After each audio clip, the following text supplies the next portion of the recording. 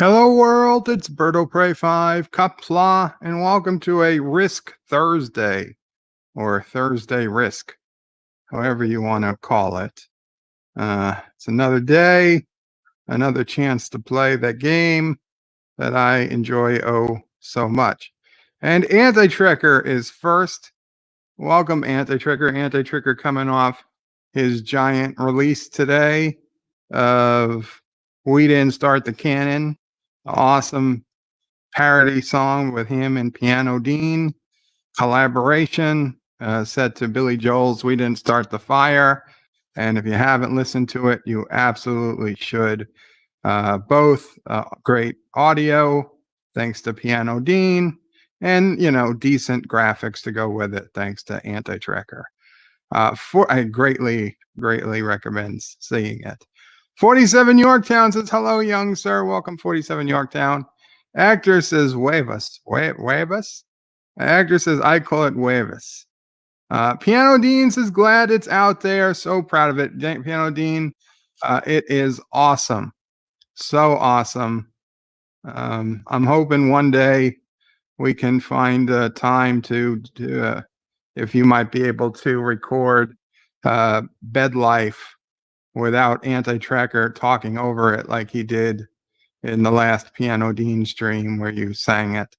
But yeah, maybe we could do something like that. It would be awesome. But We Didn't Start the Cannon. It's a great tribute. Rambling Canuck says, hello all. Welcome, Rambling Canuck. Anti-Trekker, lol. Piano Dean says, I saw that Doomcock retweeted. Cool, very cool indeed. Yeah, well, I heard you talking to Doomcock the other night, Piano Dean, although I heard it this morning. But you were on Doomcock's stream the other night. And I don't know if you were there when he finally got to your chat, but he was all about it. It was an hour. What was it? It was an hour and 16 minutes and 5 seconds in to Doomcock's last stream.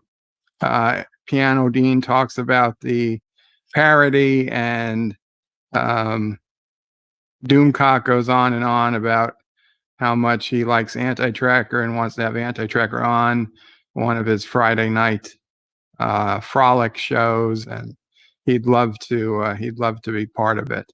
So that was good stuff. Actor says, excellent work to Piano Dean. Josh Street says, I won't be able to play today, Bird. Still downloading my other games and recording software. Oh, I'm sorry, Josh Street, but I understand. You don't want to lose again. It's okay.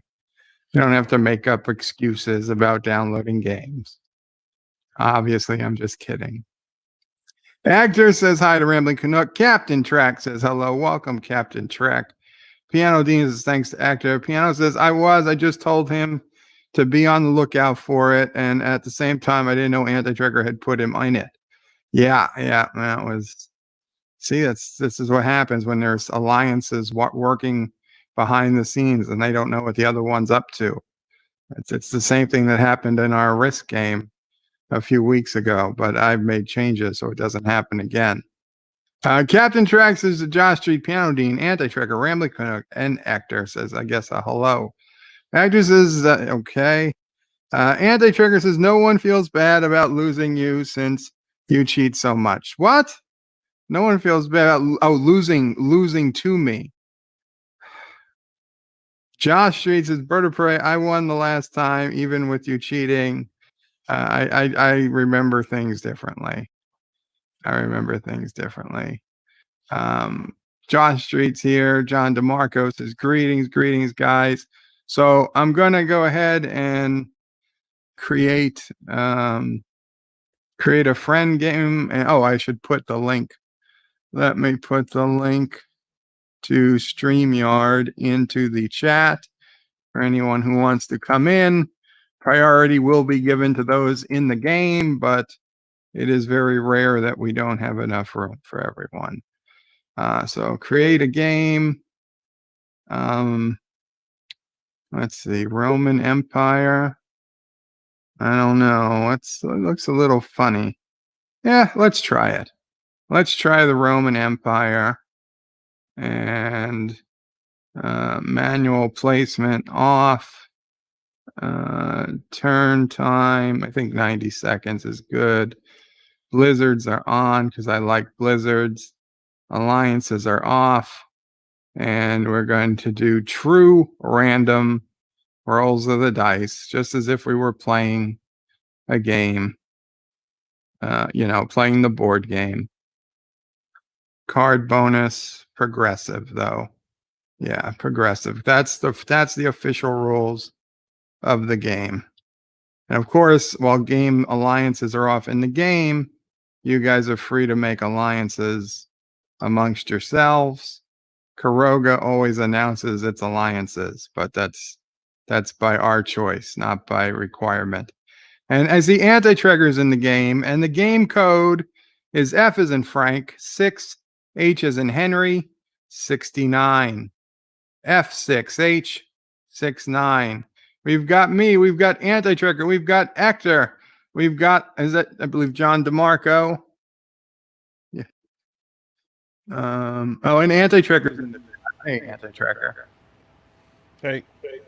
How you doing? So I like that you said the official rules of the game, because the unofficial rules, of course, you don't publish because that's where you're cheating in the background there. There's no cheating in the background. Okay. You've got a terrible echo. Oh, let me put my headphones on. Sorry. Yeah. There, better? Testing. Do you better? Yes. Okay. Yes, it's better. Oh, okay. Did we lose somebody? Yeah, Hector seemed Hector dropped out. Saul Lieberwitz is here. Yes, it ends in 69. Happy Dinosaur 8000 Qapla says happy day to all, and not Ryan Johnson says happy day to all. No, not Ryan Johnson says hello in Qapla. Hello in Qapla, not Ryan Johnson. Happy Dinosaur says happy day to all. John DeMarco says no cheating in the background. Bird's cheating. It's all up front. Actor wanted to shut down the music. No, yeah, that's why he left the game, turn off the music, come back in. Understood. Who we got coming in? Admiral Saval. Welcome, Admiral Saval. And Joe Lau is on Risk. Yes, Risk again. It's going to be a while before I tire of Risk. And Admiral Saval left the chat. Okay.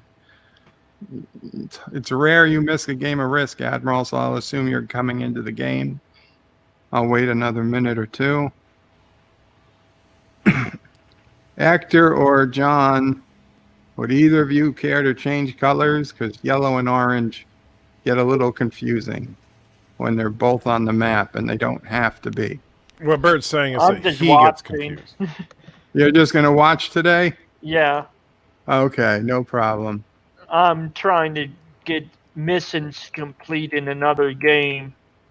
Okay, so I guess we'll start this game then. If more people come in wanting to play, we'll do another one, I guess. Only 4 people. I like 4 people. To be honest, I prefer 3. I mean, when I make my own games, I just have room for 3 people. 4 is fine. I mean, is anyone coming in? Let's put it this way. Anybody trying to come in that hasn't made it yet, type something in the chat, and I'll come on, Piano Dean, you should be joining the game. Just smack the keyboard really fast, and just let me know that you're coming in. Anybody? Bueller. Bueller. That's a classic movie. Even I know that movie. And we are simulcasting on Facebook again. This time on my personal Facebook rather than the Bird of Prey page, which I should have done since that actually got people here. Piano Dean says, "Ha, haven't played this in so long." And Captain Trex's Bird of Prey likes 3 ways confirmed. Who wouldn't? Not Ryan Johnson says, I thought Bird. Hey, Mike, did you hear where I gave Bird Sin's Rebellion? Oh, no, that's cool. Okay, I'm going to start the game. We had the sense to download and play the mods with us. Be ready to hit play or ready, whatever it is, ready. You got to hit ready. And Piano Dean, no, you would not be it's a social game. I mean, the fun of it is, and There's really no way to drag. I mean, you can not be so good at it, but it doesn't hurt anybody else. Yeah, it's not like Bird is a grandmaster or anything. I mean, he just cheats a lot. I kind of am, but you just cheat a lot. People, wow, they attacked me first, so okay, I got John, DeMarco, we got Purple. So we have no control over where we start out, huh? Well, in this layout, no. Wow. Next game, maybe we'll choose our territories. Oh, okay, so we got a blizzard here. So even though I'm next to Anti-Trekker, I can't attack him. Anti-Trekker's got Italy. We've got to fix that. He's got all of Italy. No, he doesn't have Sicily.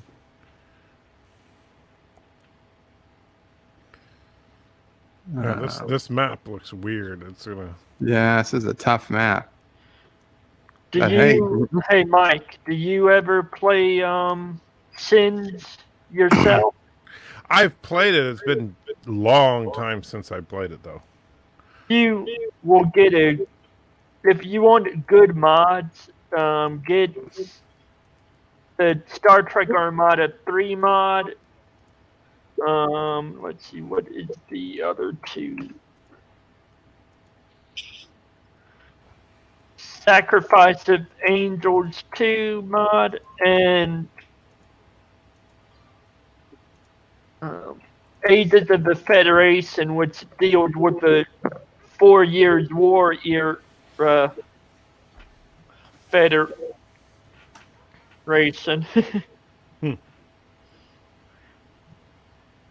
Wow, this is going to be very tough to get some land. I am getting my ass roasted in my game.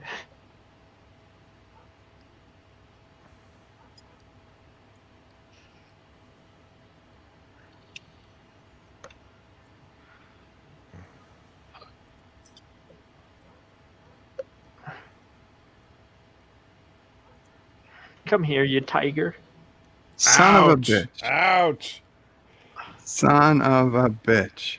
That's what you get for setting up your random die rolls. I tend to like balanced blitz.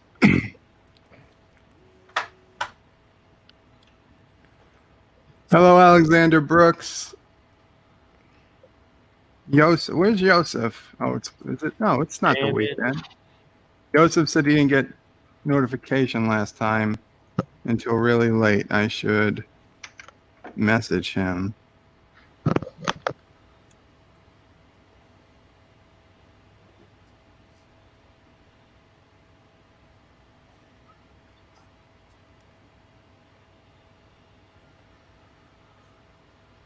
Man, this is a messy map.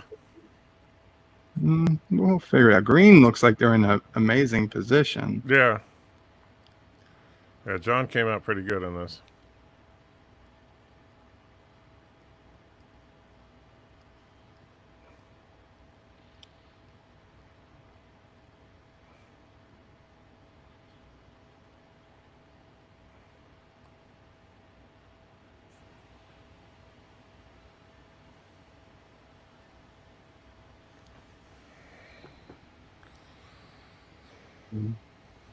I think he's coming after me. A distinct possibility.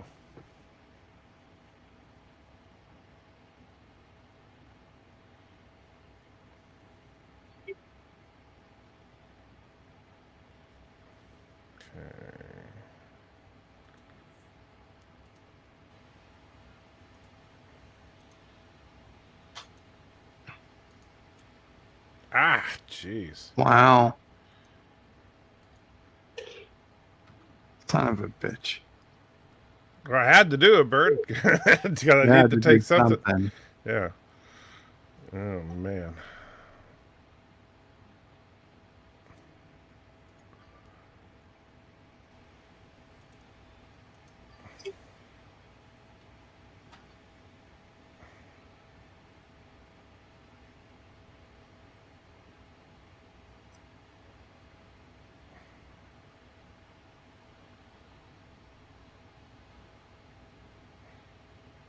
Nice.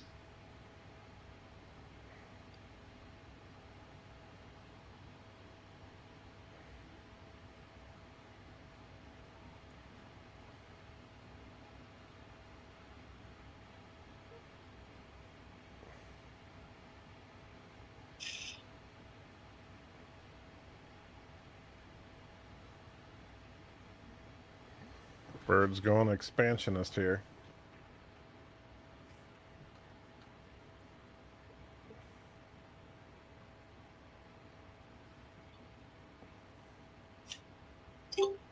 Everybody goes expansionist.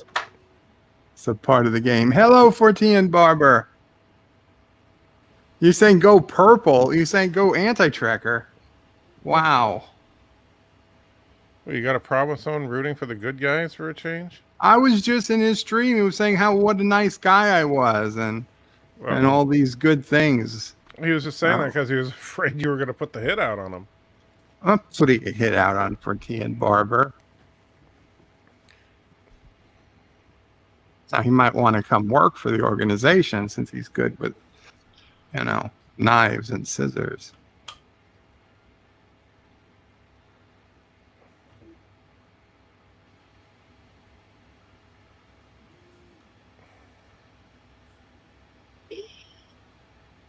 Son of a bitch.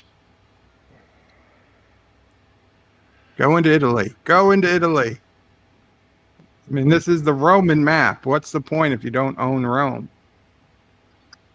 Well, it's the Roman Empire.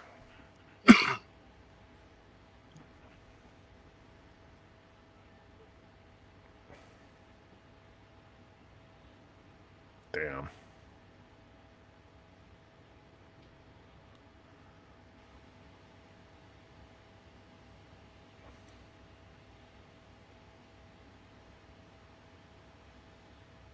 Oh, wow. There's the UK up there. Britannia. All the way. Huh.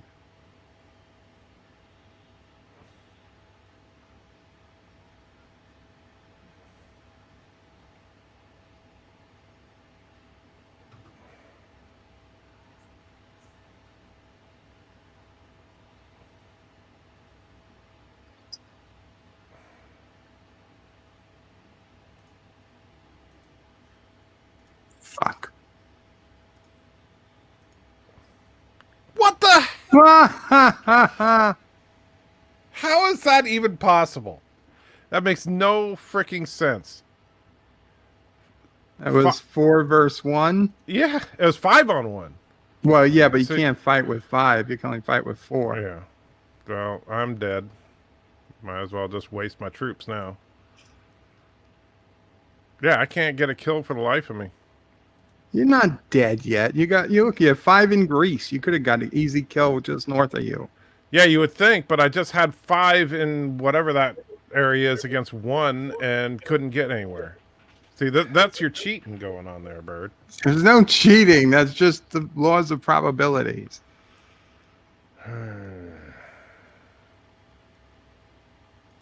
Except now I know I have to get purple out of here because you're too dangerous to leave here. You're gonna try to attack if I leave any purple left. That's it. Get goated. That's what I like. See, what you don't realize, I'm actually just trying to help John. Yeah. Okay.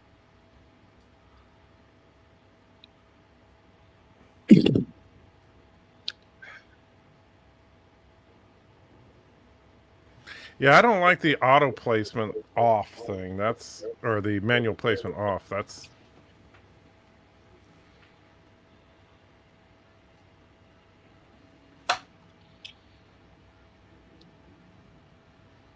No, well.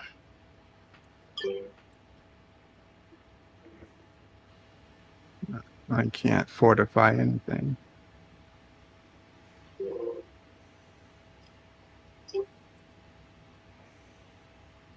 Son of a bitch.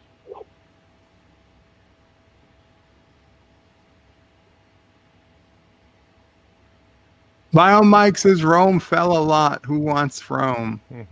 Fortean says Auntie has the greatest country in Europe.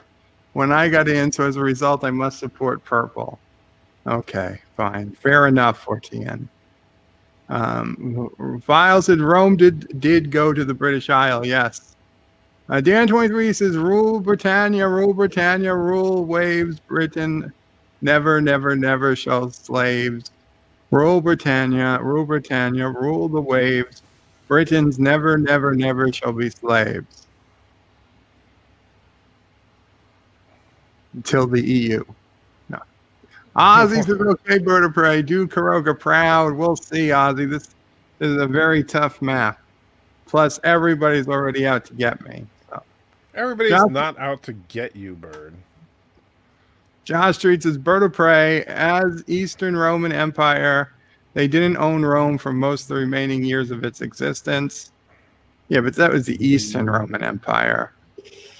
And Italy looks like a boot, says Dan.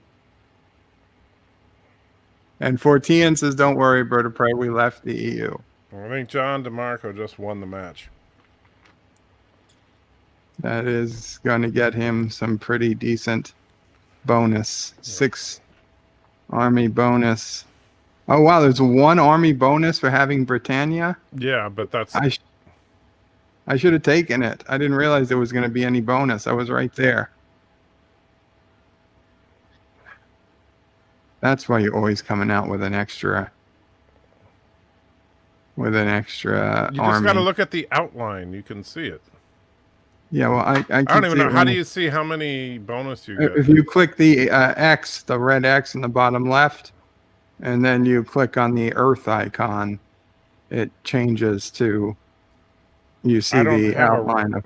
I don't have a red X there. I have a graph. You don't have a red X on the bottom left? No. I think that's because you're hosting. No. Okay, it's a graph. Okay. It's a graph on the bottom left next to your cards. Gotcha. Then it turns into a red X once you open it. If you hit the person, it adds stats next to every avatar. You add the globe. It shows you the sizes. I'm not even paying attention because I'm sitting there talking to you. All right. And if you hit the top one, it highlights on your screen where your cards are. So you try to hold those territories. When you turn in your cards, you get bonus troops.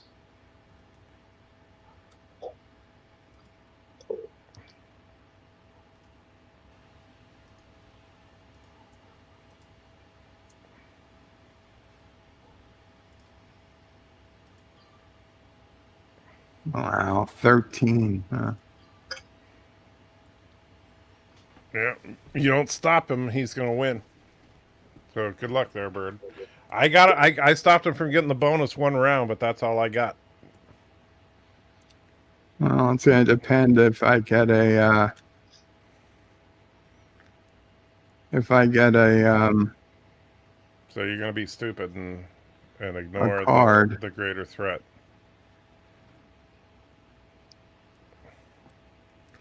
It is why you can't trust Kurogans. They never do the logical thing. I don't understand. What else do you want me to do here?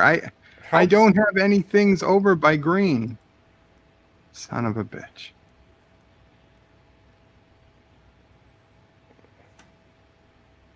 Oh, that would...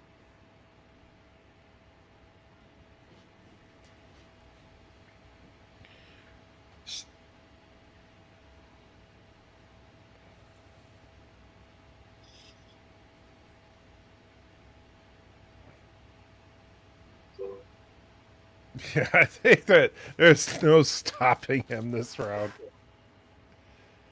Yeah, it doesn't look good. See, but that's why I don't like the manual plates, because it's like just luck of the draw at this point. He was set up perfectly at the beginning. Did you check if you had cards to turn in? I just got my 3rd card. Oh. Oh, you had a yeah, the round where I lost a 5-1 battle because of your cheating. That cheat of yours is going to end up costing you the game, but that's all right. At least I'll get to watch you burn.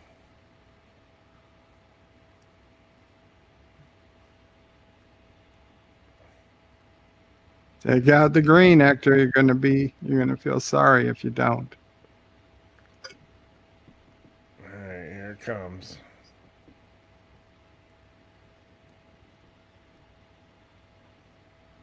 How is he gonna do it? Ooh, here come.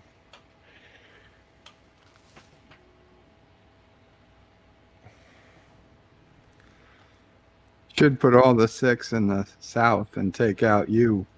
You can go up through Sicily.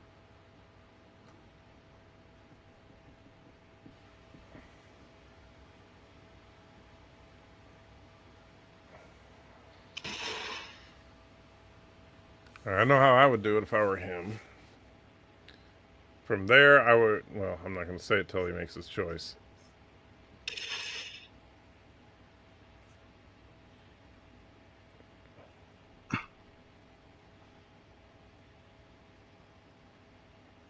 I assume he's going to go up and secure Britannia. I see he's splitting his forces there. Which, depending on the die roll, that could be brilliant or it could kill him. Nothing's going to kill him at this point. Well, you The never only know. question is- I've lost a 5-to-1 battle, so Yeah, but the only question, even if he loses, like he did, he's not dead. It's just going to be no. But take him now, an extra turn to win. right? His victory is already assured. Well, yeah, because you won't do the right thing. There was nothing I could have done. I was nowhere near green. Mhm.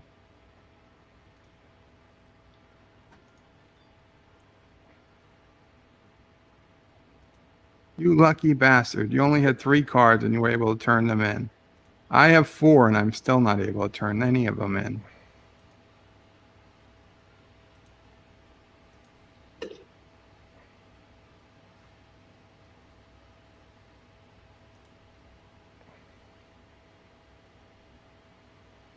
Just fortify.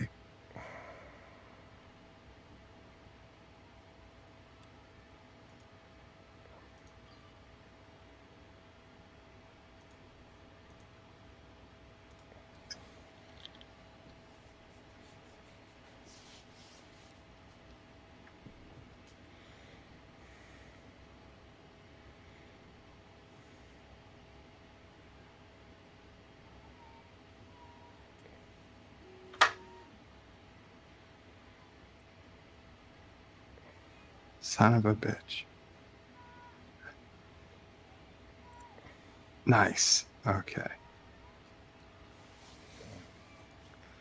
Yeah, great help there, Bird. I'm trying to get there. I don't know what you want from me.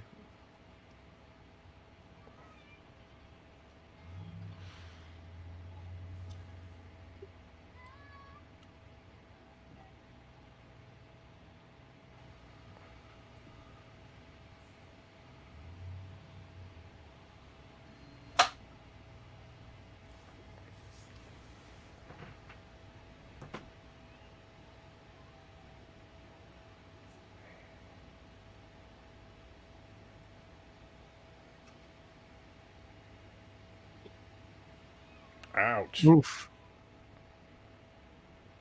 I understand why he was doing that, but that hurt.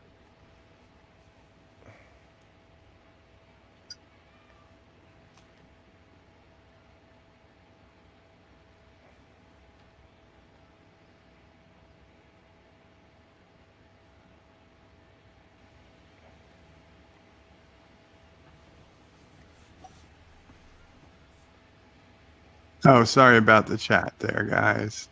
Kronos is in the house, says, son of a bitch. Kronos says, Bird of Prey, we all want your unconditional surrender. And Life with Matthew is here. Says, good afternoon to Bird of Prey and all. Welcome, Life with Matthew. Hey, Matthew.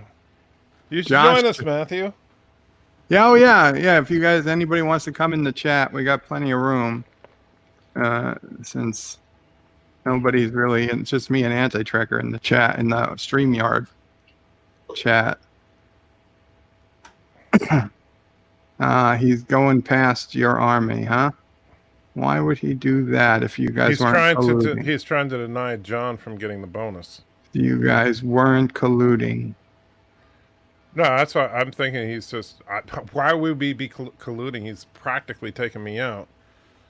Nah, I but I got lucky with those cards. That's the only you reason I got was. 10 armies there that could sweep Yes. right through his 9 No.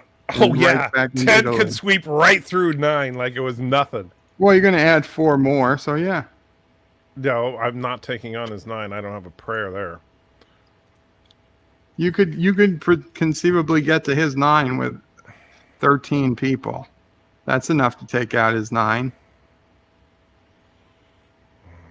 I mean, not after you went that direction, but you could have.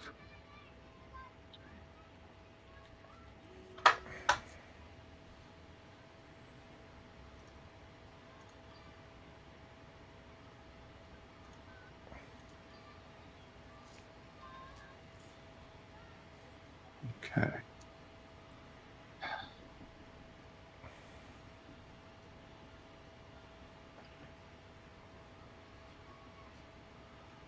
Bird's finally playing his cards.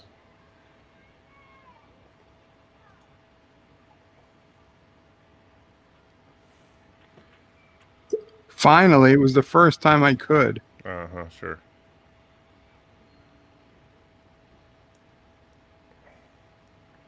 But John's regretting that secret deal he made with you.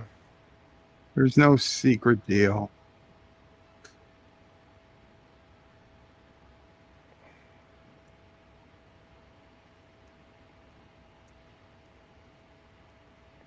Oh, That hurt. You just painted a giant X on you. I know. I know. Because that's worth a whole lot more than going back after Britannia. Yeah, but it's not because you've got 11 armies, 14, Exactly. 15 armies And so, back there. so like if he reinforces... I don't even have, through all these, I don't even have 15 armies. What are you... Man, you really suck at math, Bert. But you have to leave one behind for each province. Yes, but you know... Oh, shit. It's fortify. Yeah, I'm done. I'm done.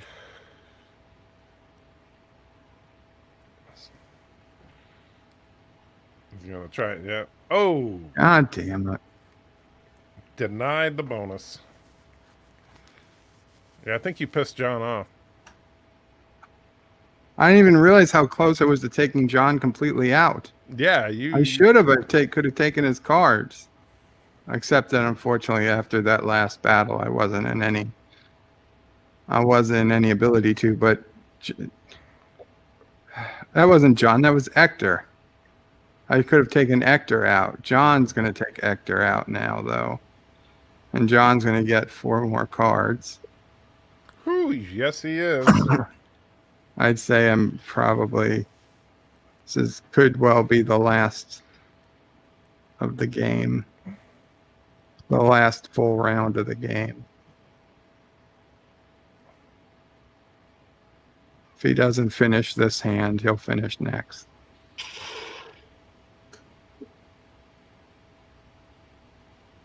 See if he does. Shit. Gone for Italy. Dude, it's going for the bonuses right now.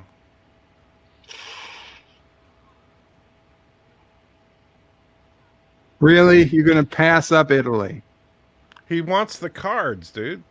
He could have had the cards for freaking Italy. He only... Oh, yeah, his cards. Never mind. But still. Yeah, now he's going to probably be able to... I don't know if he'll get to trade in more now, but... If he... No, but not if immediately. not, he'll be able to trade him in on the next turn, and that's going to pretty much finish us.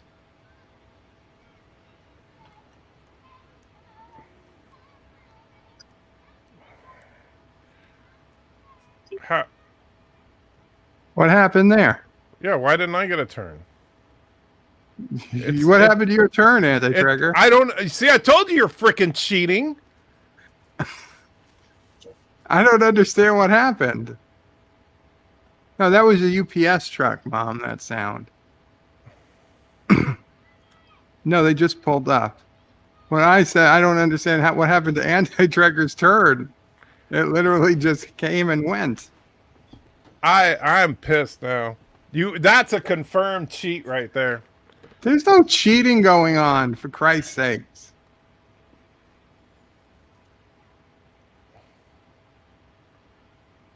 Oh, Sassy. Sassy's mad. I'm mad. Sure you are. I did you hit next or something? Like what No, happened? I've been waiting. I don't know what the hell happened. No, there's no camera. Oh, Life with Matthew's in the house. Hey, Life with Matthew. Hey, Sorry Bird. about that. We were Did having you some see drama. that, Matthew? I did. I think it's confirmed cheating. Yeah, It's I'm not pretty cheating. It's the computer that's cheating, though. Yeah, for Bird. I went back and rewound the stream. It makes no sense. It shows, when Anti-Trekker's turn, then just immediately said Bird of Prey's turn. There was no, like, go to fortify or anything. It just Aw, come on. Damn it, John. kill him, Give me John. one Kill damn him. turn. Give me one turn with my countries. Yeah, I rewound the stream, and my Son turn of a started, bitch. and then just immediately ended. There was... He's afraid. He's afraid what would happen if I had even one round. Yeah. I know nothing about how this game is played. Is there a situation in which you'd have no legal moves to make? No, well, yeah, there's a situation. You would if still... you're out. Yeah, you would be out of the game. But with every new round, you get some new armies. Right. So there's never a chance of you getting... Right. You always get a not minimum... having any moves. Yeah, you always get a minimum of 3 armies.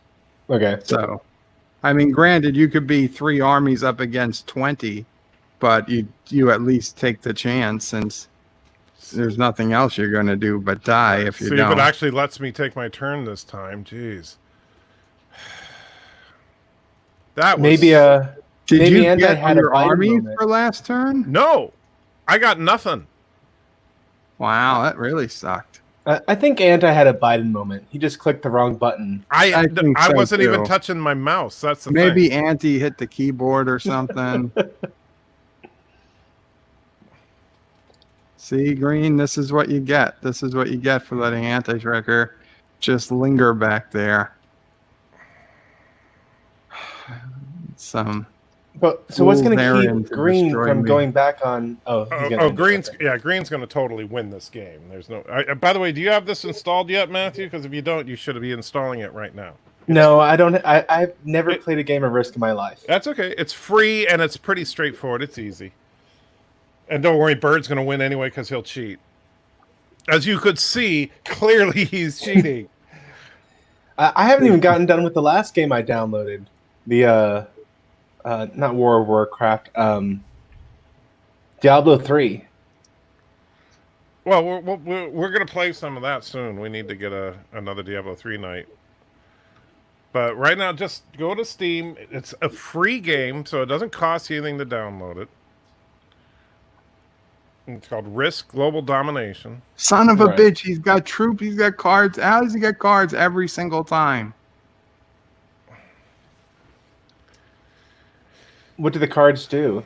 The You cards, get more armies you turn in for the every cards and, set of and you get cards. more troops. He's got Okay. 82 armies now, granted across the board, but compared to Anti-Trekker with his second most with 35 and me with 14. Yeah, it's his victory is a foregone conclusion at this point. No, Marlena. I am so awesome that I don't even have to install this game to win. I am absolutely winning just by being on the stream.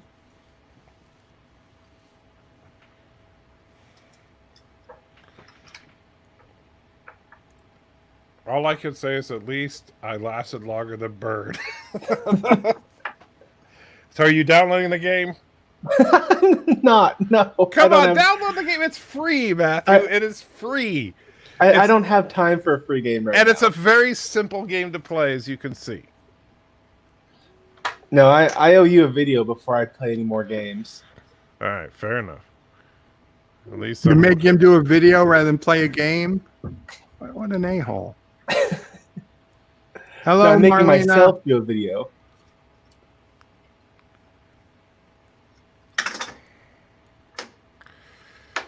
So who's the animated Spock? Hector. Hector.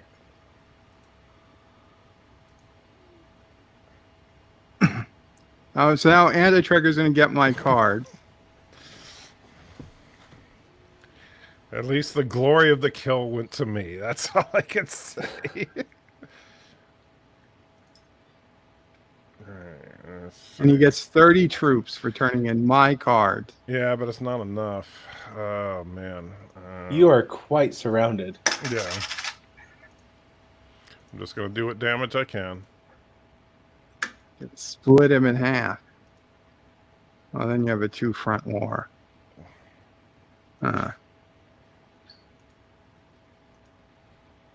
Whatever you do, you got to get the 10 armies off that island when you fortify.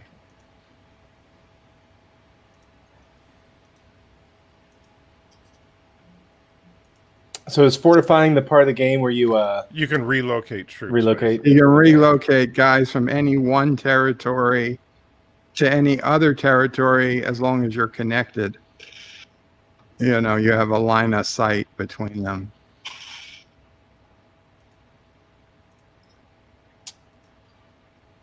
You might as well go. Oh no, I guess not. Too late.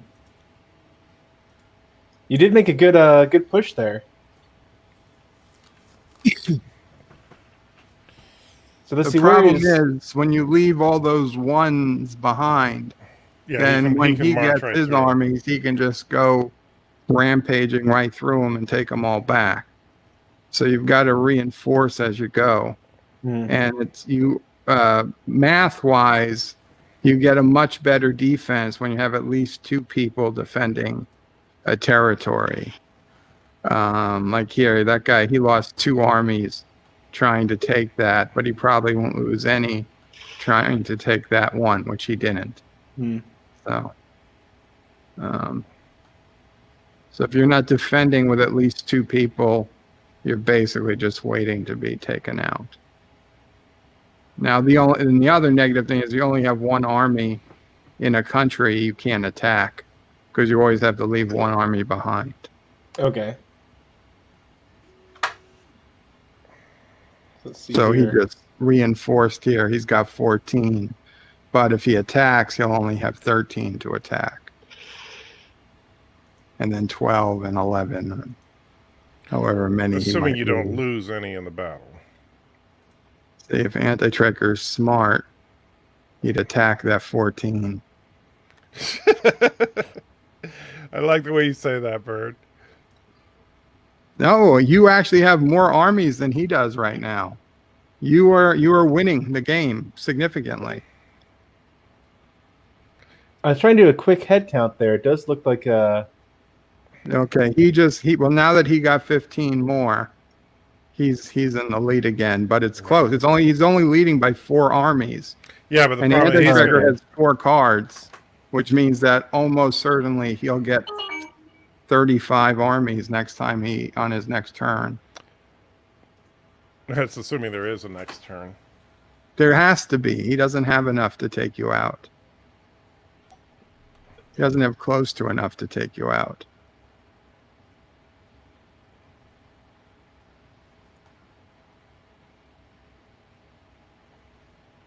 You should go south and shore up that 2. That's what I would do. Doesn't have to send everybody south, but a couple of people. I would to be safe, because look how many he lost on that one. Now he's only got about a 50-50 shot. There he goes. Okay, good. Wow, you're rooting for him now. What a dick. What? You heard me. I didn't. Mr. Londell, welcome to the chat, Mr. Londell. Hey. Don't listen to Bird. He gives bad advice. That's not true. Yeah, Bird gives very bad advice. Oh, shit. Oh, Actor only played the tutorial 2 weeks ago.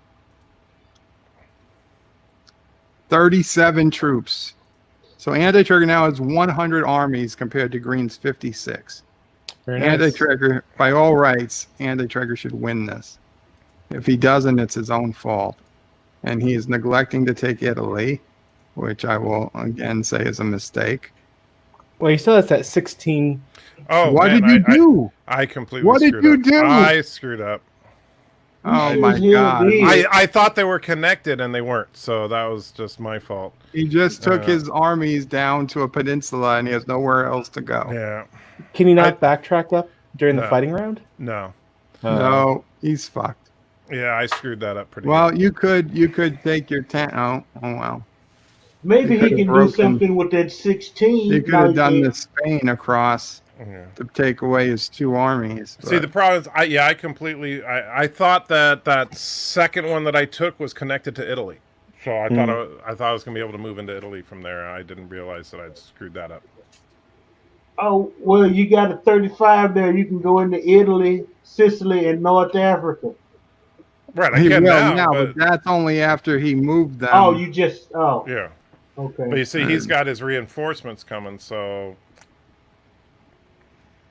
that may Does he have not. cards to turn in? I guess Yeah. not. No, I don't think so. Well, Alexander the Great, you guys ain't. I see that. And the trigger still has almost 30 extra armies. If he presses the attack up, okay, he's going down. Never mind. I was gonna say he had a good chance. He wants to take back that card bonus there, or the troop bonus. I mean, You should. He should take it. I mean, there's no reason not to. you know, he's leaving substantial forces behind to try and make my life difficult, which is understandable. Well, yeah. Now when he reinforces, I assume he'll put his 11 to where the 1 is between the 9 and the 3 to block you. I don't know.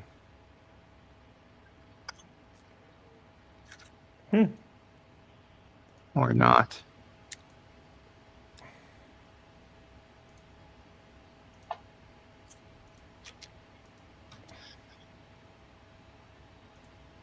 So the white asterisk countries, can you go through those? The whites are blizzards, and no, you can't. And They're did not you just lose usually all 10 on. troops? They're blocked. You can't go through them. You can't control them. You can't do anything. Hmm. Most of the time, no, they wouldn't be on the map.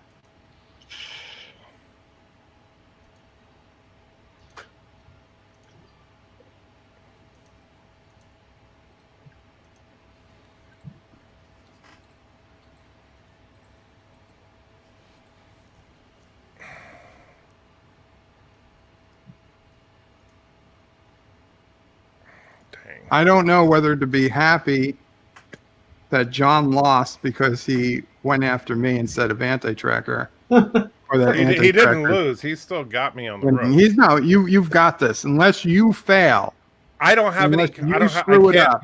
I don't have good cards. He's going to have a card You on don't- his next. He's going to be able to trade in on his next. You turn. had 100 armies to his 50 at one point. If you lose, this is your screw up. Yeah. Well, I told you I screwed up on the map there because I didn't. I misread it. And that's why I hate playing on maps that I don't know. Let's see if he does what I would do.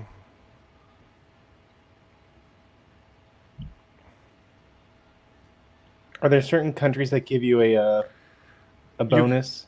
You get a bonus for occupying groups of countries. So, like in the classic world map, it's based on the continents. So each continent you possess gets you a bonus. In this, it's like the problem is not knowing this map. It's like I don't know what the best place to start from and all that is, and that's the thing. Like, Yeah. if you don't know the strategy for the map, it's really difficult. And John's got me, I think. You're going to run out of time to fortify. Oh, well. All right. You can just go into Sicily. Never mind.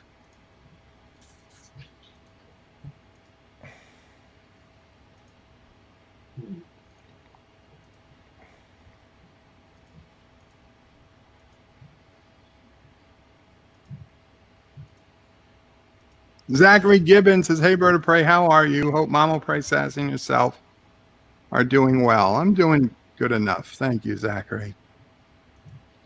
Mama Prey's good. Sassy's good. How are you?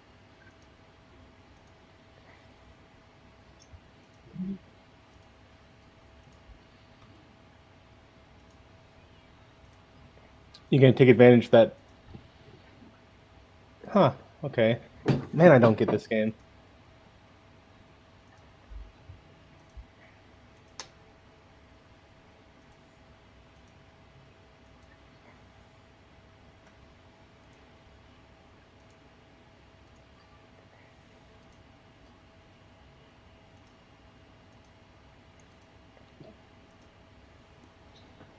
And that's what's screwed up about the frozen territories. Yeah, because He's got enough. He can take all of He's North going to get a Africa. bunch of cards. Mhm. 42 now. Yeah, there's no way I can stop 42. See, when you play with progressive number of cards, the next person to hand in cards always gets more than you did. Right. So it's And it's unfortunately, I cannot trade in cards next turn. tough. Yeah, you need at least 3 cards to be able to trade in. I've got 4 cards, but I've got 2 pair, so I'm screwed. Okay, so like right there, he attacked, and then he was able to move his troops back into Italy. Right. How did- After you attack, you can choose how many of your troops to put into the country you just took. You have to put in at least 3, Right. but anything over 3 you can take back. Right. Okay, and so with anti, he was one country too far. to put Exactly. things. Okay. And if I hadn't have made that mistake, I probably have won this game. Well, maybe you get lucky and defend here. I got nothing. He's got Well, way there's a too 90-second timer, so he's not going to be able to take out Anti-Trekker this round. much. Right. But I'm also Anti-Trekker will get 1 more card. The real it's- question is if Anti-Trekker can win enough territory to prevent him from taking him out next round. which the answer to that is probably no. Yeah, he should be able to if he does it right. He uses his 16 Yeah. and Kamikaze against his 19. Anti-Trekker needs to take Italy, Greece, and Sicily back. yeah, he should go through Italy, Sicily, go around North Africa, and come See, back. that's the up problem. into Spain. I don't even know if I can do this. See, if I You move shouldn't- there, don't even bother. Don't even bother, Yeah. man. You got to go fast as possible. Forget that. Just go south. Yeah.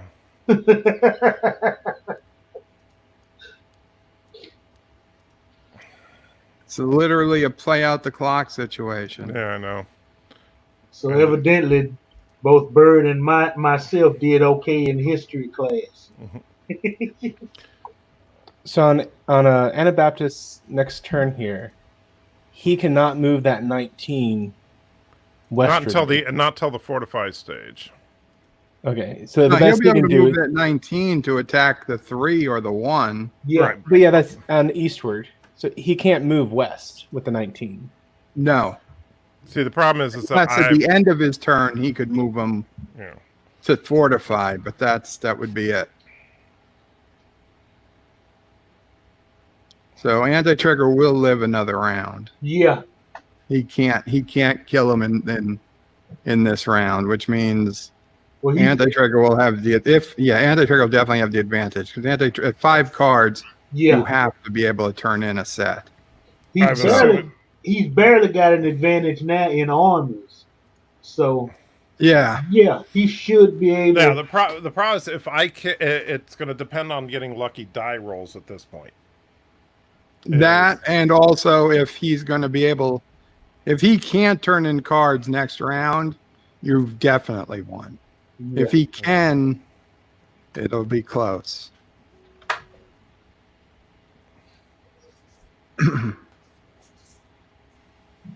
Surprised he's taking as much time as he is with this. Yeah, he's not playing the same strategy you were. Because I mean, right now you could knock out all of his territory. Except for easily in one the round. islands, I'm not going to be able to take the islands unless I. No, you can. You could just go 3 and take 3 back. No, I don't have a way to attack them unless I deploy troops to Italy. So if you can push through hard you're going to enough, deploy your troops. What color are you? Purple. Yeah. You're going to deploy your troops wherever he stops attacking, Right. Yeah. and then you're going to work backwards So you're going to do that Actually, at 15. You're going to turn in your cards. You're going to end up with like 60 troops. Right. You're going to put them on the one Yeah. right here and work Right. backwards. Yeah, I know, but that's the problem is I'm not going to be able to take the islands off of Italy. Oh, Italy. Oh, you should have put some in Italy.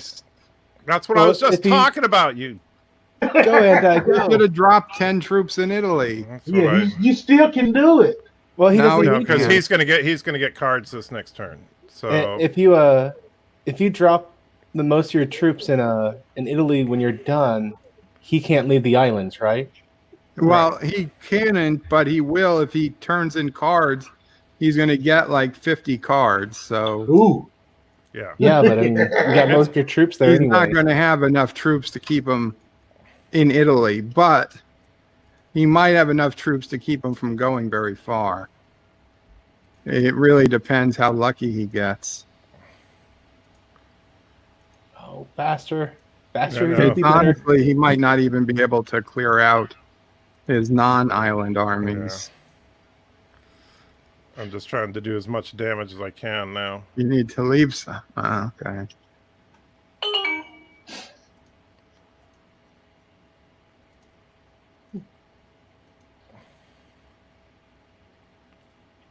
Come on, get that 6. Nice.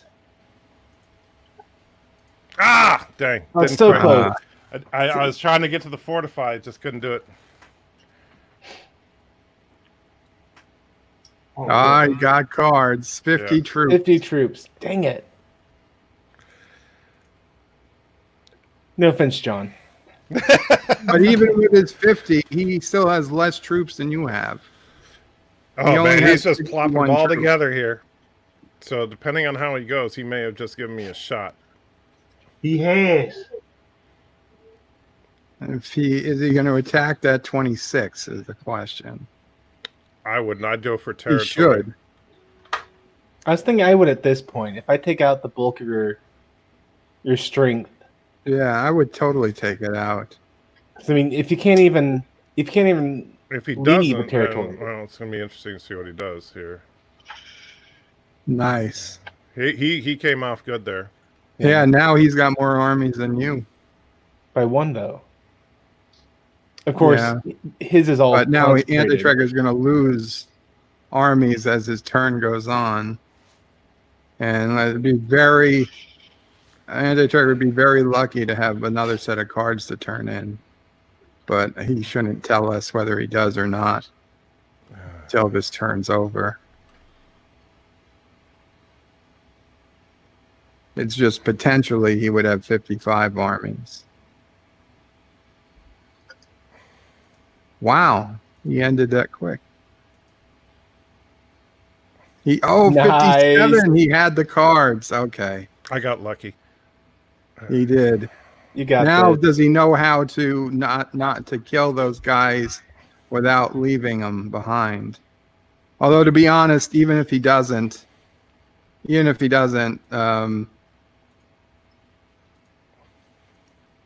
John's not going to be able to, do anything next round. He's only going to have 3 cards, so even if Anti-Trigger can't get the islands in this round, he'll definitely win next round.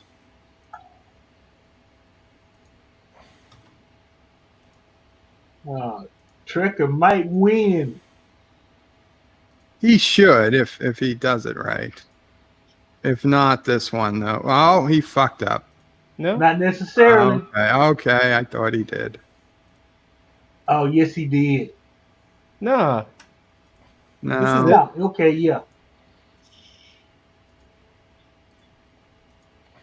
Booyah! That's just, Very nice. you shouldn't have come after me. There's the lesson. Should have gone after Anti-Trigger. Wow. Good When will they game, John. learn? John, not if to have you Russian can hear this, winter? that was intense. That was It good. was a good game. And you guys are all I listening. genuinely thought I had no chance at that one. Okay. Anybody in for another round? Do the regular map. Yes, please. Where's play friends? And enter ID. Dang. And man, that timer was killing me. Okay, manual placement on, so we get to pick our territories. Fog of War on. Fog of War on. Fog, no, because you're I gonna hate see that my fog of screen. war. I promise I won't look. No, no, I'm not putting Fog of War on. The question is, blizzards on and off and random, or I like blizzards, actually. You do, okay. Yeah. Random. I tend to go balance blitz, but it's your game. Then we're going random. What's balanced blitz? It means that if you completely outnumber the other guy, it's going to basically give it to you every time. Oh, yeah, I like true random then. True random means that you could have 10 troops going against one and occasionally lose. Yes. Just like real life, though. Yeah, because in real life, we've all seen where 10 bullies go against the 98-pound nerd, and the nerd kicks all their butts. Yeah, Jackie This Chan. is Sparta. Man. But no, I mean, real life is in the dice. I didn't roll. even see. I mean, What you I'm got? a guy who has like bags of random dice here, so. Well, that's why you should be playing with us live with Matthew. Where's Yeah, download the game. It's fun. You do the tutorial and you play solitaire against the AI a few times. You'll have it. It is really simple. I mean, you can see the basic strategy is very so. It's just strategically place your troops and keep your fingers crossed that you don't get a bad die roll. Sorry, you're breaking up on me. You're not doing that very well. Yeah, well, since everything went digital, it's not like you get static on a line anyway. Yeah, but and when the True, I need to update it for digital. I'm over here on analog still.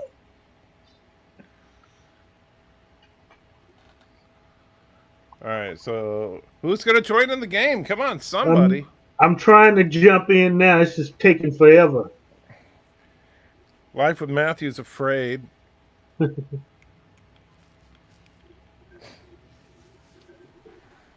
DJ. It's time to jump in. DJ has this, right? Yeah, DJ's put this on his stream a couple of times, I think. Yeah, so you're not missing anything. He says give him a minute. He's on his way. Yeah, that. Sorry, So you like playing the 90s? during. You like the 90-second timer, huh? I do, and that it makes time an element in the game. Oh, go for 60. No, that's too much. That's you can't. It just practically goes becomes forever. Nobody can win at 60, That's not true. especially with progressive cards. 60 with fixed cards, yeah. There's the So I guess man. it's me, you, and DJ Anti-Trekker. Oh, Hold on. Mr. Lundell's coming in. Oh, Miss Lundell's coming in? Okay, cool. Not now Ryan Johnson thinks I'm having a stroke. Marlena's not? Oh, well. Okay, I'm in. Okay, I'm going to hit play. Remember to hit ready. Okay, who wants to ally against Anti-Trekker? Wow! I'm being upfront. Hey, that was a fun video you put out today, Anti. Yeah, I'm really proud of that. Dean outdid himself with the vocals, and I think the video just came together really nicely. That was it. We didn't start the cannon, but we tried to find it or fight it. We tried to fight it. Okay.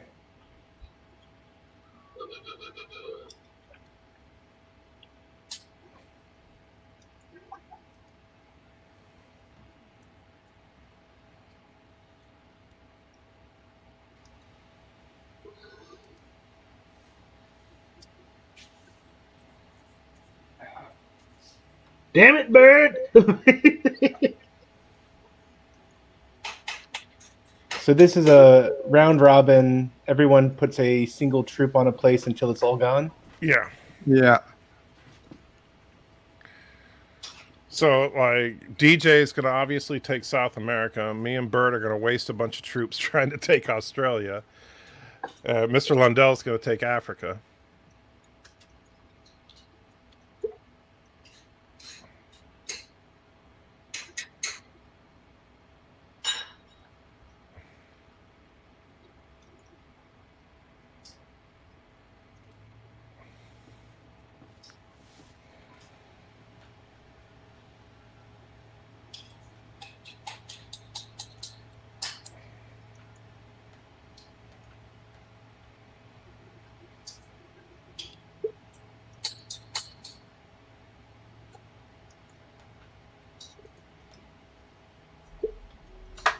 Speaking of analog and digital, my wife and I were talking the other day about like how many of the old sitcom plots couldn't work anymore.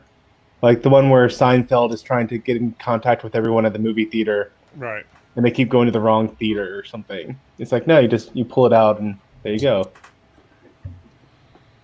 We got that one rude guy in the phone booth who you have 5 seconds to make a call.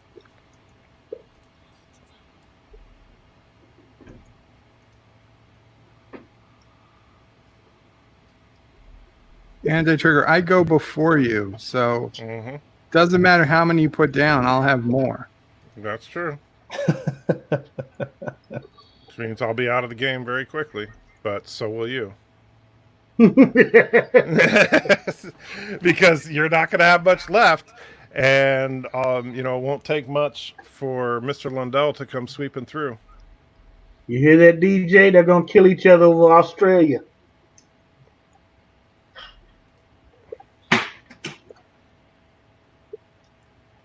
DJ, do you want to be on like the stream or anything? If you scroll Oh, up, DJ could come in. There's still plenty of room. Oh, did I not put in the link in a little bit? There you go. just a little bit ago, yeah, it's not too far back. There's the link.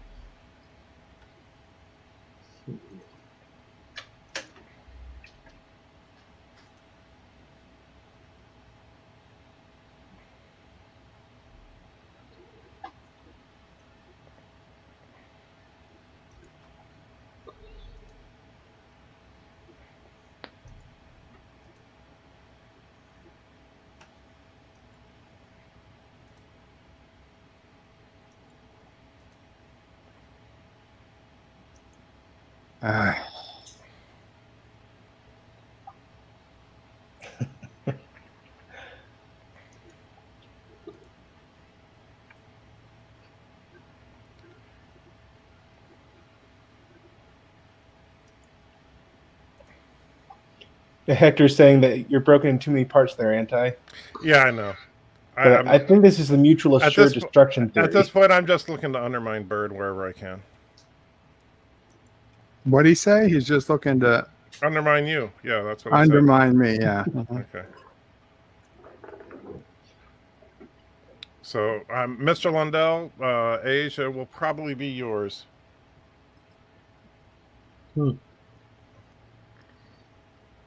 Gotcha.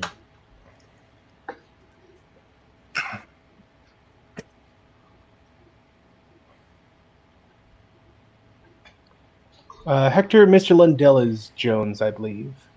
Yeah. And yes, I'm planning on streaming tonight. I'm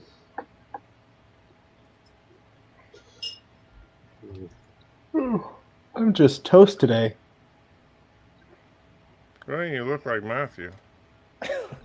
Oh, dad jokes. No matter how old you get, you can't escape them.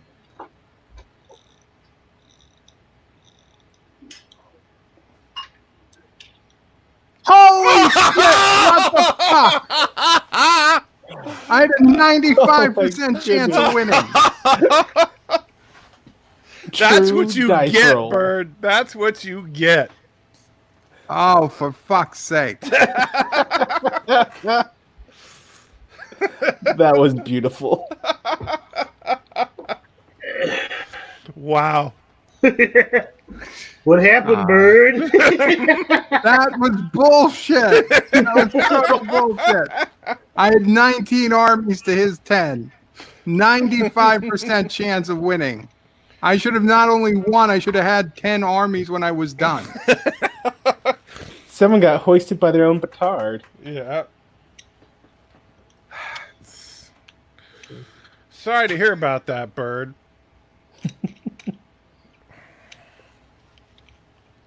Now, granted, I probably won't do any Anti-tracker better. cheating.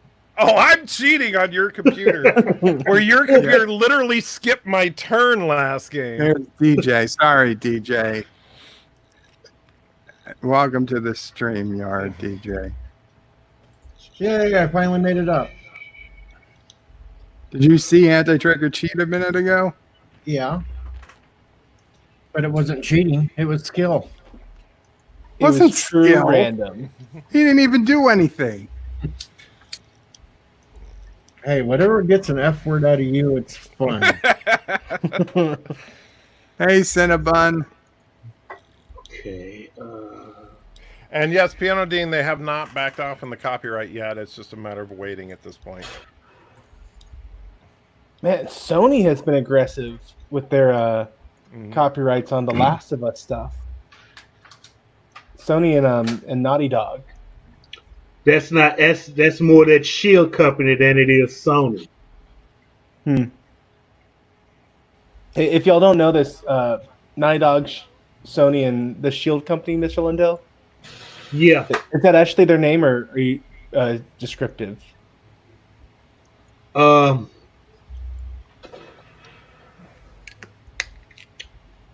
not sure, but that's more the work of Naughty Dog than it is Sony, Okay, yeah. because Ouch.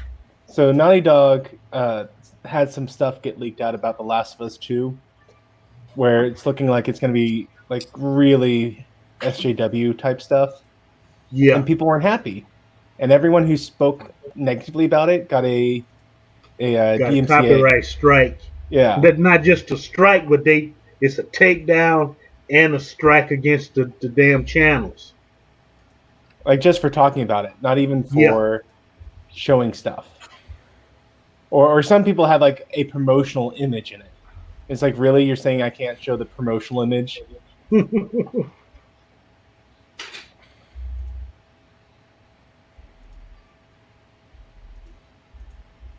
Yeah, I was looking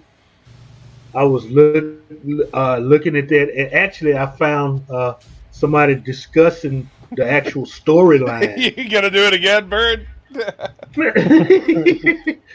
I mean, Oh, there what you they're go. trying to do with the storyline is insane. So I would see why there would be criticism. Yeah. Fuck me. No thanks.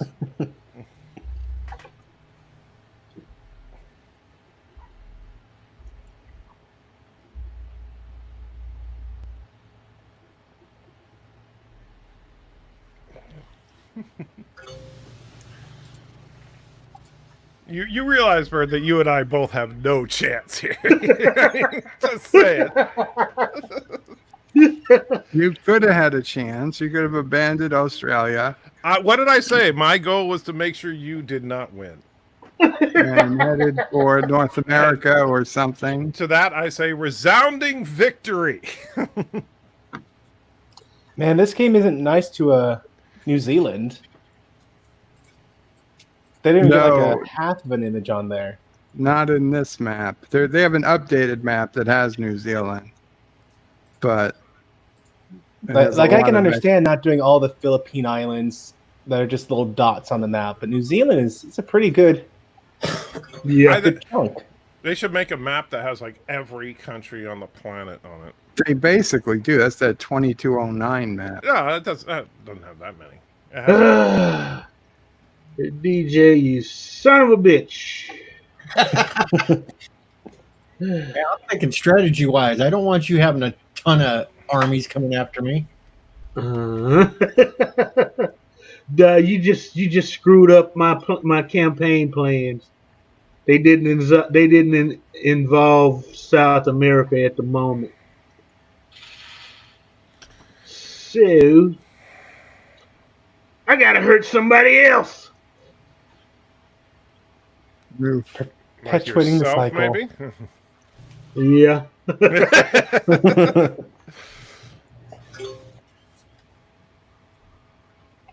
Hey DJ, are you gonna have a round 3 Who with meteorologist Kate? No, I think they're done trying to argue with me. Did they ever argue with you? Well, right off the beginning of round 2, I took the smiles right off the faces. Yeah. With your comment, like I don't think that she ever should have been a she. Yep. Yeah.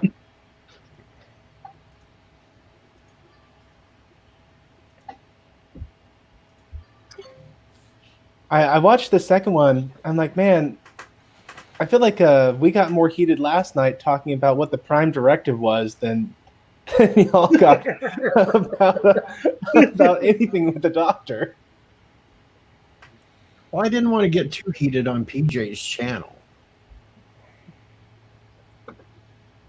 But I mean, I certainly wouldn't want to encourage yelling and screaming. But like, I would have thought that eventually someone would have been a strong stance.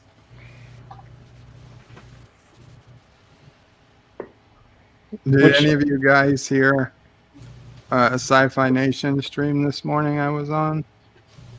I missed it. Oh. Never mind then. Why? What'd you do? Nothing. Well, you obviously embarrassed yourself in some way. No, it's okay. So let's hear about it. No, nothing to say. Well, Bert, it couldn't be any worse than your ridiculous defeat earlier.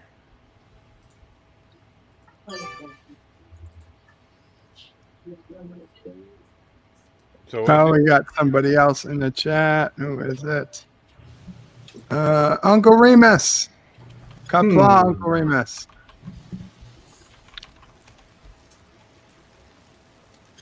You can hear me, Uncle Remus. We can't hear you.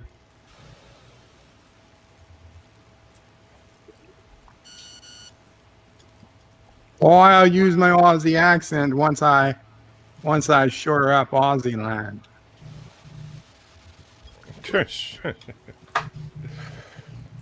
So I'm running through a sci-fi stream trying to find something embarrassing.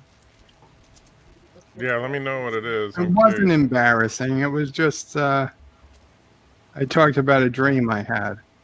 Okay. And your point? I was just wondering if anybody had heard it. I guess not.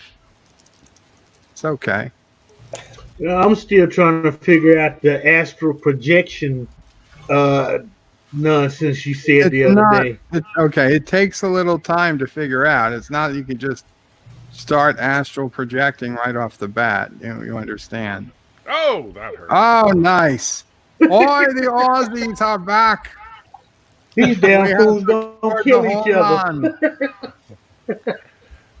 I told you it was going to be yours, Mr. Lundell. Boy, the dingoes and the roos and the koalas are safe. Dingoes. I got 5 troops. Now we will take Siam. And we will make you Australian. So you got a Siam accent to lay on us? Welcome to the Aussie land. Well, you hear him sing every time I start my live streams. We give each and every one of the CMEs a roo and a koala. Just sing a couple of bars of I'm So Ronry there, Bird. I'm so one way here in Australia. This man's making a whole continent mad. Oh shit! It's still my turn. Yeah, if you look at his YouTube analytics, It's just a black hole of Australia, like little dots everywhere, and then Australia, nothing.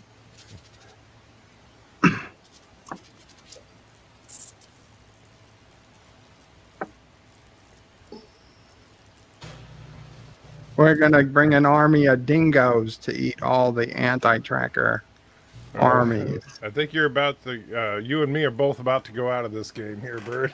Oh, I think you're about to go out first. I think, yeah. Oh, bye-bye, Japan. Japan? Japan. That's You how we see- call it here. What, That's not. Aussie land. what accent are we doing now? I'm lost. That's the thing. He thinks he's doing an Australian accent, and it's like he keeps slipping into something odd. That's-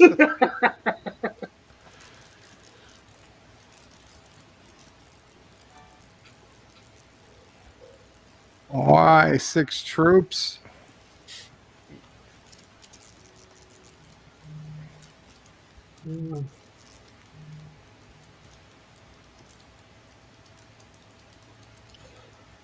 Oh,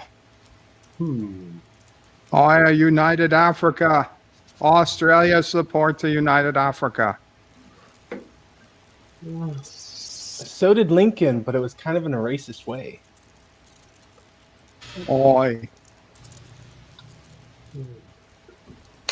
I had to do that. By the way. that's all right. As Mr. long as you Lundell. take Bird out, and in fact, you know, it's too bad you don't have the what you need to take me out. Then you could get my cards and really wipe out Bird. But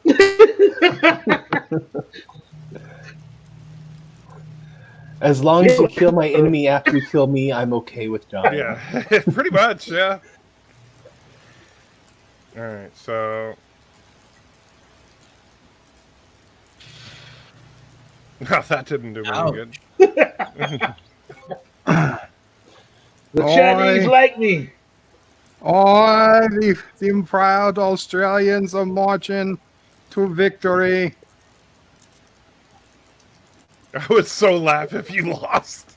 Dun, dun, dun, dun, dun, dun. Dun, dun, dun. See, the beauty of it is Bird is like completely being stupid by wasting his effort on me. Yeah. He could have pushed through the Middle East. He could have taken Asia, but instead he's like, "Oh no, I'll just focus." on Oi, Andy but Tracker." I've got your cards now. You dingo. Marlena, better dead than red.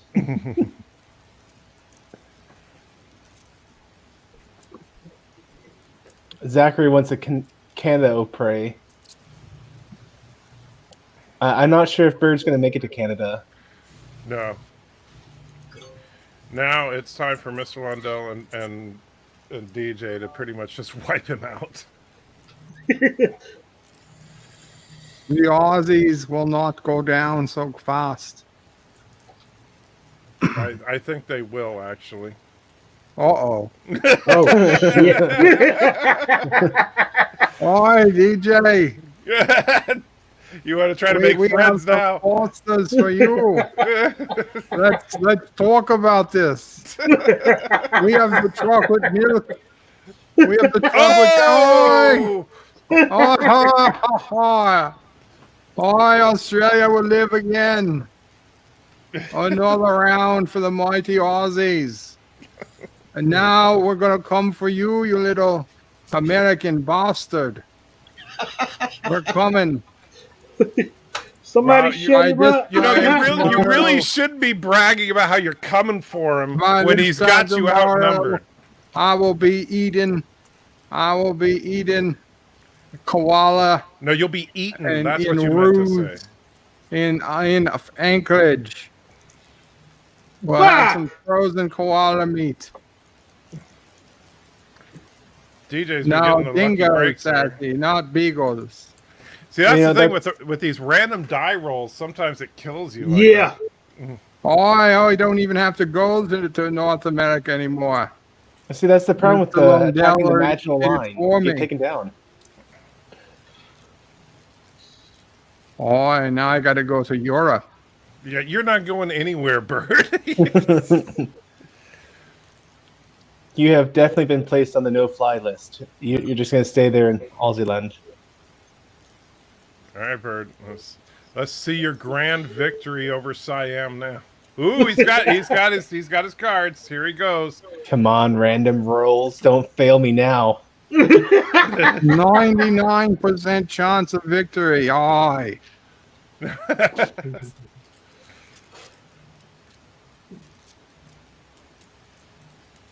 Boy.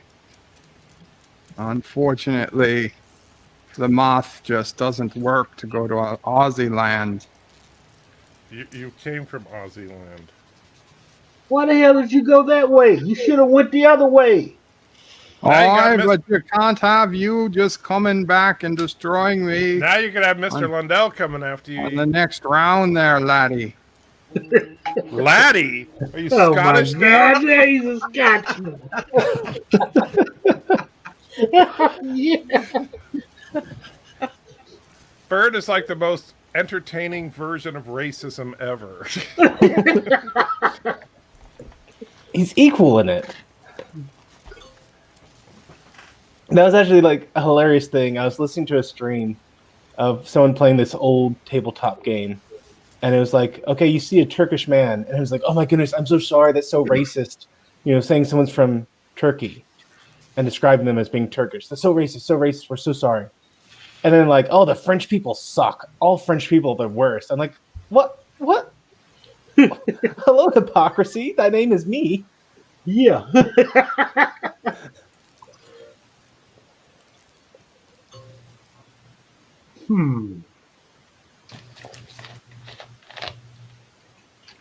He would cut a fucking swath through the damn map.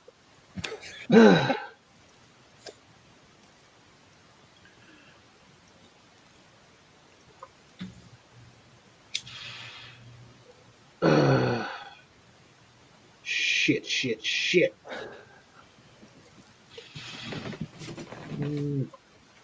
Oh. Those Italian Aussies, they really shoot well.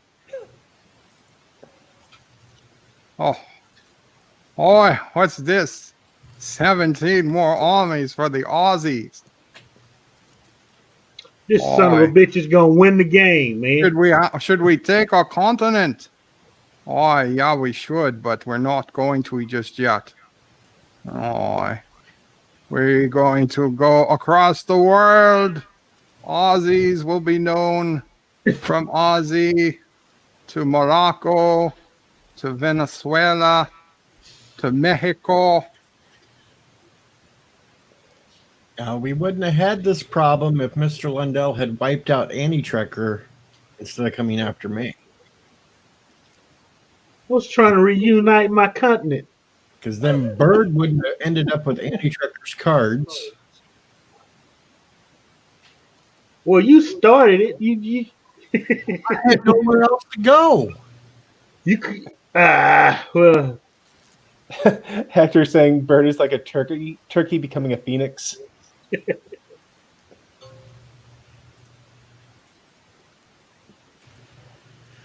Son of a bitch. Might I suggest that DJ, you and Mr. Lundell form a temporary alliance to stop the march of the Aussies? The Aussies cannot be stopped. See, We will win. I'm telling you, you guys need to work together on this. Yeah, the Aussies have a manifest destiny going on here.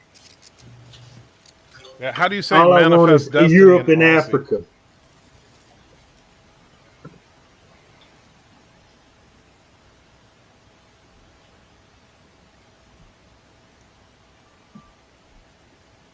Oh, Oh, he's got enough there. He could probably, if he would have put it on Saudi Arabia, he could have wiped out Bird's huge army and probably took Australia. the Aussies will not fall. I think they're falling. I Kill the think you bird. want South America. Lots of pretty ladies.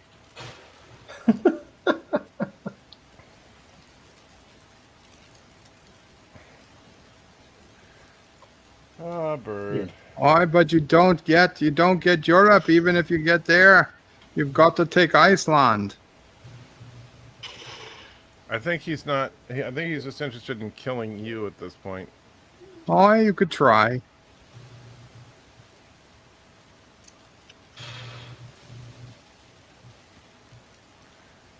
How do you? What's Australian for son of a bitch? Fosters? Fosters. DJ, you should remember this. I'm remembering it.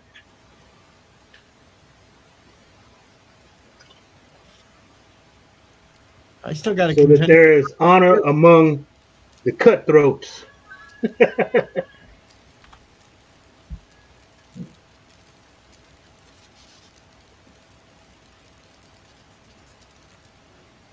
Oh, he's going after Africa again. Oi. Two Ooh, that can one play tough, at this game. Oh, Of course, you left yourself wide open for DJ to hit you from the back there. Yeah. Yep. And Mr. Lundell is going to take out Australia next year. You are screwed, Bert. Because you pissed off both of them. Yeah, I think Oi. Hector has the name right. It's Napoleon Bonaparte. you can't create an omelet without cracking a few eggs. Or as they say in Australia, you can't make an omelet without cracking a few roux. That doesn't Ew. make any sense. We're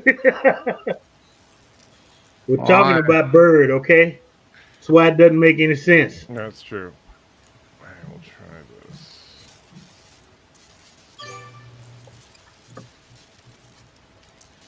Hey, Ulian. Qapla. Ulian? Ulian from Facebook. Do not be afraid that I have gone Australian. Yeah, it's because I own Australia for a short time. Be a little afraid. Yeah, he Australian. Yeah. Ulian is old friend from neighborhood. Also, better friend of Cecil Prey. It looks like Joe Biden just tipped you a buck there, Bird. Son of a bitch. Oh well, I guess I can Bird stop. is gone. I guess I can stop the Australian accent. Yep. Mr. Lundell got me.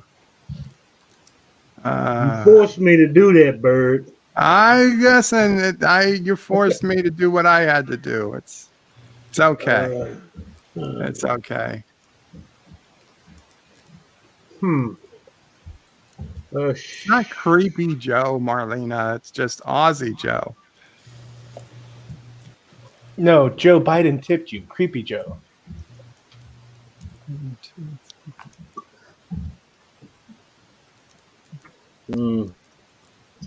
Uncle Remus, are you here? Can you hear me? Bird, you're not listening, you know. Huh? You Did he got say a something? super chat. A super chat? Yes. Matthew told you like 8 times. I didn't hear. And I don't see it. It was a Streamlabs, it looks like. It's there in the It's chat history. Streamlabs. Okay, sorry. Oh, thank you so much. Joe Biden. Oh, okay. I got to go check on what Joe Biden tipped. Yeah, I was saying I'm pretty sure that's who Marlena meant by Creepy Joe. Although you were doing your Aussie accent, so 50-50. Sorry about that. So Joe Biden donated $1 and said, "Hello, President of New Australia, because I helped you win by my CIA friends hacking the game. Can we watch tomorrow DS1 episode, What We Intercourse Behind?" Sure, Joe. Just remember to show up. Just remember to show. Oh, Actor restarted his computer and suddenly I'm gone. Yeah. Ulian says, "You call your sister Ciso Prey. Lol, do not stop that accent.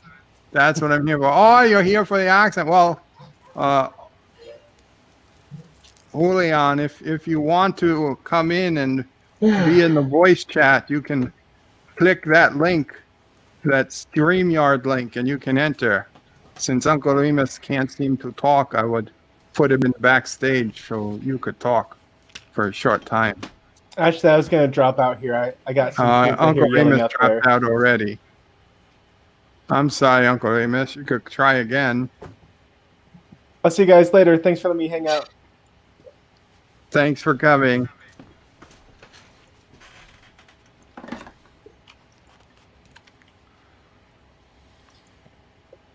So DJ, wow, DJ's really done well for himself. I don't know why he prolonged this. He could have took me out. I ran out of time. Oh, yeah, I keep forgetting about that damn timer.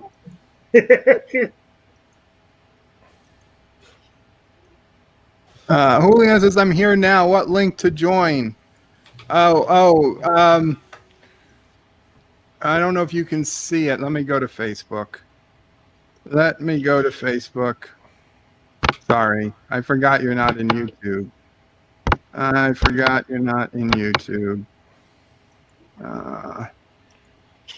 Son of a bitch. Refresh the page.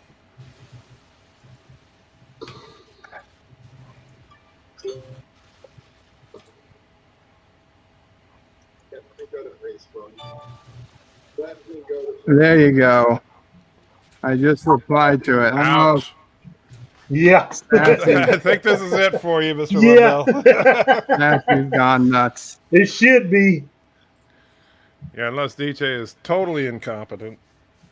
Nah, he generally wins all of these games when we play.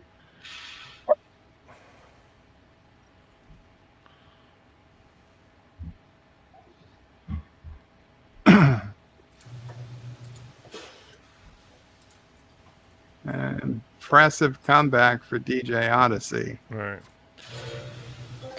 So how about we do behind? We should do this map, but without with manual placement off, and see how that comes out. This map with manual placement off. Yeah. So automatic placement. So that you and I don't end up trying to kill each other over Australia.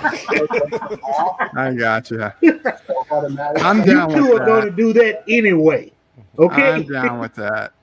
Julian, can you hear us? Yes, I can. Hey, Julian. Welcome.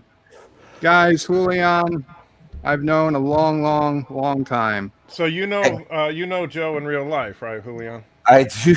Yes, I do. Is he as racist in real life as he appears Wow. to be on YouTube?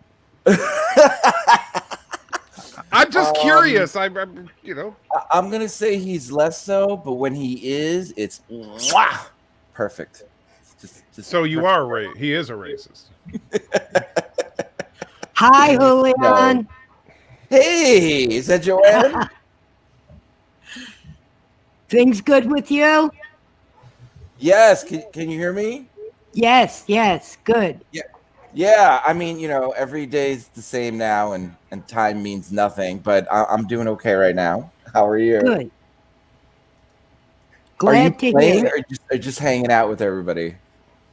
Oh, no, I just walked past the microphone when I heard you came on. Oh, cool. Yeah. How's everything going over there? I'm going back in the kitchen. Okay. It was nice talking to you. Yeah, nice hearing you. Nice to hear you. Bye. Bye. So, Joe, how can I play? I mean, I'm tentative because I haven't played Risk since the last time I played Risk with you upstate in the cabin, and I was Okay, well, you angry. So does Bird cheat when he's playing Risk in real life like he does when he's playing online? You know what? Maybe he did. That explains how I lost those 2 games. Yeah. I didn't cheat. I didn't cheat in real life. I didn't cheat in the GIS game. I can't cheat in this game. Yeah. But if you you have 3 options. You can either play if you have a Steam account, an Apple iOS, or a Google Play. I do have Steam. I have installed the game. How do I join yours? Okay, if you installed the game, you want to go to where it says Friends in the bottom right. Uh-huh. And then it says Enter ID or something. There's an icon. Oh, I sent you a friend request. Okay, but forget that. Just Okay. there should be an icon add a to enter. friend. I have a feeling Bird is just like steamrolling us. That actually the two of them have been practicing forever, and they're just going to completely. No, I haven't talked to him in like over 10 years. Yeah, it's been a while. Do you see to enter a game ID? It's like a gray icon. Enter game ID. Yeah, after you clicked on friends game or something. Okay, I didn't click on friend game. I add a friend. I'm sorry. Okay, yeah, no. Click on the big green one that said friend or something. Play a friend. Okay, from what screen? Okay, did you you started the game? No, I didn't. Sorry. All right. So that would help. When you say click friends in the lower right in the main Steam window, it says friends in the lower right. So that's why I did that. All right. So I'll go Steam.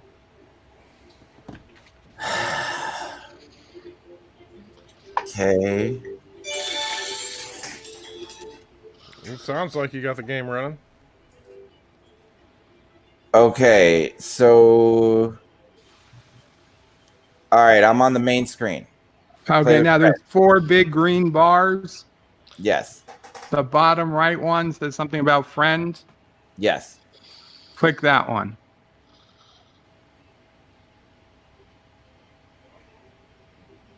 And then there's one that says game ID.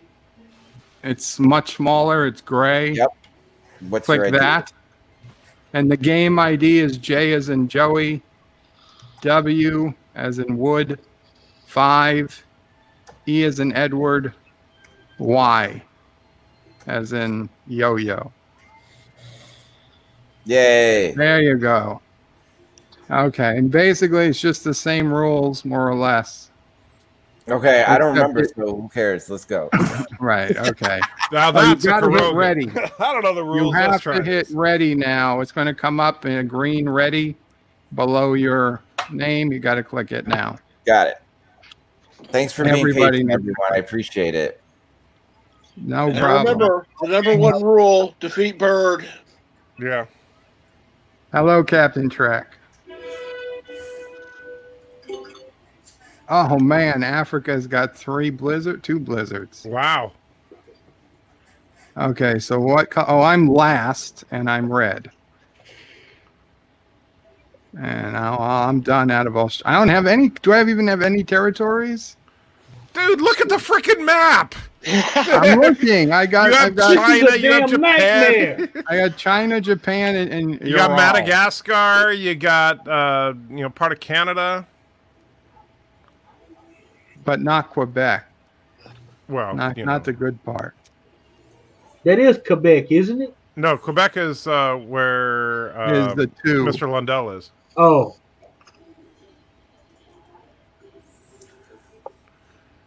And what's? By the way, Huli, just so you know, you only have 90 seconds. Oh yeah, your timer's already.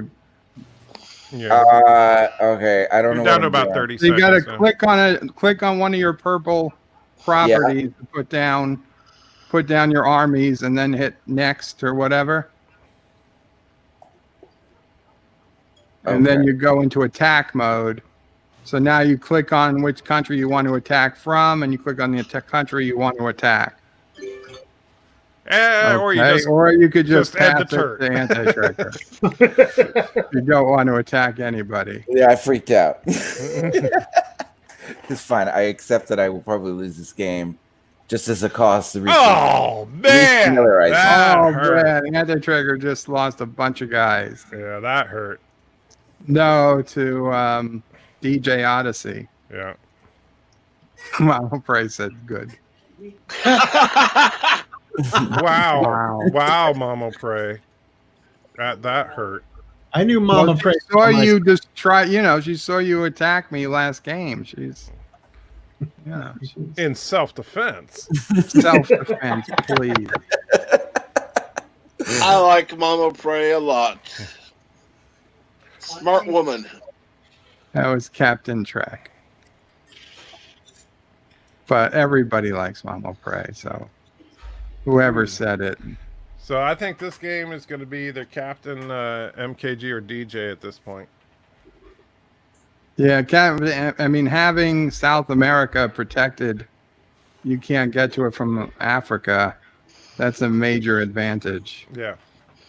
He's gonna have a big advantage. It's a real big advantage. Take Africa and only have to worry about one spot to come in. That's true too.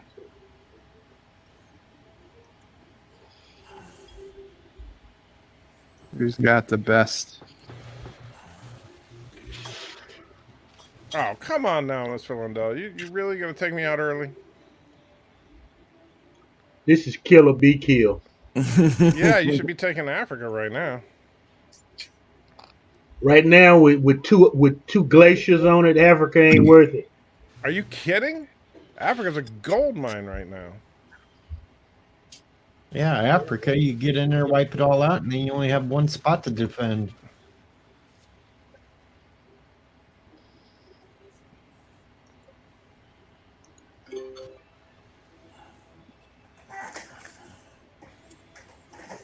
I don't know if it's going to get you Julian or not. Either be very easy or very bad. Nothing personal. Okay. Oh!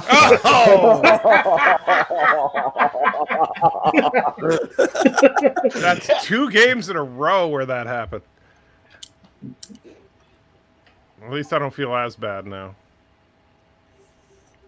That's implying you felt bad before. Well, I did feel bad before.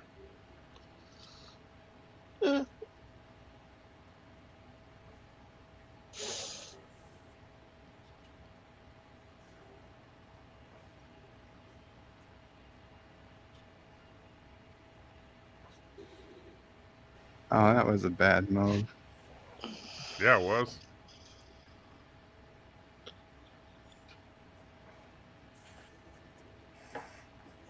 How long does a typical game last? With us, I mean, about 45 minutes, hour tops, but most people are out, before then. Right. Only the last 2 players usually end up going that long. Which will usually be DJ and someone else. True. So you want to pay attention since we had 6 people playing this game. None of us have all that many, I say properties, like we're playing Monopoly. None of us have all that many countries. So be on the lookout for people that only have a couple left. Because if you can win those and you defeat them, you get their cards. And the cards become very important after the first few rounds. Don't drag it out, man. He's got to move this time. So. Oh, yeah. It's your turn. So. Yeah, I don't know how to do anything. Okay, well, I would say put your countries in either Iceland or India and attack. Yeah. Like if you take Australia, that's a big bonus. So then attack Siam right next to you and then move south. So click on India. Yeah. And then click on the blue one next to it. And then attack. No, yeah. Yeah. And then on the dice. Quickly move south. And so, there you go. Yeah. So let's see if you can go south one more. Or head north and just leave me alone. No, you want South. There you go. So try to get all those really quick. Oh yeah, Australia's his. Do I have to do the accent now? No, you don't have to. I mean, you can if you want. But okay, now very important. Hit next to go to fortify, and move those and then move those back up. 4 guys from that edge of Australia 5, back to either 4, 3, Siam. Hurry! Son of a bitch! Dang it! It's all right. Thank you for trying to help me. Okay, you either wanted to move them to Siam or to Indonesia here. Right. I got it. No. I understand now. Although, to be honest, I don't think you're going to have a problem because I'm not headed for Australia. So unless yellow goes for Australia, you'll probably be fine. I'm not worried too much. I'm just taking this as like, you know, a refresher game. Whatever happens, happens. It's good. It's all good.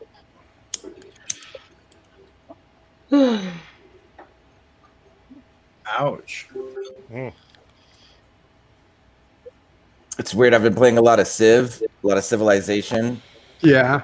So Which- it's like it's kind of reminiscent of Civilization 5 Gotcha.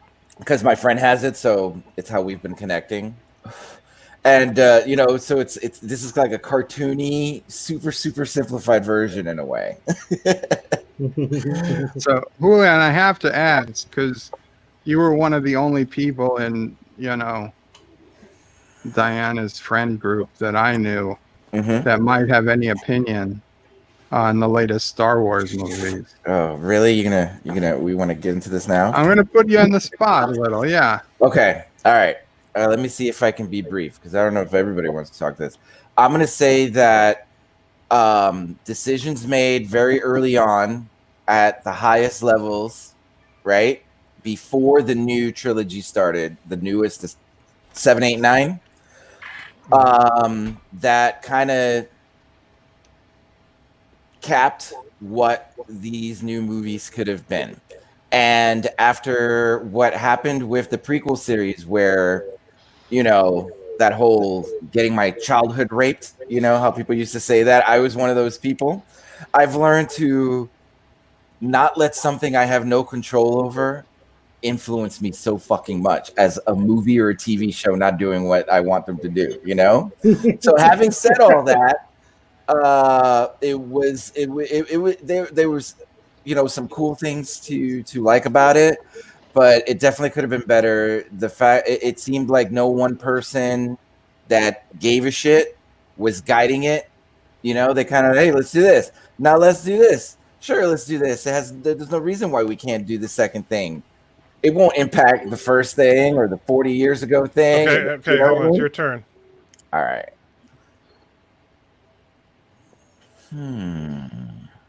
So you always want to be able to take at least one territory per round so you get those cards. It doesn't matter how many territories you take. Whether you take 1 or 20, you only get one card.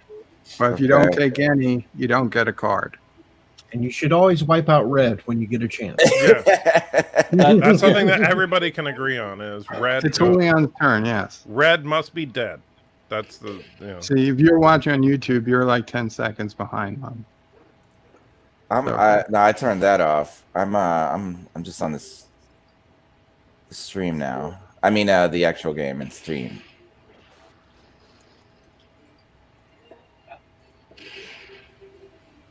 There you go. I would say some friendly advice is don't spread yourself too thin. Which you've already done. Yep. Okay, but try to fortify and bring those guys to Siam or Indonesia so you protect Australia. There you go. Yeah, I did it. So yeah, man, there was a lot of fucking things in that last movie that made me go like, ugh. But and here's the thing, it almost made me want to jump ship to Star Trek, but you guys are fucking up too. So, have you seen Discovery or Picard? You know, I am so can't wait to ask you what you think of Discovery. I have not seen Picard yet, but I did see Discovery, and I'll tell you what. As a Bird loves non-traditional Star Trek fan, I like Discovery. But you know what? Probably because I didn't have all the attachments you do. So when they like broke Star Trek, it didn't like upset me. I just took it as entertainment. You know what I mean? So you're aware that they did break Star Trek. Yeah. Come on, man. Like the whole tone, it's like a whole different show. And they're like using Star Trek ship designs, right? Right. Yeah. So it'll be no surprise to you that I hate Discovery. There is a decent rumor on a rumor of good news on the horizon, because Netflix might be in the market for. Don't buy that crap. Wait. Finish it. Finish your sentence, please. They might be in the market for Viacom CBS. I said might. Now that's just a Wow. rumor. But even if they do, that doesn't mean Star Trek's coming back. It doesn't mean that they're going to fix any. I mean, even if they buy out Viacom CBS, they're more interested in NCIS than they are in Star Trek. I don't know. They lost. Then Netflix lost all the Marvel shows. No, being but able to put on a Star if- Trek show, that would get that like sci-fi comic book type audience, don't you think? It would, and they would. Somebody like Mark Zicree would pitch to them, and they would go with that because they've got their asses burned from CBS. Somebody with credentials like Mark Zicree could pitch a Trek show to them, and they would listen, and they would buy it. I think that Star Trek and Star Wars both have the same kind of thing going on right now, where there is nobody that knows and cares about the material and Precisely. has the like creative chops to actually execute their vision. Because like Joey Wow. loves Star Trek, but that doesn't mean he can make a Star Trek show necessarily, right? You could TJ probably just generate had a an lot of epic ideas. loss. It's your turn, Julian. Yeah. The Remember problem to is attack Red. the problem is all the Trek people are working on Orville now. Oh, have you seen Ah. Orville? I love Orville. I think Yeah, it's me such too. a good balance. It's a really, really good balance. I wish I had more episodes per season. That's it. Yeah.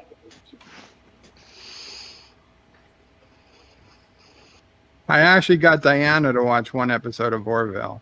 I It was, was you know hard. what? I saw you going back and forth with her, and I told her, I was like, "Yo, you should watch Orville. Don't let your prejudices of Star Trek like stop you. It's really good and entertaining, especially since she likes Family Guy so much."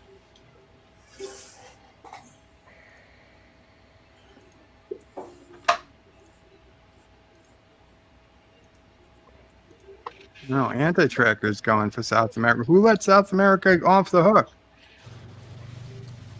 I think Orville is the gateway drug for Diana to like Star Trek. I don't think anything's ever going to get her to like Star Trek, but You don't if tell she her. could be that it's the happy gateway watching drug. Orville, that would be something.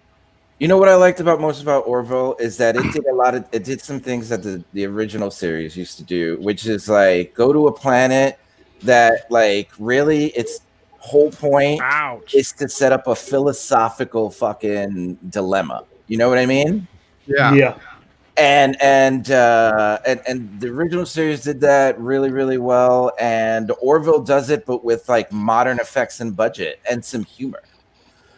And I think that like those special episodes where they challenge you to like think about a certain idea. Hey, Bird, you missed a super chat, by the way. Oh, shit. Again. Senator Adam Schiff. Senator Schiff. Who is Senator Adam Schiff? Donated $1 and said, "I will investigate you and charge you with collusion no matter what I have What? to take the evidence. I own the media." Wow. Wow. I'm actually going to drop out of the chat for a minute to give number one sci-fi a chance to come on, but I'm still listening. Yeah, I'll do it. What? I'll drop out. You'll drop out? I'm You dropping sure? out. I'm Okay, sure. thank you, Captain Track. Have a good one, Captain Track. Hello, number Yeah. one sci-fi. How are you feeling? Number one sci-fi is recovering from the thing. Really? The thing. Now see what happened, Mr. Lundell? You didn't take out Bird earlier, and now he's got this big platform he's going to. So you Kick off. caught my stream this morning, right? I was there, yes, 15 minutes of positivity. And what did you think? Besides that it wasn't that positive. Yeah, I was wondering. I was like, some of it wasn't 100% positive. I think you have a very good idea, for sure. Yeah. But yeah, a little bit. I was a little concerned. Like, wait, that wasn't super positive. Some of what you said, but Well, but I was trying to stress, obviously there's all kinds of negative stuff that happens and some stuff you can't Seriously, DJ, that was prevent, Big obviously, and stuff like that. So, but yeah, to still try to focus on the positive rather than the negative type of thing. What? I got you. I think you got a great time because no one else is streaming at that time. So Yeah. I hope to see it grow. Yeah. Well, I mean, I'm gonna just, continue doing it every day, basically, as much as I can. Yeah, and really, that's the only time I can do it. It's like either before work or after work. But I noticed because I just got off of work 10 minutes ago, basically, that and now is when other people were streaming. So yeah, it's like how can I cram it in later in the day? I don't see how I can. So yeah, I think early morning, even though that's not exactly the greatest time in the world, is probably what I'm going to have to leave it at.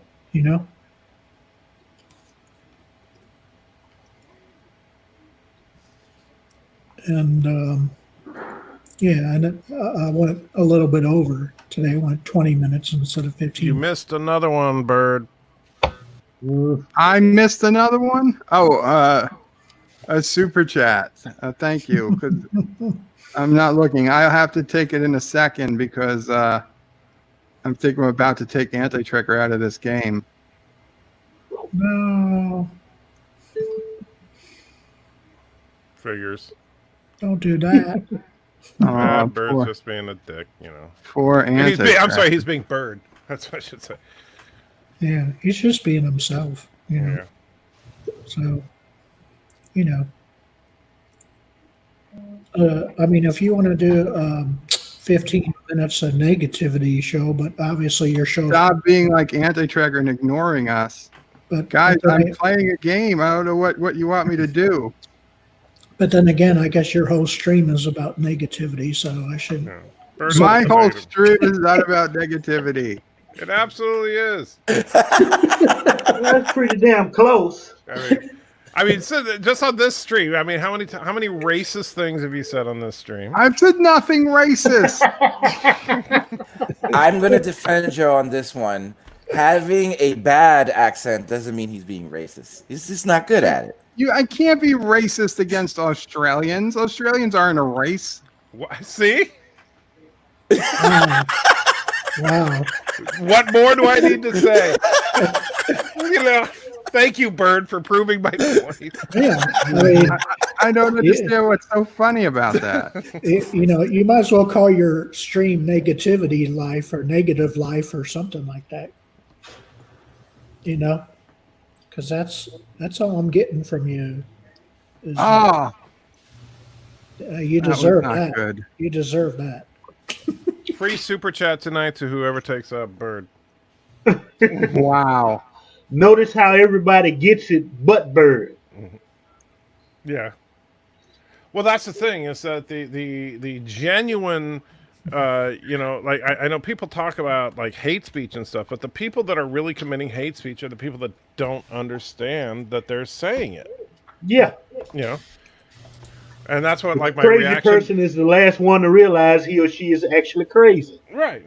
That's what like my reaction video to Steve Shives and the one for the Popcast, same thing. These people are completely oblivious to the hate that they're spreading. Bird of Prey, same thing.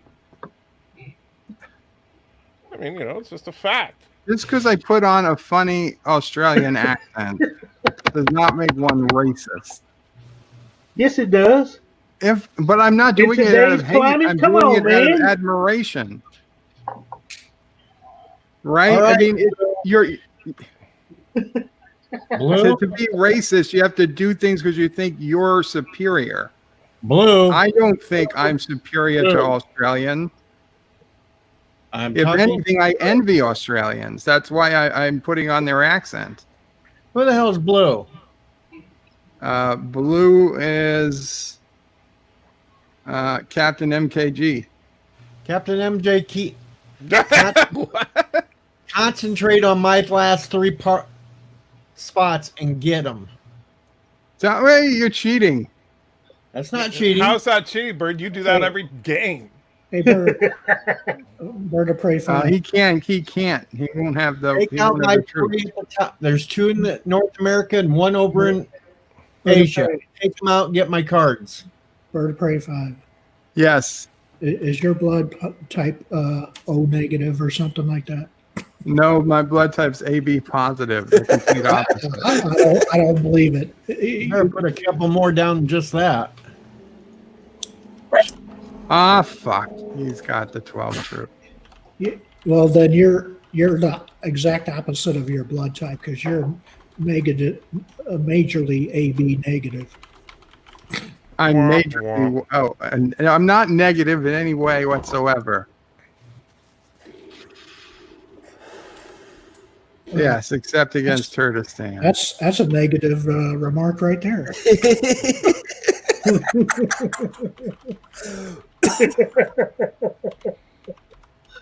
You know, even though they teach you two negatives equal a positive, Bird, I think you just pile on the negatives for infinity, you know. I'm super positive. Wow, so he just got a ton of cards. No, you're supposed to say, how exciting, how happy I am that he just got a bunch of cards. So you're not positive at all, Bird. Well, it's bad for me. It's bad for Julian. And it's bad for Mr. Londell. It's terrible for me. Downright flipping nightmare.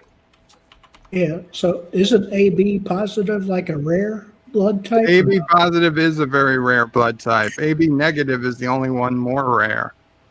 But as AB positive, I can accept anybody's blood. So selfish. And I have. as Noah Frank says. Obviously, yeah, you take but do not give back. Whoa. You know, obviously that's your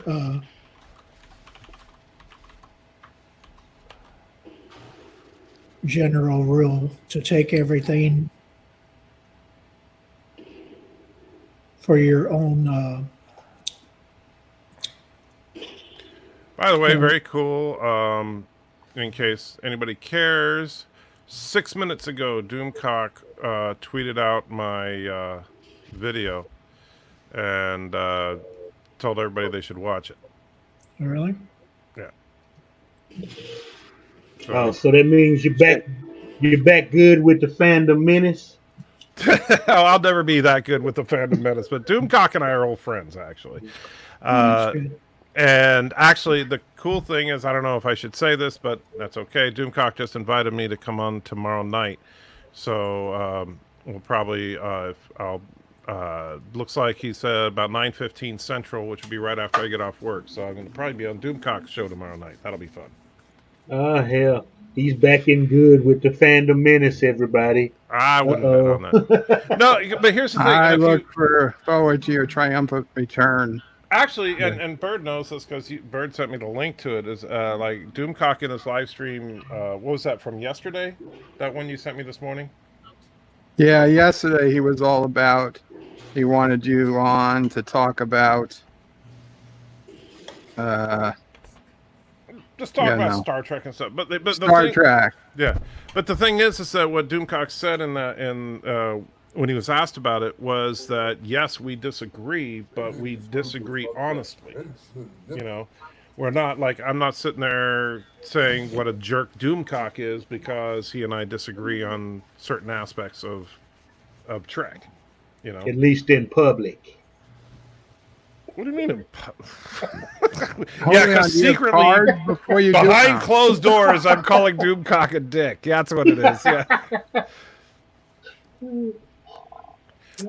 But no, very cool. So, if Doomcock, if you see this live stream, thank you, You're my free friend. to attack me, Julian. You have to. You have no choice. I won't take it personal. Oh It's a no! game. Damn it! I hit the wrong button. Sure. See, that's another one of those backdoor deals that Bird did. It's Oh, hey, yeah. you got to attack. Oh golly, I forgot to attack you. No. And we're dealing, and that's why we got wiped out so quick. because we And wouldn't Julian, fight. I will also remind you next time you go, assuming you have a next time, is to check if you have any cards to turn in. You know, I was gonna ask what these cards are about. You click on the, like for you, it should say 4 in the bottom left, Yeah. and you click on them, and if you have cards to turn in, it'll say trade in now, and you And trade them in, and you get a bunch of armies to put down. Oh my God, that's how you have so many. All right. Right. Okay. Well, if I get one more turn, and maybe these cards will save the day. I doubt it.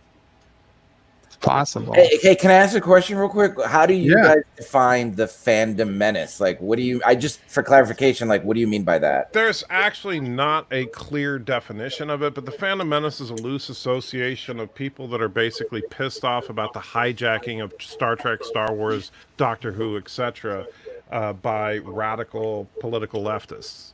Oh God, it's hijacked by radical political rightists too. Well, but here's the thing: if you look at don't get me wrong, it's not liberals, and that's something that I think it needs to be stressed. Excuse me. It's not that like, oh, just because you're left of center that you're bad or something. Yeah. The idea here is that if you look at The Last Jedi, if you look at Discovery, if you look at the agenda that's clearly being pushed forward, same thing with recent seasons of Doctor Who and stuff, it's a radical left-wing agenda that's been being pushed through these franchises over the last 10 years or so. Okay. Now, many members of the Phantom Menace are not conservative, which is an irony that escapes the view of many other leftists like Steve Shives and others that I like to make fun of, because they sit there and they assume that everybody that is fed up with this political crap are a bunch of basically right-wing Trump supporters. Okay.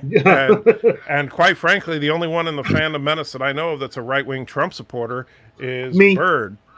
Well, no, Come Bird. on. I'm not right wing. I know what you mean. Good. All right, so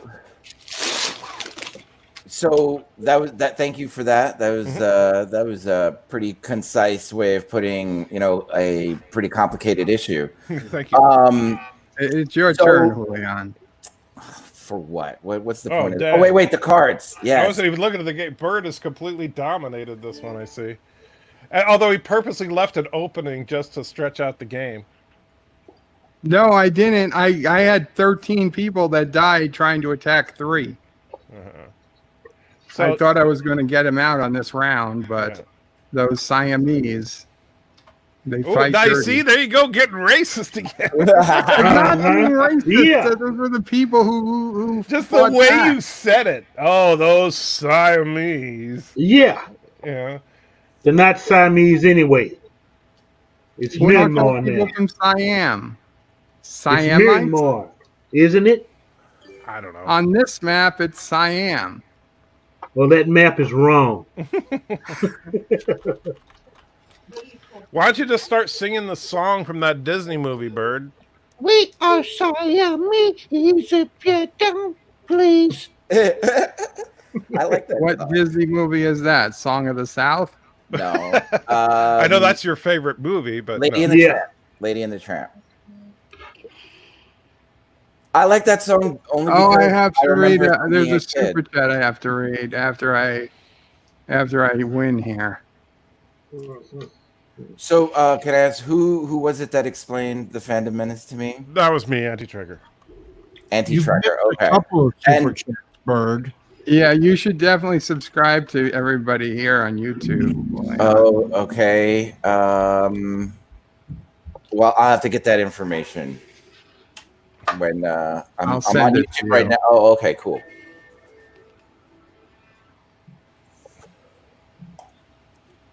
Thank you guys for that excellent game. Yeah, thank you. I'm I hope I gonna didn't- close the game. We can all chat for a few minutes That was, as that was a good cheat session there, Bird. I bring up the Orville Nation donated $2 through Super Chat. Thank you so much, Orville Nation.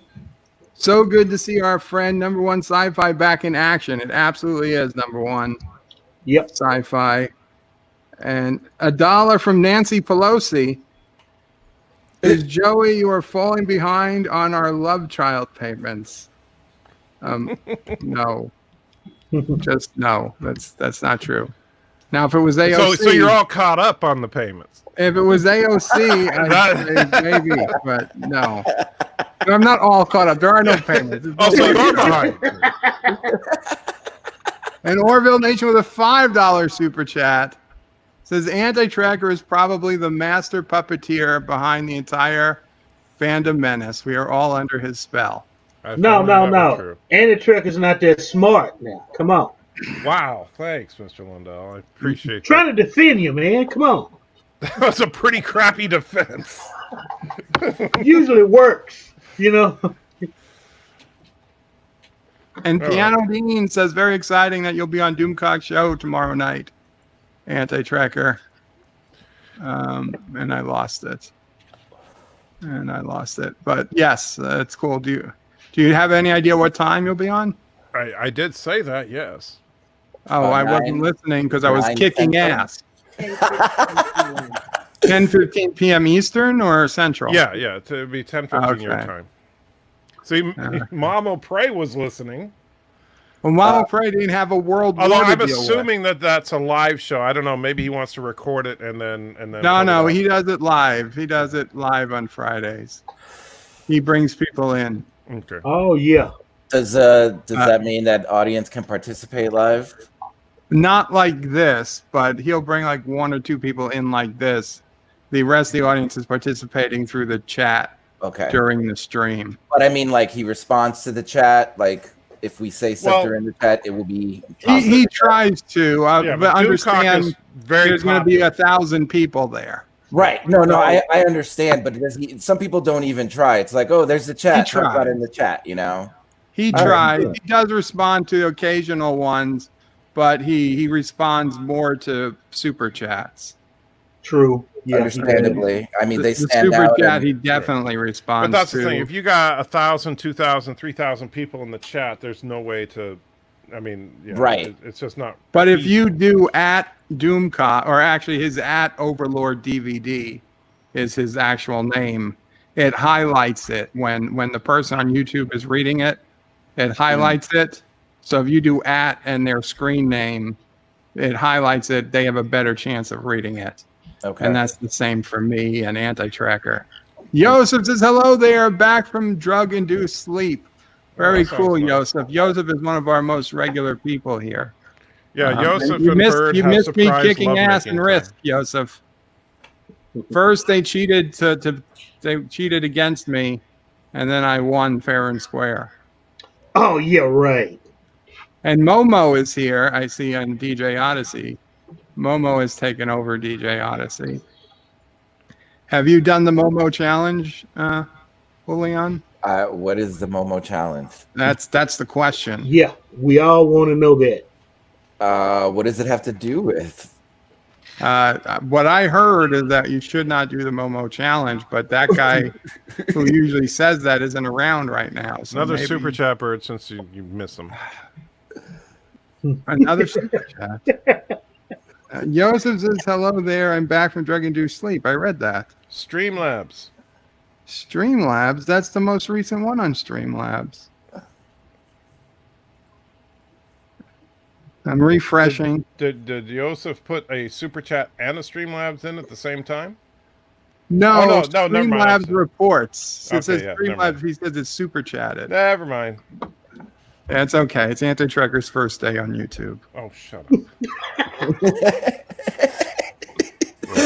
Every day, it's first day on YouTube. Julian, you know you're just a big orange square, right? Yeah, I'm gonna try to deal with that now by signing up for StreamYard. If you click on the bottom, if you say stop cam, start cam, you click on it. Okay, hold on one moment. Stop cam, yeah. Okay, now if you by your circle, there's a square you can highlight, says edit avatar. If you wanted to upload an avatar, you could, an image or whatever. Ooh, real quick. Okay, let's see. I mean, now you're just the generic circle avatar, which is fine. But Jeff Franklin said he said hello to you 10 minutes ago, Bird. Jeff Franklin, I'm sorry, I'm not really watching the chat all that much. Although I guess I should now that the game is over. Let me go to the chat. Okay, guys. Been too busy with the subterfuge in the game. And Josh, we've already proved that I am not the father of Sissa Prey's baby, so don't have to worry about that. No, DJ is not the father. Josh reaches Bird of Prey. When are you going to change your name to Cheat O Prey or Bad Advice O Prey? Not going to happen. Bad Advice, O Prey. That'd be a good name for you. Your Bob. Yeah. And Josh reaches, look at DJ's screen. That is why you have to worry. That's why you have to worry about with Sissa Prey's kid. You've got to change it. Instead of Dear Bob, do Babop. Baba? Babop. B-A-B-O-P. Bad Advice from Bird O Prey. I think I'll stick with Dear Babop. Bob. That's it. Babop, everybody. That needs to be a thing now. I'm being ridiculed because I didn't read enough chats. Kronos and Thomas Potts, did you hear about Flynn's case? I don't know. Not Ryan Judgment Bird doesn't pay attention to people. We've known that forever. Come on, my Monday and Friday streams, I do nothing but pay attention to everybody. And most of the time on Wednesday streams. Yeah, welcome to my world, Bird.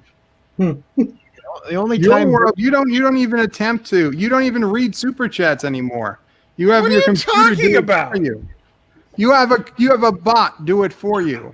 Well, You're but too I always lazy stop to and read. respond to what the super. You're too lazy to read something somebody paid $2, $5, $10 to tell you. Oh, Sometimes You don't 50. even read it in your voice. You wait for. you know damn why? bots Because to people say like it. the disembodied voice better than my voice. And I was gonna, because there's rumor has it that Mrs. Anti-Checker may be reading the super chats in the near future. I heard you were supposed to read the super chats tonight. Yeah, it's a possibility. So would you rather me tell Mrs. Anti-Checker, oh, don't worry about it? Well, You just- obviously, if you can have Mrs. Anti-Trigger read the super chats, that's one thing. But Uh-huh.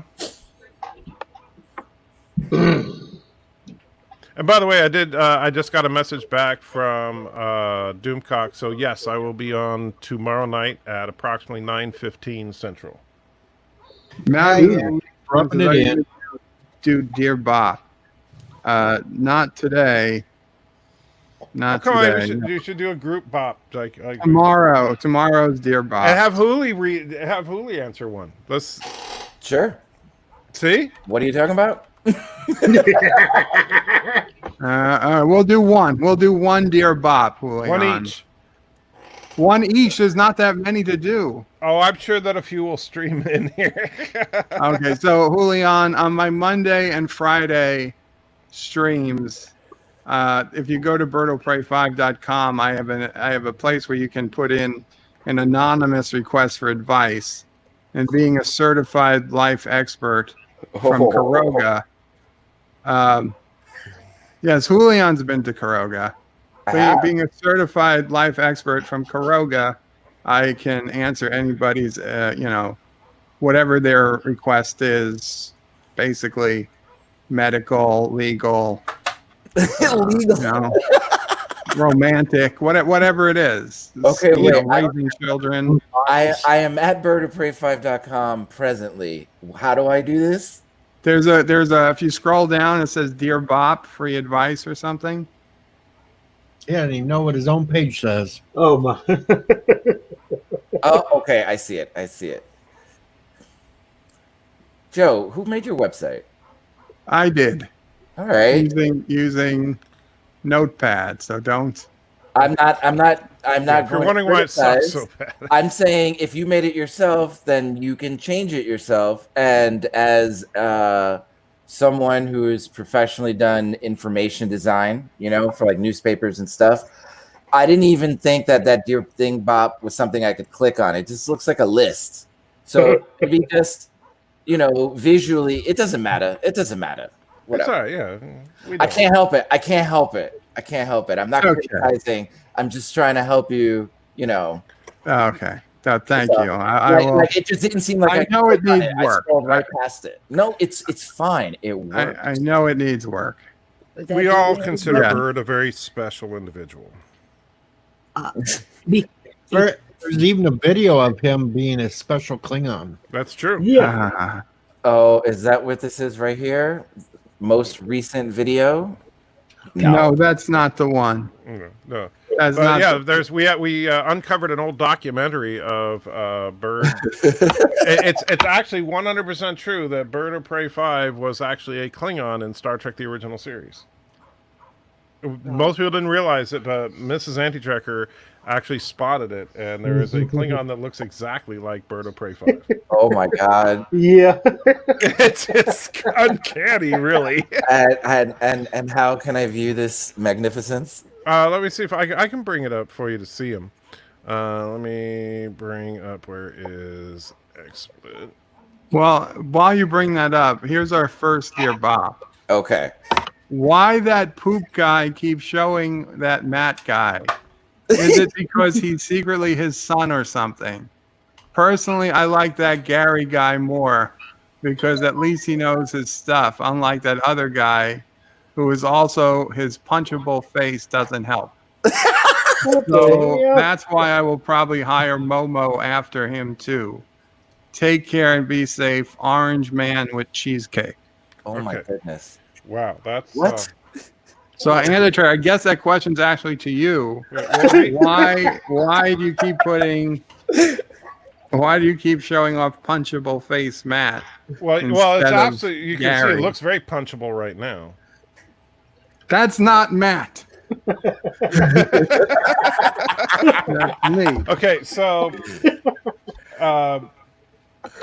you can boy. see this is obviously you can see this is Joe, right? Well, Bird's got to blow it up because it's really, really tiny right now. Yeah, can you make it Okay. I know it's really difficult for you, Bird. Did you just kick him out of the group? Is he still here? I thought. Sorry, Julian. I What? kicked you out by accident. Yeah, I mean, You're back now. okay. so you can You're see back. Joe as my avatar right now, right? Yes. Okay, so look carefully as we switch from that to. Oh my. Joe. Okay. If they just showed me this picture, I probably wouldn't have said, "Hey, that kind of looks like Joe DiBiase." But with them having seeded the idea before it seeded the picture, yeah. And it's also questionable taste in face makeup. Yeah. Yeah. Questionable. It's just Joe being racist again, is all it is. Yeah, Joe in blackface. In Klingon face. Look at that perfect morph right there. You see? Oh, good job. Nice dissolve. And here's the thing. See, I'm the black guy in the group. Why am I associating with him? I don't know, man. See, this is Well, I mean, he's kept me around for credibility in the Hispanic community. I told him I don't know AOC. We don't know each other. All know each other. Like, it doesn't work like that. But, they keep inviting me to things and letting me play. So I keep doing it. See, look at Joe fighting Scotty there. Come on, there was at least one African American and one Hispanic person up in Caroga. You can confirm that, Julian. Oh, yeah, at least. I saw Eddie Utley there once. Yeah, Well, at least. the person being drugged through the streets doesn't count. Wow. Wow. Oh, No, he's- you know what?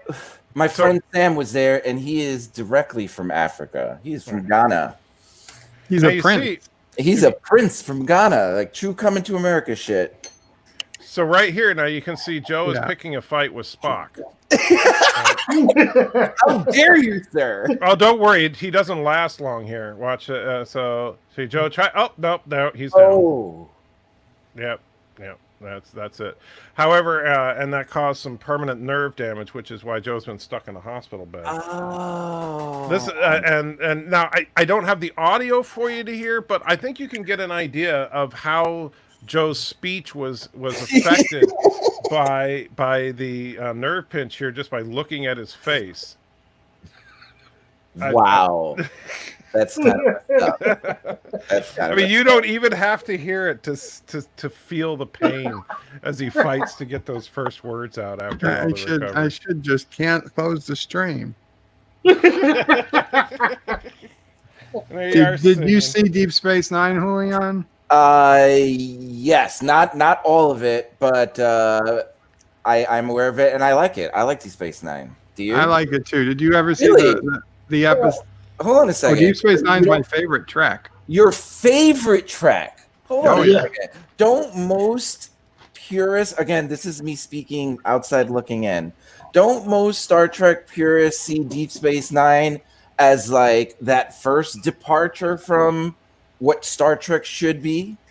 Hell no. They weren't exploring. They weren't on a ship. It was centered on. No, that was actually Gene Roddenberry's opinion of it. Yeah. Gene Roddenberry. Now, Gene Roddenberry was not alive when Deep Space Nine actually hit production, but he was opposed to the concept.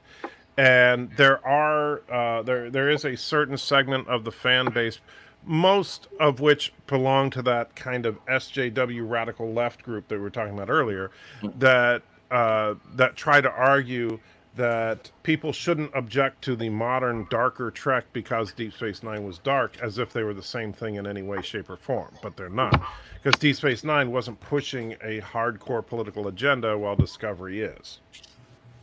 Okay. Man, I don't know if this is the place. I really want to have a discussion with you on those things, but like I think Joe said something about ending the stream soon. So I won't start. Honestly, we could talk. I don't care. I mean, this is what we talk about all the time anyway. Okay, cool. So maybe I can offer a fresh nugget of thing to talk about. Not necessarily an argument against You shouldn't say nugget. Like in number front of one Joe, it makes him sci-fi. I know he's been quiet, but he loves Discovery. So it's not that we all hate Discovery. Yeah. There are people who like it. I just say most of us don't. Joseph enjoyed it. Not as much as number one, but he enjoyed it enough. And I actually am softer on it than most of the quote-unquote fandom menace. You know, like especially on season 2, where I actually genuinely like Captain Pike and Spock. Yes, I really. I think that's what it is. Like not having been like the same kind of Star Trek, because I don't hate Star Trek. Me and Joe have jokingly, Star Trek versus Star Wars. I prefer Star Wars, but like I don't hate Star Trek. I like Star Trek, but I don't have the personal, like really strong emotional attachments that when they depart from what Star Trek is quote unquote supposed to be, I don't have this emotional reaction to it. I note it, but I can still kind of enjoy it. And that's what it was with Discovery for me. Like I can definitely tell they were doing something different. But I really liked what there was to like. Like I appreciated the visuals. It was cinematic, definitely not like a TV show. It was like the Game of Thrones of sci-fi in terms of like production, right? I appreciated that, and I really, really liked Pike. I felt he was sincere and genuine without being corny. Like I would follow that motherfucker, you know? No, I thought Pike was actually he was the best part of the entire series. Yeah, if you basically leave out Burnham, who, they just make her so much of a Mary Sue that it's right, not believable. And that's what really breaks it for most people is the fact that Michael Burnham is such an over-the-top Mary Sue. Like Ray, is she the Ray of Discovery? She is, which is, and that's where the whole fandom menace kind of thing, where it galvanized fans of different franchises. The Star Wars fanatics that got pissed off about Rey, the Star Trek fanatics that got pissed off about Michael, now they have something in common. So instead of fighting over Star Trek versus Star Wars, it's us against these people that are trying to destroy our franchises. Wow. And that kind of gave birth to the Phantom Menace a couple of years ago. Yep. Add to that the lack of storytelling. Yeah, no, I agree with that. That the storytelling has It fallen. suffered greatly, and that has always been Star Trek's strong point. yeah, They and could weave a story and get you involved in it. We Over didn't the, care that it was a Number one guy was in a from lizard suit. We Ex- knew it was a guy in a lizard suit, but that's it was either him or Kirk. exactly You know. that's exactly what I was gonna say. Is that because the budgets were small, a sci-fi TV show in the '60s, Yeah, you better bet your ass that the fucking writing better be strong, that the concepts were engaging, and were. That's why we're still watching and talking about Star Trek. there are yeah, there are pretty dumb TOS episodes from the Roman one to the German one to whatever the case. You think the Roman one was dumb? neither one of those episodes were dumb, in my opinion. If you want to, I mean, TOS, you want to talk dumb and the children shall lead, I will be right there with you and say that was a horrible Or how episode. about the Apple? I thought was kind of goofy. Spock's brain was stupid. Yeah, Spock's Brain is a classic. No. Space hippies, stupid. So see, look at all the differing opinions, even amongst you guys. Right. But that's the thing. The problem is that now we and those are things we love to fight about. Yeah, Those are things like me and Mr. Lundell could go head to head on which episode sucks and which episode is great all day long, but we're not going to walk away from it hating each other. yeah. But We leave the guns and knives at home. you Right. know. But the problem is that it's gotten so visceral with this politicizing of the franchises that people are first and I think what really started pushing it was that when fans saw Discovery and fans saw The Last Jedi and they were like, no, this isn't right, and then the reaction from the studios was to attack the fans. Yeah. That had never happened before. The same thing happened with Doctor Who and Jodie Whittaker. Right. Yeah. When the fans said, basically- oh, this is not Doctor Who, all of a sudden, no, you're a sexist because you don't like the fact that it's a female character. It's like, no, you know what? I don't care about the fact that Ray, Michael Burnham, and the new Doctor are female. I care about the fact that the stories suck. Yeah. Just an update for Joseph. Hooli is an old friend of mine, and Ciso praise Julian. Yeah. And Yeah. Hooli confirmed that Joe is a racist in real life.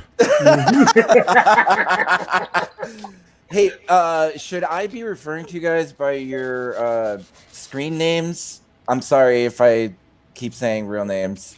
Generally, yes, because you.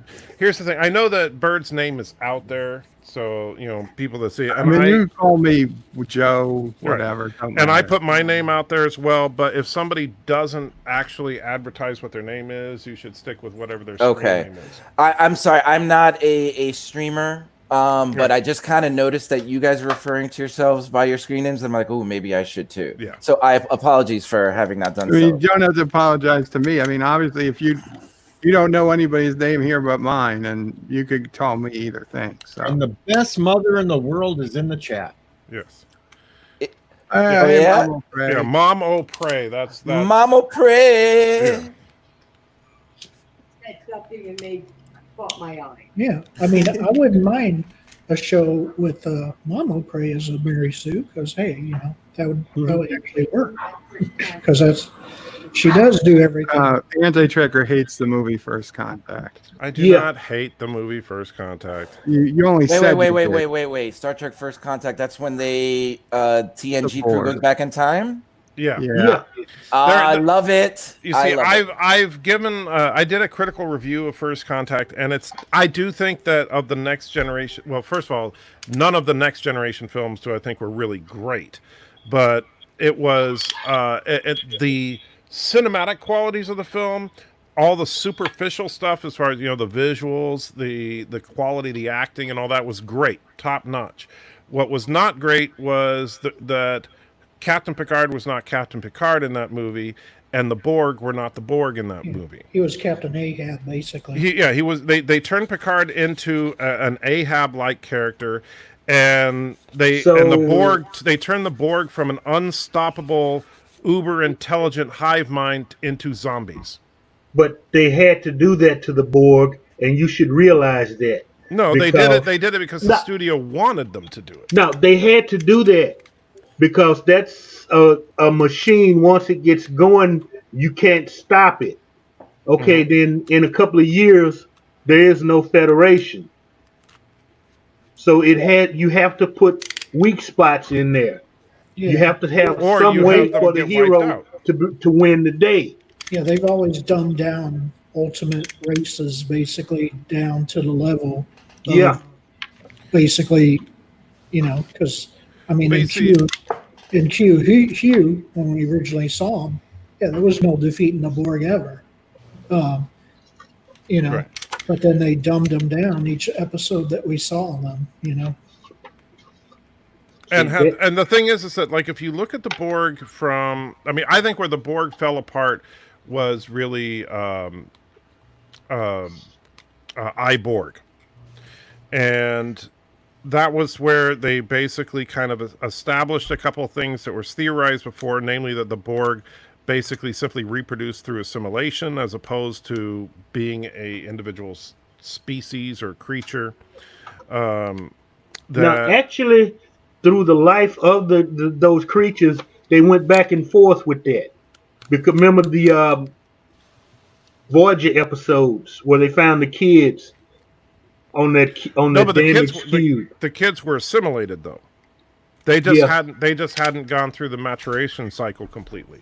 And They then were, but like Icheb was a native of that other planet that they came to later. yeah, So the Borg reproduced via assimilation, not by actual, biological reproduction.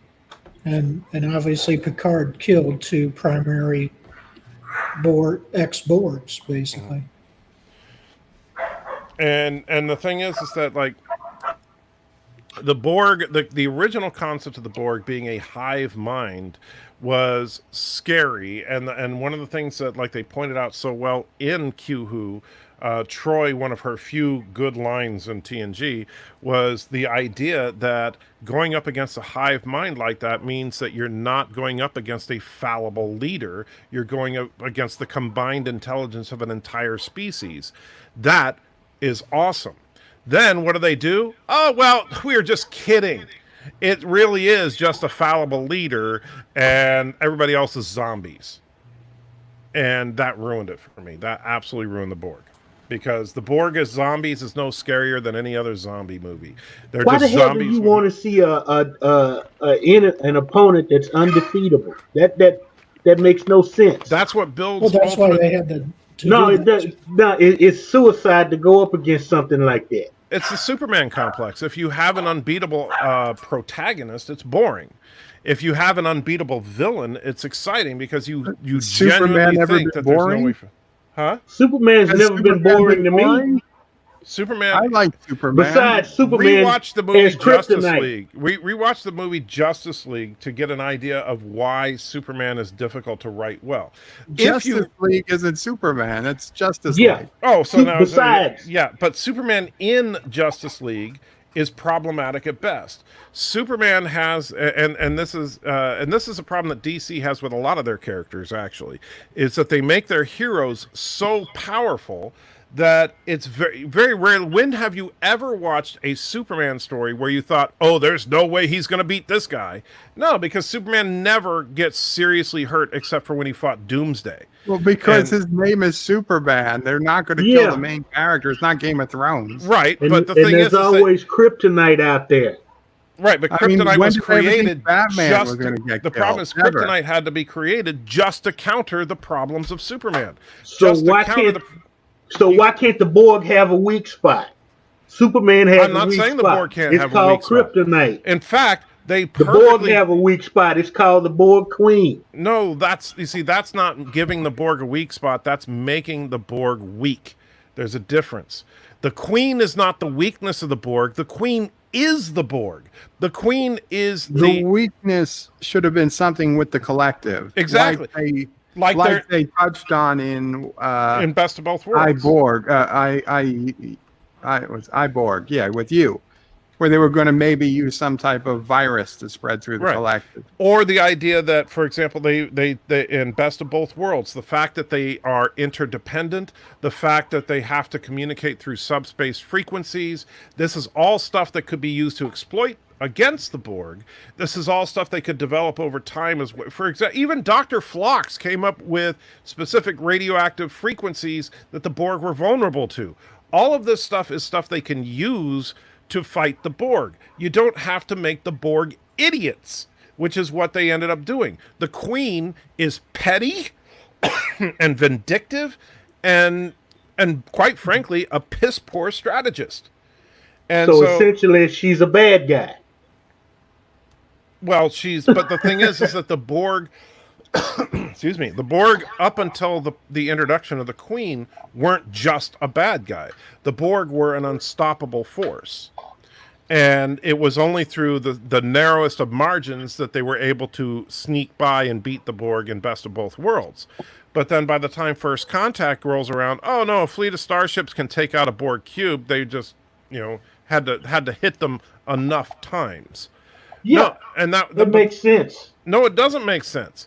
A fleet of starships is nothing against a Borg cube because a Borg cube can immediately adapt to any type of weaponry you can throw at it. See, then the Borg control the flipping universe. There is no, That's why what you have to do. Best of Both Worlds too, basically. Yeah, the Best of Both Worlds scenario is the only way to. You can't beat them with straight up combat until First Contact. And then, of course, in Voyager, they beat them all the time because all of a sudden the Borg are not only, stupid, but their technology all of a sudden just sucked. No, they weren't stupid in Voyager. Really? No. Okay.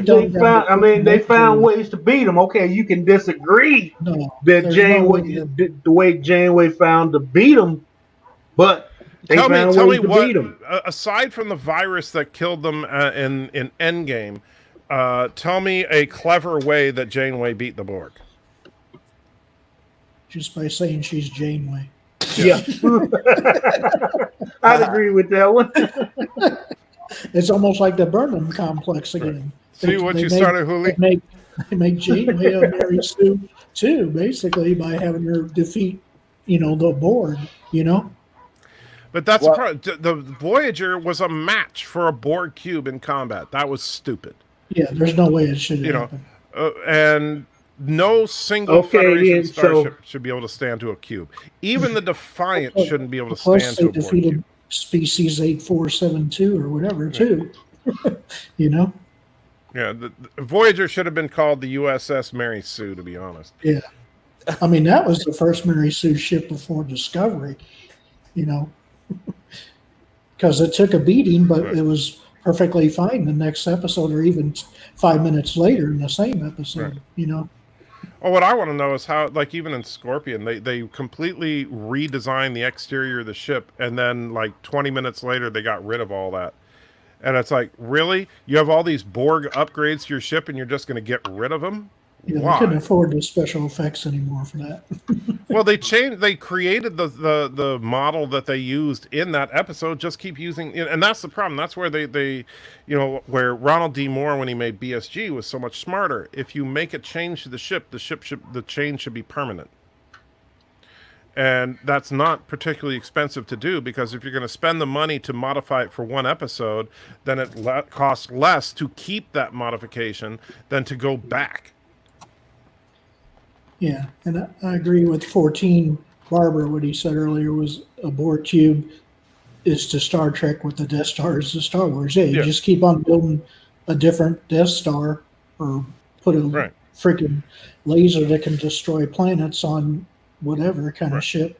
And that's why there was no tension in The Force Awakens over Starkiller Base. Yeah. It's like, oh, they're literally just doing the same thing, so we already know how it's going to work out.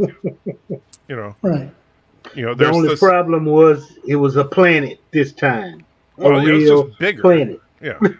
A big honking planet. Instead of saying, oh, it's a small thermal exhaust port just 2 meters wide. No, now it's a building about a half a mile across that we got to get inside.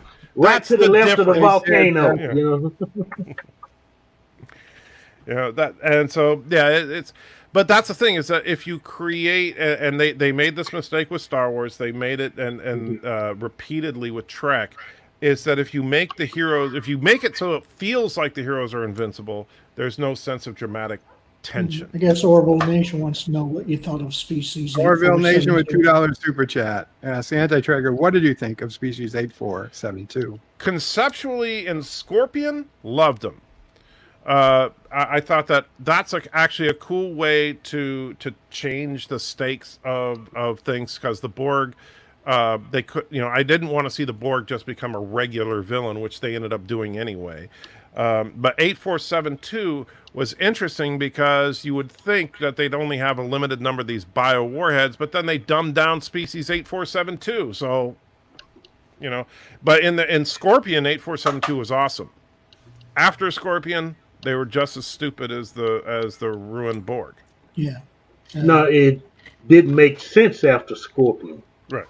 Because they had Boothby and they were imitating Boothby and Right. Starfleet Academy. That didn't make any sense. No, it made no sense because their tech was so much more advanced.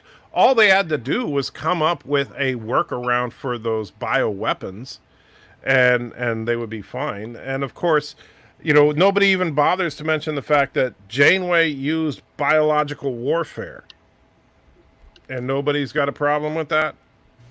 No. She became an admiral because of it. Hey, for I guess original thinking or something. I mean, hell, it's in a log, and evidently somebody looked at it and said, "Okay, so leave it alone." I expect Burnham to be an admiral soon because of that, I guess. I'm surprised she's not. She's going to be president of Starfleet by the end of season 3. Something like that. She's going to be the person that obviously rebuilds Starfleet from the ashes back to what it used to be, and therefore, again, the savior of everything. Yeah, that's why I'm not patronizing this season of Discovery. She's going from Michael Burnham super chick to Dylan Hunt. Okay. Take care, DJ. I think that with season 3 of Discovery, I don't know. I mean, hopefully this is the end of Discovery. Yeah. But haven't they renewed it for 20 more seasons? No, that's the thing. Is that, and this is Kurtzman's talking bullshit. Okay. Well, actually, the funny thing is that it's like people are using old quotes from Kurtzman to try and suggest, like the fact that there was going to be 17 different Star Trek shows that are all in the works, and they're all, but you know what? Mm-hmm. Honestly, none of them are greenlit. And so if you look at what's actually in production, you have basically Discovery season 3, you have Picard season 2, and you have one season of the animated shows. That's it. Okay, and so there's no Section 31 show. Thank God. There's no Captain Pike show. There's none of these other shows that were all supposed to materialize are actually around, because Viacom decided, you know what, we're going to play wait and see. And at this point, I don't think they have any reason to renew any Trek because nobody's watching it. Nobody cares about it. Nobody's going to cough up the money they want for the rights to show these shows anyway. Right now. And so then we get rumor mill stuff like, oh, well, what if somebody buys Trek? Well, first of all, that would mean that CBS would want to sell it. Yeah. Well, they are in deep Baba sticky money-wise. They may have to sell off some stuff. They may have to do what Fox did. First of all, if CBS goes, well, that's the theory, but unless CBS goes bankrupt, which considering they just merged with Paramount and Viacom, that's not going to happen. But have you seen the debt they're taking on? I don't know what their they may have to sell off a lot of assets and leave CBS like Fox with a news and a sports division. Let's see. Looking at, well, that's 2018. Trying to see if we can find any good information. Would, that's current. Did you Would- see this story that came out with that YouTube is going to gain 14 of Viacom CBS channels and an expansion distribution deal? Did you see that? YouTube TV? Hail, Josh and Rebecca, my mama nay. Did you see My that mom. story? Anti-tracker? No. Anybody? I did not see it. Yeah, I just pulled it up. It says YouTube to gain 14 more Viacom CBS channels and expanded distribution. Well, that just means YouTube TV is going to carry some CBS channels. Yeah. When YouTube TV gets History and Science Channel, I'm going to move into it.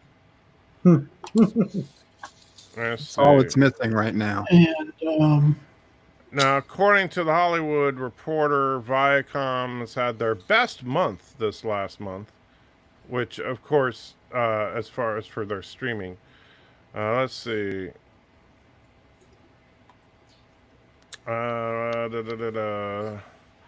Domestic streaming and digital grew revenue 51% to 471 million, while domestic streaming subscribers surpassed 13.5 million. But that is combining CBS All Access and Showtime, so that's not just CBS All Access. right. Let's see. And I guess it's because they're offering like Nickelodeon, MTV, BET, Yeah.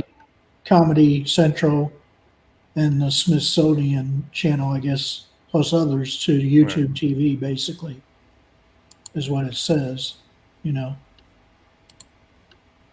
You see, all of that's under Viacom. Right. Does look like, and Viacom, by the way, just acquired 49% of Miramax. So they're actually expanding right now. So I don't think that they're on the verge of going bankrupt. Yeah. Plus they have Pluto TV as well. Which is, in fact, probably the best streaming service out there. What's that? Pluto. Well, Pluto's nice because it's free. Yeah. Plus, it's got a little bit of everything on there. Right. Now you saw that William Shatner basically ripped the police in Canada for taking down the woman dressed as a stormtrooper, right? I haven't seen it, but You heard that story? I've heard someone mention it, yeah. That I guess this woman was, your usual promotion. She was in full stormtrooper gear, and she had, the laser pistol, which is, just a plastic little pistol. But in Canada, that's against the law. Apparently, they even carry around a toy gun or whatever. And so there's a video out there on it that shows how kind of mean they were to her and everything. By the way, the only mention of Trek in this entire article is it says CBS All Access and Showtime delivered record subscribers, signups, and consumption, reflecting original programming, including Star Trek, Picard, and Homeland, the firm said. Free streaming service Pluto's TV's domestic monthly active users grew to 24 million, which is twice as many as their combined subscriptions to Showtime and CBS All Access. Yeah, that's because it's free for Pluto TV. Right. Well, maybe they should make CBS All Access free. Yeah, then they'll get super. Once upon a time, it was. Yeah. If I were Viacom, one thing you could consider: merge Pluto and CBS All Access together. You make it a free service, but you can pay $5 a month or whatever to remove commercials. I will tell you, I would love to pay to remove commercials from Pluto because I like Pluto. Yeah. And they do have. I mean, they got if you're bored, hey, throw on the Mystery Science Theater channel. No, I do that with the Doctor Who stream. Was anyone else a fan of Reno 911? No. Okay. You're the only one. They're doing a new season of it. And we're definitely not fans of QB or whatever it's called. To get you to set the record straight. What's that? And we're definitely not fans of Bird of Prey 5 either, to set the Well, that's record true. We're just here because we're waiting for me to start my stream in an hour. We can be some heartless bastards, can't we? Yeah. You guys are really harsh on each other. Yeah, welcome to the fandom. Yeah, we just kid around. No, I know. Oh, you want to see some harshness, man? Post a video. Go to YouTube right now. Post a video just saying, you know what, Captain Marvel wasn't that bad. That's all you got to say. Just say that and watch your reaction. Yeah. Wait. Make a video saying who wasn't that bad. Captain Marvel. Captain Marvel. Brie Larson. The movie wasn't that bad. Her portrayal or her character wasn't that bad. I said the movie was not that bad. Whichever. Yeah, that's the first one you stepped in, wasn't it? Yeah, that was the first time that I really got on the Phantom Menace's wrong side there. Oh, I How could see. you love Brie That's Larson? it, you just I lost never for Ian said I Barber love and Brie Patricia. Larson. See, that's the thing. This is the problem with the internet. You say, "Oh, this wasn't that bad," and all of a sudden, how could you love that? I didn't say I loved it. I said it wasn't that bad. Yeah, that's why I've been enjoying listening to you guys, because you're actually listening to each other. Right. You're allowing yourselves to make a point, and you're not being reactionary. You know, you're like, okay, he said this. Let me see what he means by it. You know, and I think you just saying Captain Marvel wasn't that bad, or Brie Larson's okay, or anything like that, like it getting you any kind of shit is stupid, because like she didn't produce or write the movie. If you didn't like the movie or the agenda, she's a paid actor, just like they paid the person to hold the fucking microphone over her head when she said her lines. Right, but she didn't have that big of a hand in the movie. She did say some shit afterwards that made it seem like she was part of the, if you want to call it the agenda machine, but she she said it before the movie came out. Really? Well, you see, this is the problem, Julia, is that with that particular movie, and I'm a big Marvel fan, just so you know. Me too. All right, so, and in fact, I have in my collection downstairs Miss Marvel #1, which is where the character that became Captain Marvel's Carol Danvers came from. But the problem with the movie was not the movie itself. The problem was Brie Larson running her mouth before the movie ever came out. Brie Larson running around telling Hollywood how they're not woke enough. Brie Larson telling everybody about how, I don't need 40-year-old white men to tell me about a movie that she didn't even have anything to do with. And so Brie Larson's out there saying all this garbage, and what happened was, the Phantom Menace started reacting to Captain Marvel before Captain Marvel came out. Jeremy knows for T and Barber. Jeremy, Nerdrotic, they all know. Right. They all know what? That anti-trigger likes Captain Marvel. What did somebody say? Fortress. That's the thing. Yeah, that's where me and Doomcock and Jeremy over Geeks and Gamers and Nerdrotic and so we've gotten into it a couple of times on this, and because I think that it's unfair. First of all, the movie itself was not this crazy over-the-top agenda-driven movie. Is Captain Marvel a feminist character? Yes. She's Captain frickin' Marvel. That's what she's always been to a certain extent. There was not this over-the-top thing. The movie was, for a Marvel movie, it's towards the bottom of the list, but I gave it a 6 out of 10. I would say that my biggest gripe with Captain Marvel, just to get it out there, I enjoyed it fine. I've only seen it once, so maybe that says something that I haven't been motivated it's not a movie again. that I want to go back and see again. But I would say what you were saying before about the Superman, I think you said Superman complex. Yeah, she has that problem. They made her so OP, and maybe she is traditionally in the comics. I don't know her. I'm not familiar with her in the comics, but in the movie at least, she seems so OP that there wasn't much dramatic tension. Right, and that's the problem. She is that way in the comics, and that's actually a problem that Marvel Comics has been struggling with for some time, is that Marvel Comics went super woke with their publishing, and so one of the things they did was they tried, because the flagship character for Marvel for a very, very long time has always been Spider-Man. And they've been trying over the last 20 years or so to shift that to Captain Marvel, because Captain Marvel is a strong feminist character, and so they literally have stories in the comic books of her fighting the patriarchy, and nobody wanted to read it, and Marvel Comics is now bankrupt, and because they keep pushing this agenda in the comic books that nobody cares about and nobody wants to read. It's not interesting to watch people in spandex sit around talking about how horrible men are. You know, that's not what we watch it because we want to see the superheroes fighting the supervillains. That's why we read comic books, not for, you know, deep reflective social commentary on feminism. But here's the thing about that.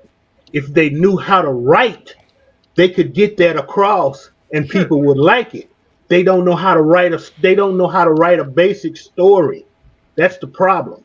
Let me ask you guys this: what did you think of Black Panther? I loved it. Yeah. I think.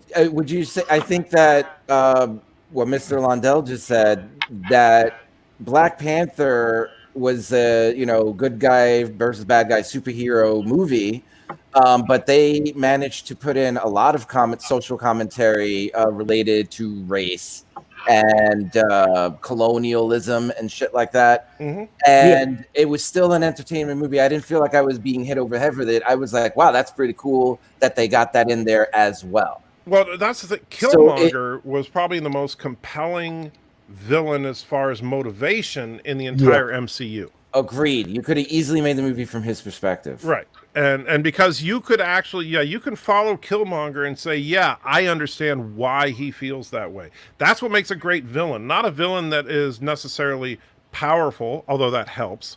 It's not that the villain has to be even charismatic, but it helps. But if the villain is relatable on some level, if you can actually see why the villain is doing what they're doing, you've created a good villain. That's why Thanos was so good in Infinity War, because you could see that Thanos, in his twisted sense of morality, was trying to fix what he saw as a problem with the universe. Thanos really wasn't a villain, though, per se. Well, you just aspire to be more like him. I mean, he was trying to do what was best. He wanted to kill half the universe. How is that not villainous? That's You're talking to He Bird of Prey. He was just being random about it. He identified the problem. He was trying to solve it in the first way he could. And that's what you. But that's what makes Thanos compelling, though, is that you could understand him, right? Whereas if you go to the other side of the comic book aisle and you look at Steppenwolf from the Justice League movie, Steppenwolf was just a big, powerful bad guy that wanted the mother boxes because boo ha ha ha. That's his entire motivation. Yeah. And so Steppenwolf, even though you could argue, I mean, and I've heard people try to argue how hypocritical Marvel fans are because they don't like Steppenwolf when Steppenwolf is just like Thanos. And it's like, no, the difference is Thanos was a character, Steppenwolf was a visual effect. Yeah. And which that leads to something else with Justice League. Okay, why did they start with that? Why not you have the Justice League, but then you also had the little club that the villains were in? You could see both of those organizations. Oh, like the Legion of Doom or something? Yeah, that's what they should have done, really. You had the Justice League forming, and you had the Legion forming. So you'd have Lex Luthor and whoever else, Joker maybe. Let me point something out, though, because LDG just said something that, and I know Bird had it highlighted there, and this is one of the dumbest arguments I hear from people that don't understand the Infinity Gauntlet. As soon as I read it, I knew it was going to set anti-tracker. Yeah. All right. So let me explain this to you, LDG. So the Infinity Gauntlet can control the aspect of 6 different fundamental forces in the universe, right? And of course, I don't have to explain all that to you. They say it over and over in the MCU. What it cannot do is make the universe bigger. It's still just the universe. The Infinity Gauntlet, while it is all powerful, it cannot simply double the capacity of the universe. The Infinity Gauntlet can manipulate the universe to be anything you want, but you still can't just make it bigger. What you can do, and what Thanos threatened to notice, because even when Thanos' initial plan failed, his solution was to wipe out the universe and rebuild it in a way that he felt was more applicable. What you can't just say, oh well, let's double the resources. You can only convert. You can't create more. You can only convert things from one thing to another. Reality can create a new reality, but it can't create more reality.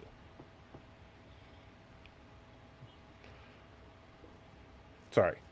And LD, you know I love you, but you know, that's one argument that I've heard a million times over. Yeah. And unfortunately, it's just like why people don't understand why is it that Drax and Mantis survived their first encounter with Thanos when he chopped them up into blocks, and it's because of the fact that the Infinity Gauntlet, unless you have all 6 stones, the effect of each stone is localized, which means that if you leave, the effect of that stone leaves with you. And so that's why he couldn't like snap his fingers until he had all 6 stones, because you can't affect the entire universe unless you have all 6 stones. But you can't create more than the universe with the Infinity Gauntlet. And of course, you get into the comics, there's an Infinity Gauntlet for each universe. And you can't use the Infinity Gauntlet from one universe to affect another, which is interesting. Did he create more Infinity Stones once he had the gauntlet? No. The Infinity Stones are unique, and there's only one of each. So that's why when Thanos destroyed the stones, there's no bringing him back. And so that was Thanos' initial plan. He just didn't take into account the fact that they might be able to figure out a way to time travel.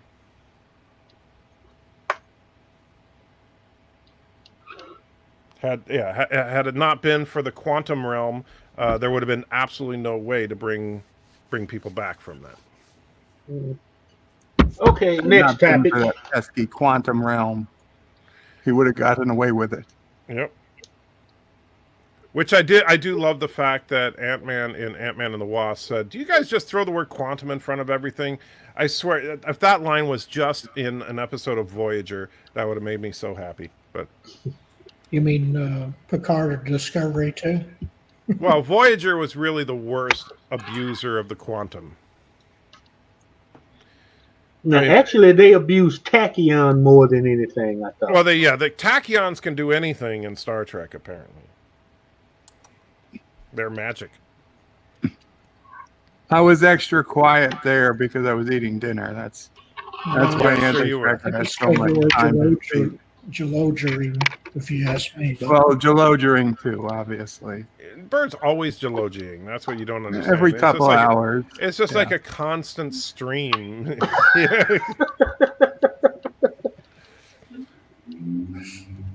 Damn river over there. All the when he says he's going on a gelogia break, it's just because he's changing out the canister.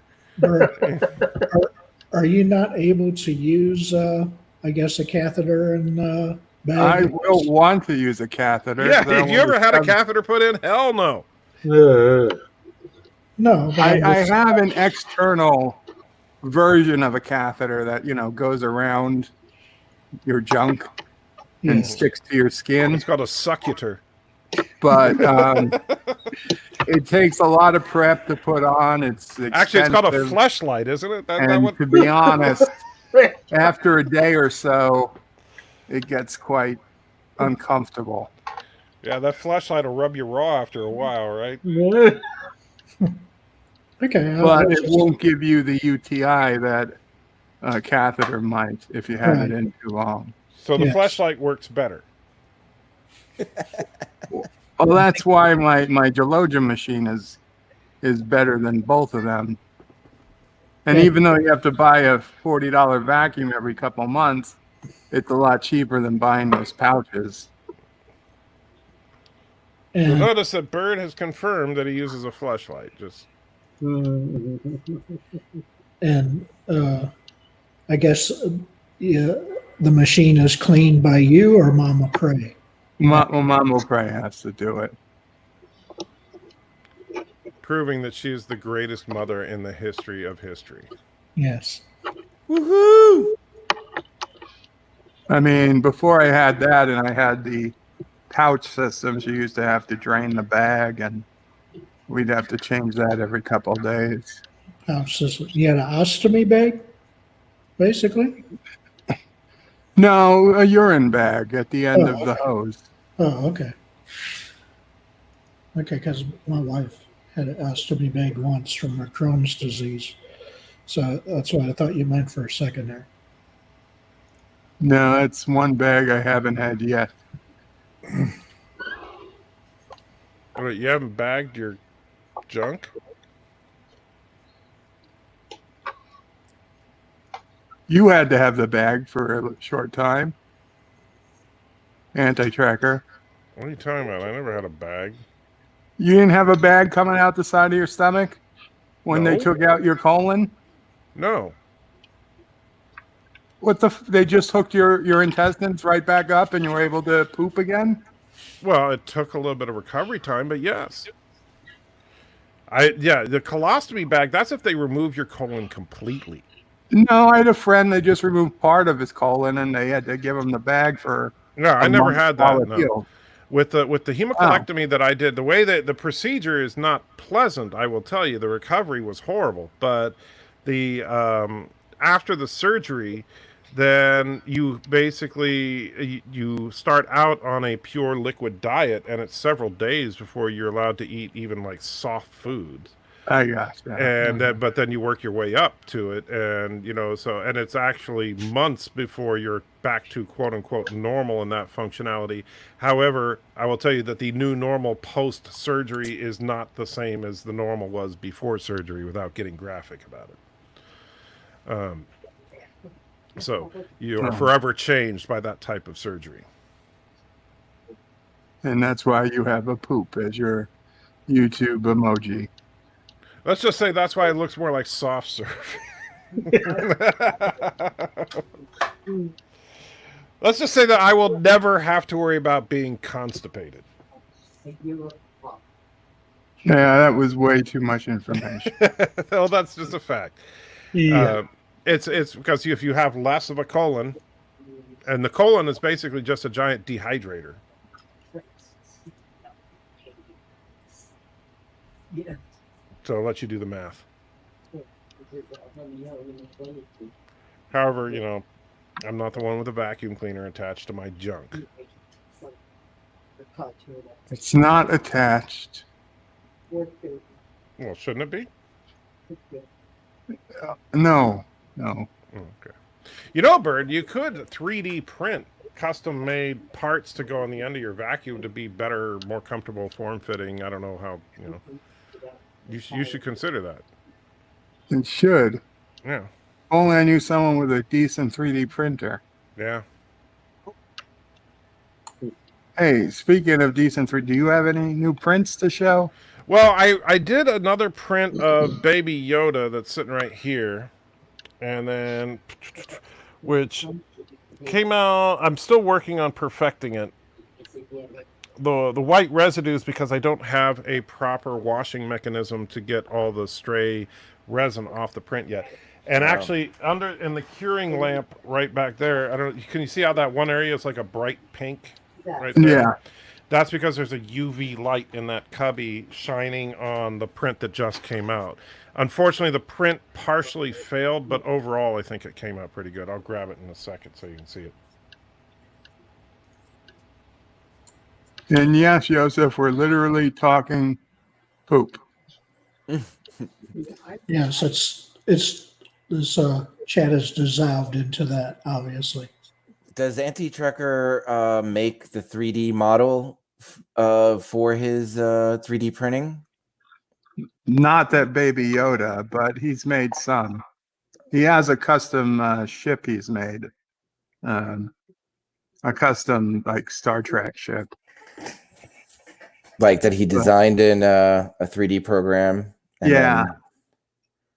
He's done cool. them, but he's not yet at the ability to make, like, Yoda. He actually has a pretty cool He has this, and it's hard to explain if you've never been to his channel, but if people give him money, he does super chats, and one of his more popular super chats is Star Trek Discovery based, and it has spinning Spock, where the whole ship is dancing to disco music, and Spock is just, kind of spinning around. And so spinning Spock became kind of popular on his channel, so he 3D made a spinning Spock. Do you have that around? Yeah, well, first I'll show you. This is the clip Okay, that he's yeah. talking about. So there's music to it, and So watch You for hear- spinning Spock. Will show up in just a second. disco music start playing. There you go. Oh, he's bearded.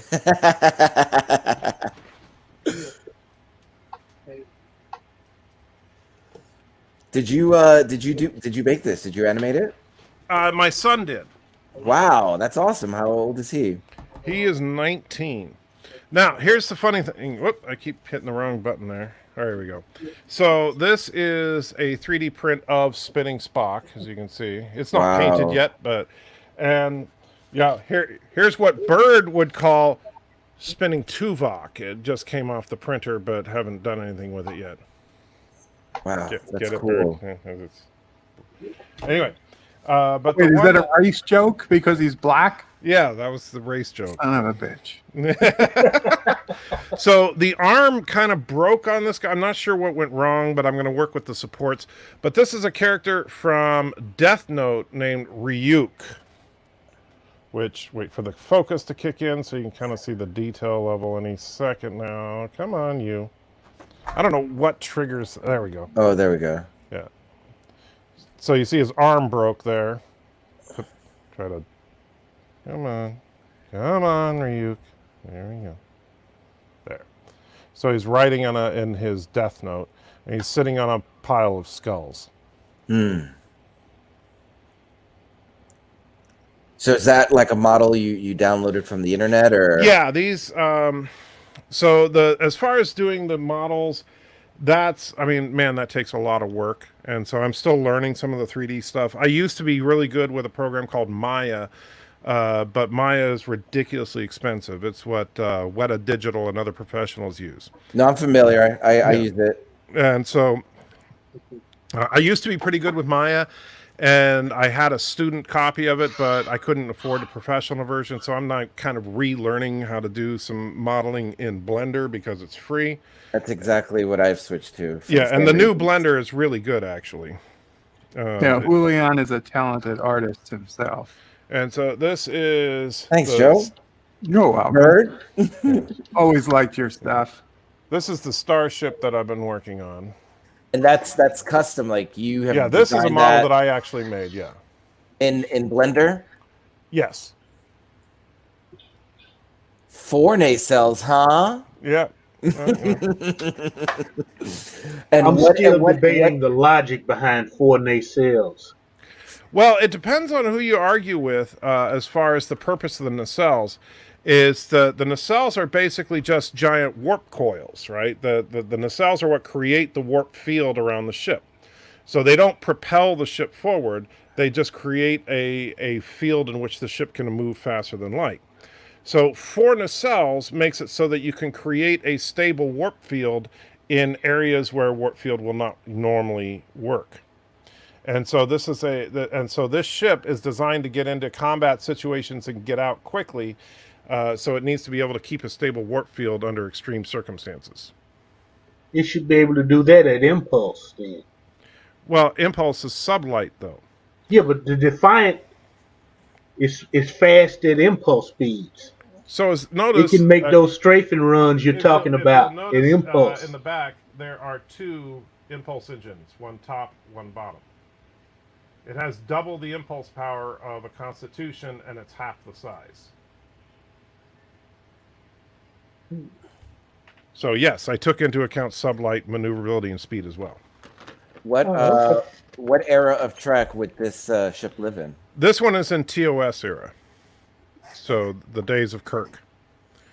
Once I get the design perfected, I may adapt it to be in a TNG era version of it.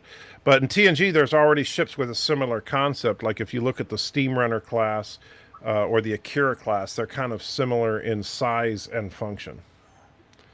And then there's the one that I actually am working with a professional 3D modeler that we're working on, which is a pre-TOS ship, actually even pre-Enterprise ship. Takes place in the late 21st century. Post first contact? Right around the time of first contact. So it is technically a pre-warp ship. However, it inspired the design of many warp ships. So, like, I'll show you. Here's a chunk of it. Let's see. If I bring that up, I think, is this right? There we go. This is the engine section. This is not completed here, but if you notice the center cylinder there is the main reactor for the ship. And then the 4 nacelles are basically gravity-generating coils. And so this is the first, in the lore that I'm working on around this ship, it is a pre-Starfleet ship that is the first ship to have artificial gravity. But they also utilize gravity as their primary defense and also primary star drive. Interesting. So it was a concept that then was abandoned when Zephyr Cochrane discovered warp travel. I like it. And that way I can produce that without having to say it's Star Trek, because technically it's not.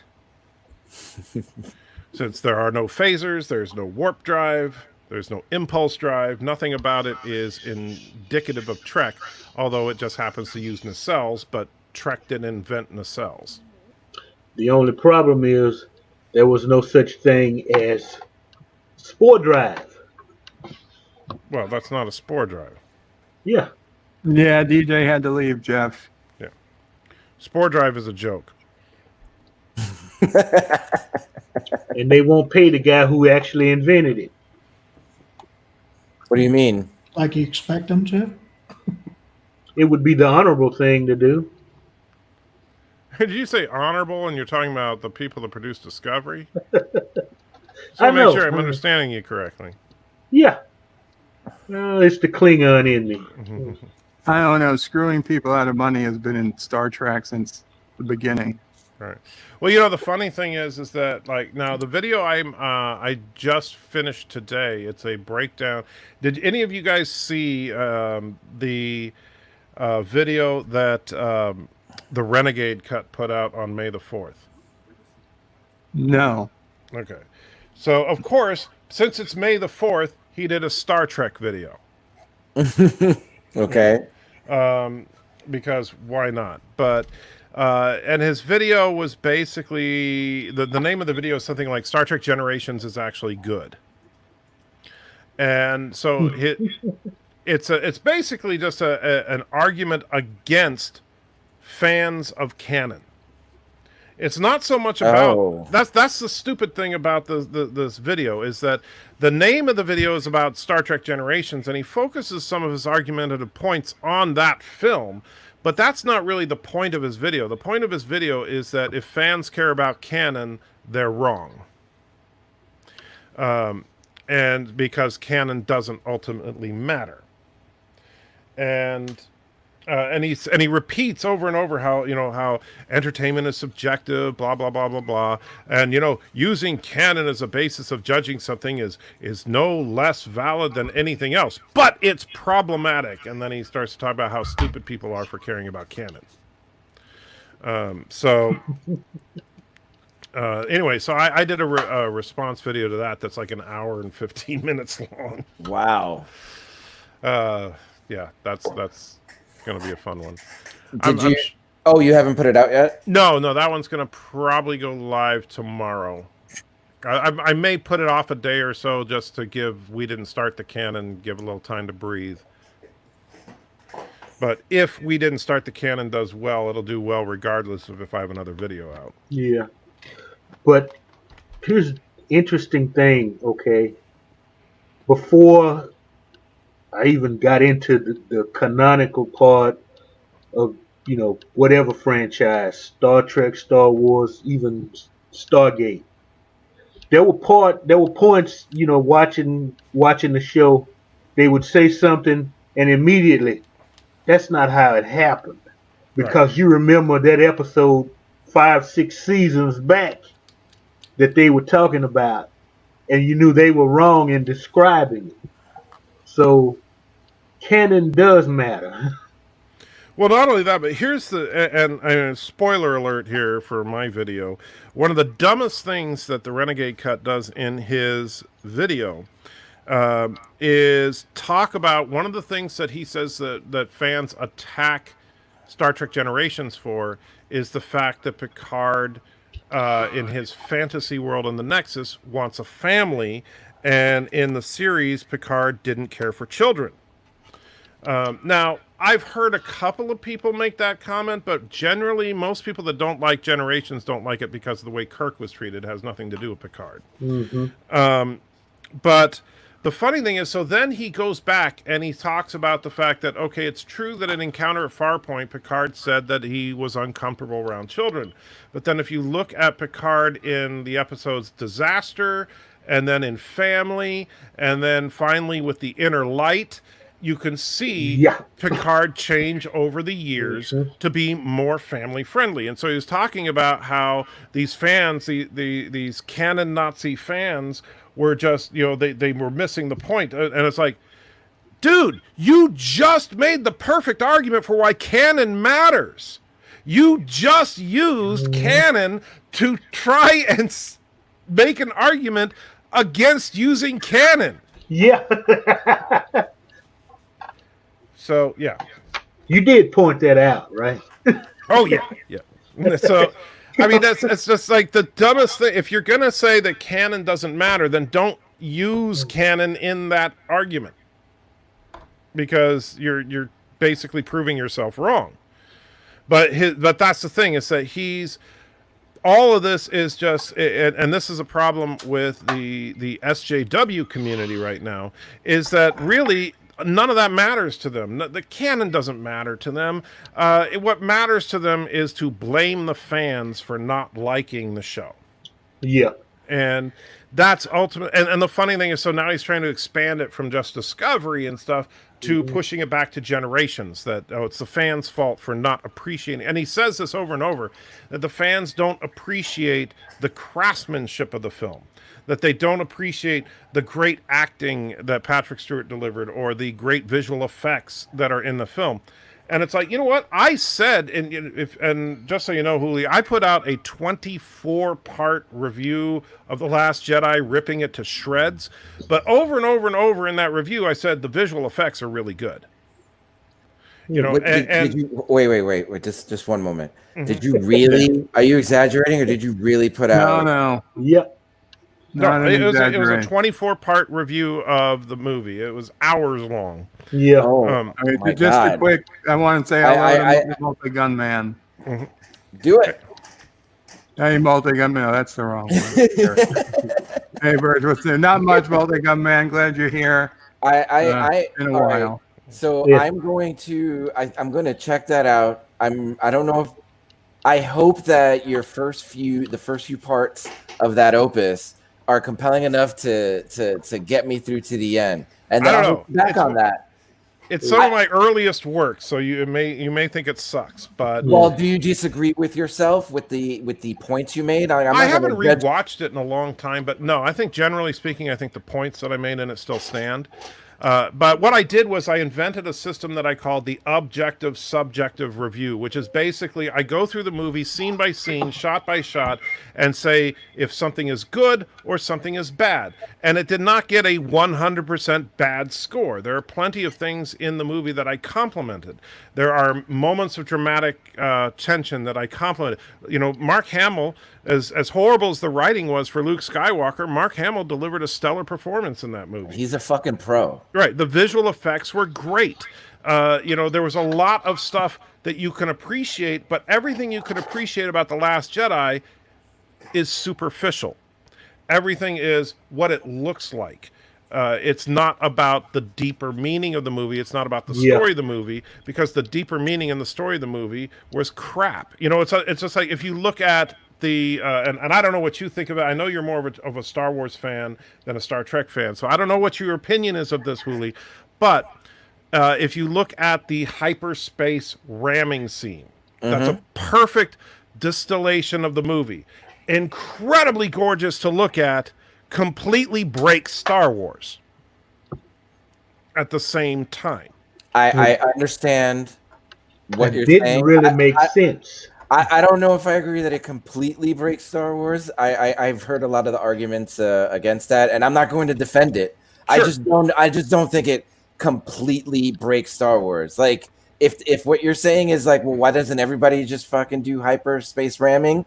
Because if we learned in episode 1, The Phantom Menace, excuse me for citing it, that piece of shit. No, it's all right.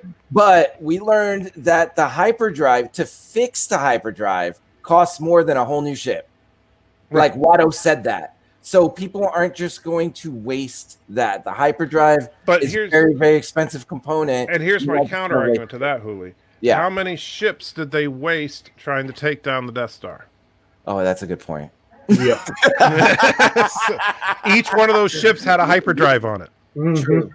Okay. True. So if you took you just create a suicidal droid that wants to pilot an X-Wing into the core of the Death Star. Okay. Let me scale back because I agree with you in a bigger sense. In a bigger sense, I really liked the hyperspace ramming on the level you said. It was beautiful. Yeah. Like the fact that they like had no sound was really cool too. Blah blah blah blah blah. But like you said, it was a moment of spectacle that's disconnected from everything that's come before and sort of everything that should come afterwards, because they're never going to do that again, because they realize afterwards this is too OP. Right. Like, we can't have anybody ever do this again. And it doesn't really, like, it's not like mythical, like it's not about the Force, it's not about Jedis. It was just kind of a cool moment that they thought up and put in. And I think in general, that's the problem with the Disney era Star Wars. It's they've thought of cool things and they just did them. Right. Without regarding like how it should fit into everything else. No, because the only narrative that mattered was, and this is not, Disney, this is Kathleen Kennedy we're talking about. The only narrative that mattered was the pro-feminist agenda. Yeah. And the problem with that, I don't care if you want to make a pro-feminist movie. That's fine. That's not the problem. The problem is when you start sacrificing story elements to push the agenda. And a perfect example of that is that any competent writer would see that if you're going to do this hyperspace ramming thing because you think that's a great way to buy the resistance and escape route, okay, fine. Now, who do you have pilot the ship?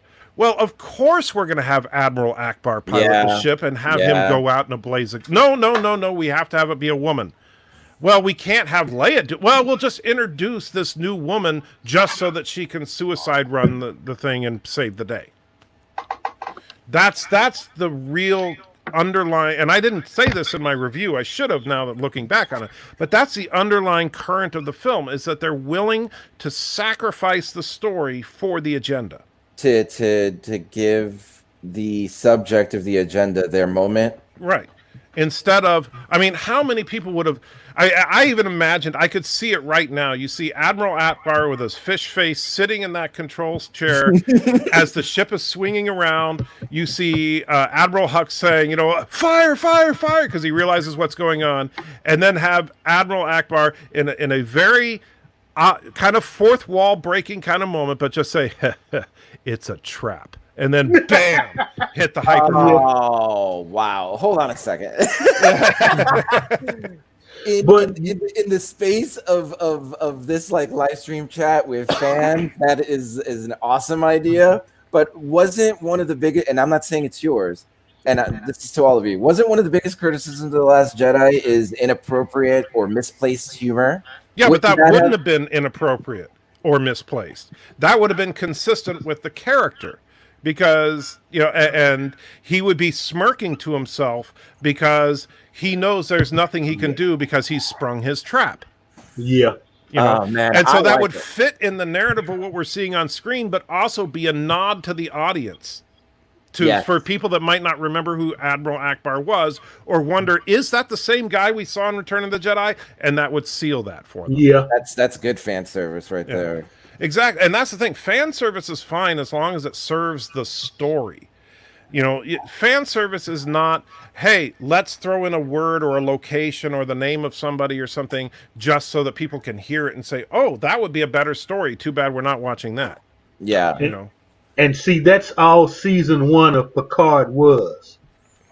Throw in a member berry here, throw in, whatever there, it's so guys like me will look at it and go, wow, they actually brought it in. Tell me a story. And there That's were my moments thing. where Picard looked like it was going in the right direction, but unfortunately those moments were too few and too far in between.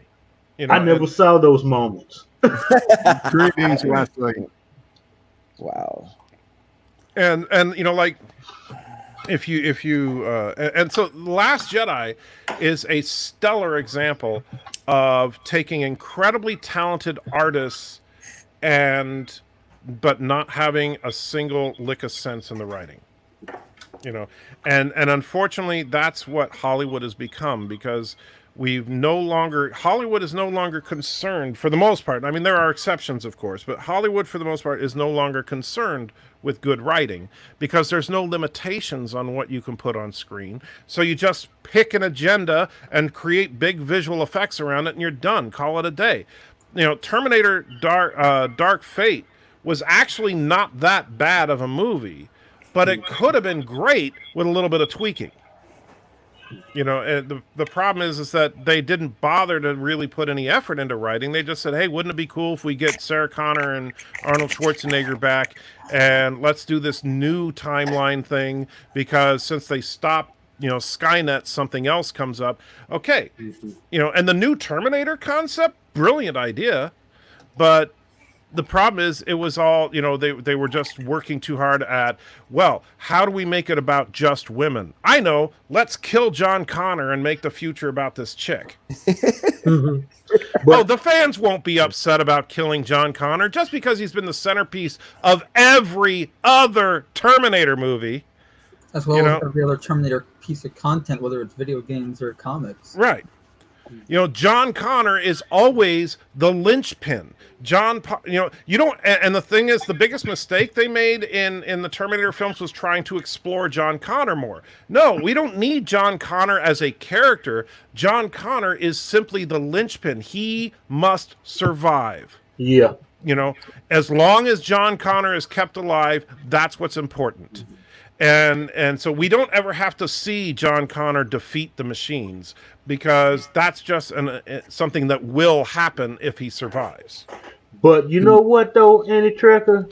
On some level, I don't think it's as simple as saying because CGI has gotten so great, writing has become lazy. I don't think it's that. I think it's a combination of that. I think that it's the CG improvements combined with the political agenda-driven wokeness of Hollywood. See, but Kronos, no, I never used cheat sheets in school. No, he just paid off the teachers. Not until like in college, and they let us bring one sheet of paper. Then I would take full advantage of that one sheet. But if they didn't allow us to bring in a sheet of paper, I didn't use a sheet. No. That one sheet was printed on both sides. Well, if they allowed a sheet of paper, then of course I'm printing on both sides in tiny, tiny print. Let me tell you a quick story real quick. Is that I was taking a course in college, and the professor said, okay, for the final exam, you can bring in a 3x5-inch card with anything you want written on it. And he covered what all the subjects that were going to be in the final were. He said, you can bring in a 3x5, you write as many notes as you want, everything you want. Here's where, the questions are going to be about these topics. And so everybody was trying to come up, writing as small as they could and that kind of thing. And so I asked the professor, I said, look, I just have one question. Can I bring a magnifying glass? And he said, sure, why not? I said, no problem. So I happened to work in a micrographics department at Blue Cross Blue Shield of Oregon at the time. And so I had access to microfilm and microfilm equipment.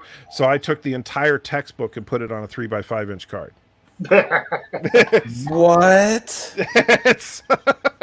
And the funny thing, so I came in and he's like, so you got your notes? I said, yep, right here. It's like, it just looks like a black card.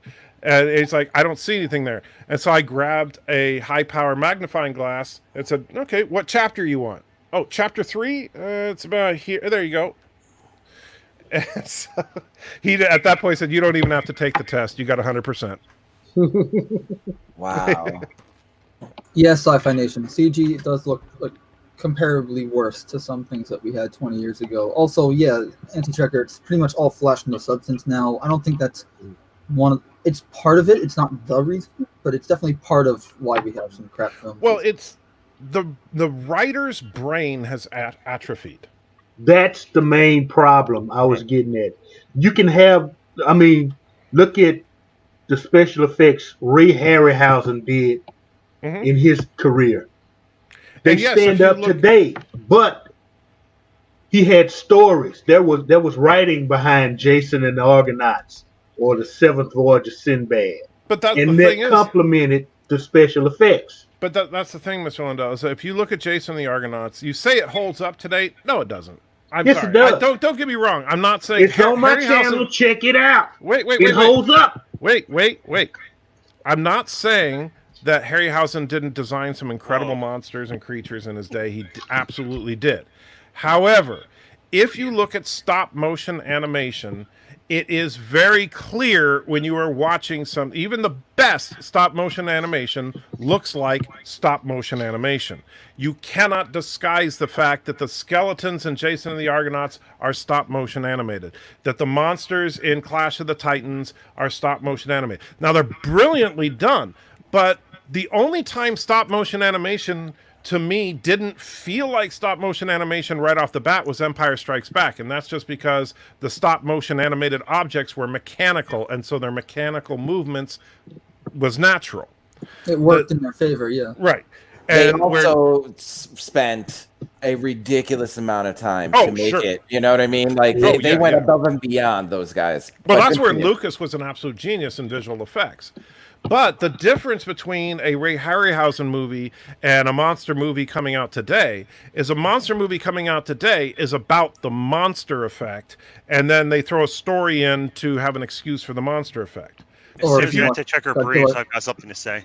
Or if you watch Godzilla King of the Monsters, it's some weird story about this broken family and with monsters thrown in. Right, because, well, the story of the broken family is just for filler, so that we can have the monster fight. But it takes up the entirety of the plot in the screen. Like half the time you're watching there's a monster battle going on, and then they just pan to the family running away. Like, no, pan right, I want to see the monsters. So what were you going to say, Wesley?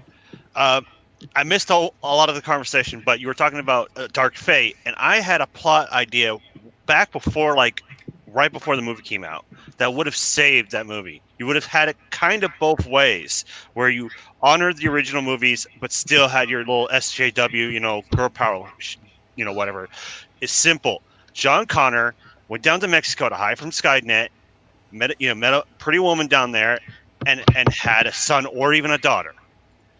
And now the Terminator is trying to take out John's kid. Yeah, because you can say they delayed. And you can say John died. John died like a year ago or something, protecting his family from even normal threat. And now there's a new future where John's kid is the new savior from the new Skynet. It still passes on his importance, but you can pass it on to a new character. It's because you can say also, you can make the argument, okay, Terminator 2 delayed Judgment Day so much that now it's no longer John Connor's kid because of when Judgment Day happens. Right. And that's but the problem is that with Dark Fate, that opening sequence pissed me off. And how would you feel? Well, how would you feel if it showed an adult John Connor, someone in his 30s, and he died from protecting his little daughter, and he says to his wife, he's like, "You don't understand how important our daughter will become in the future." Well, the problem is he would have to already know that then. Mm-hmm. What if he just believed it?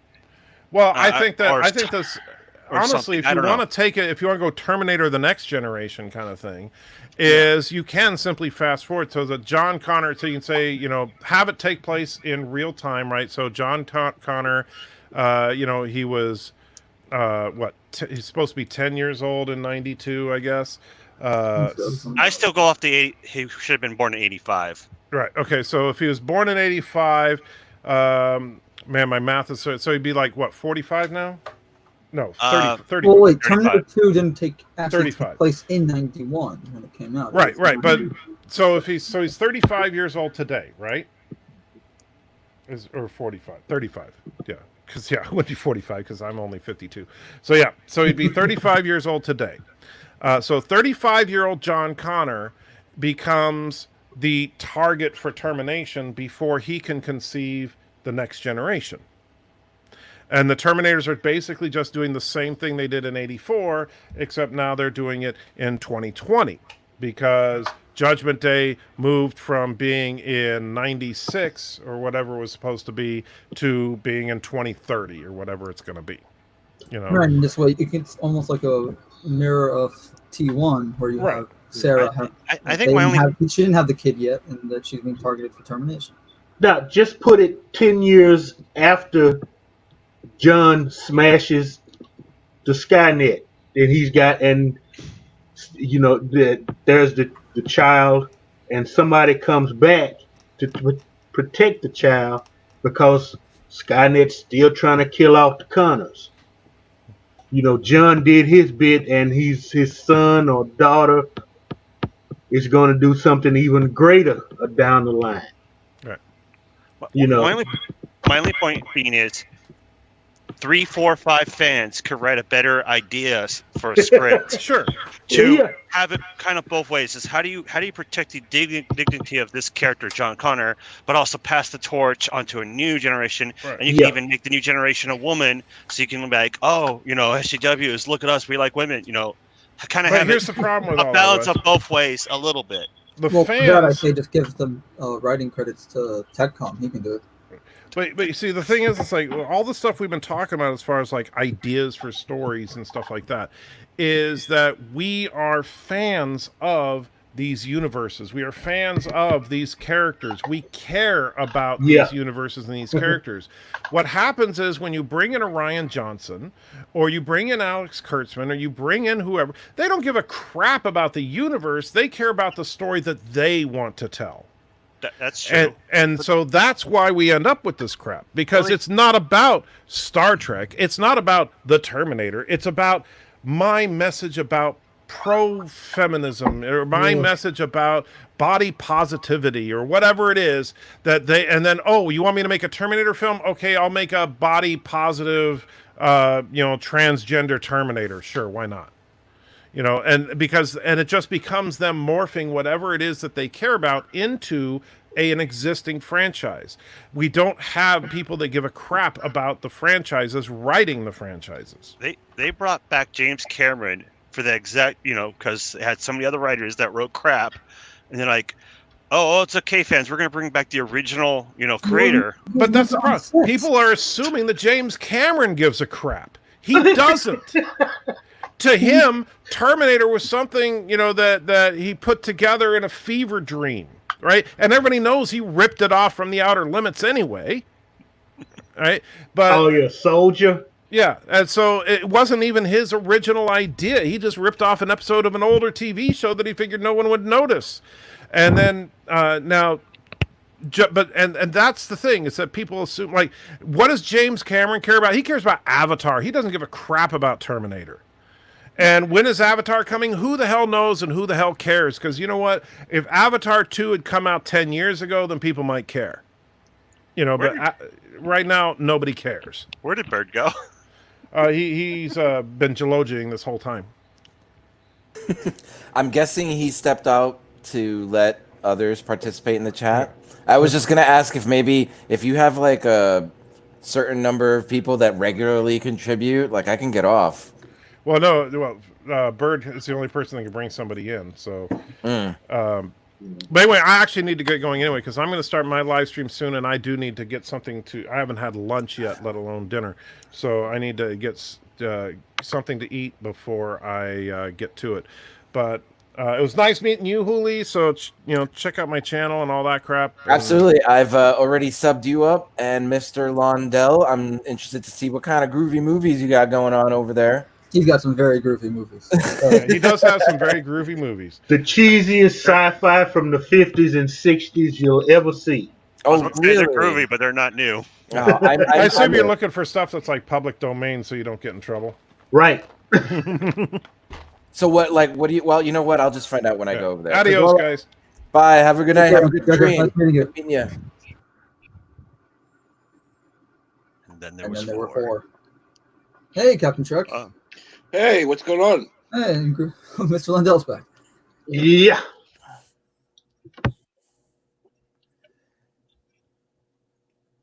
For some reason, StreamYard's like removed my picture, so I was like, "Shoot, where's a picture? Where's a picture?"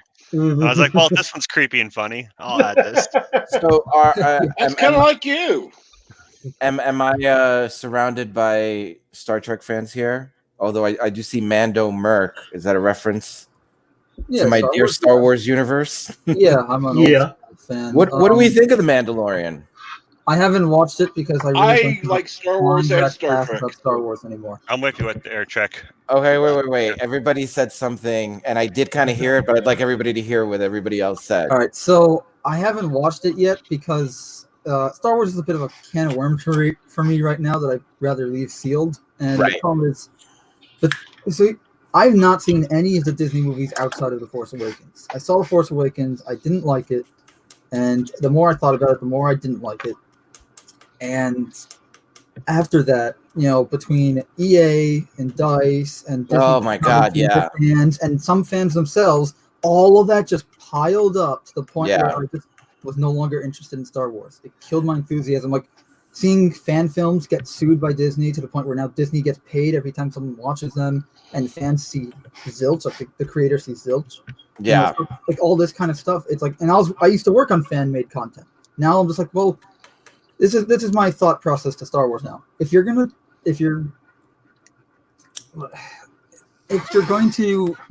treat your fans like here's the thing: if you're going to be punished for being a fan, why?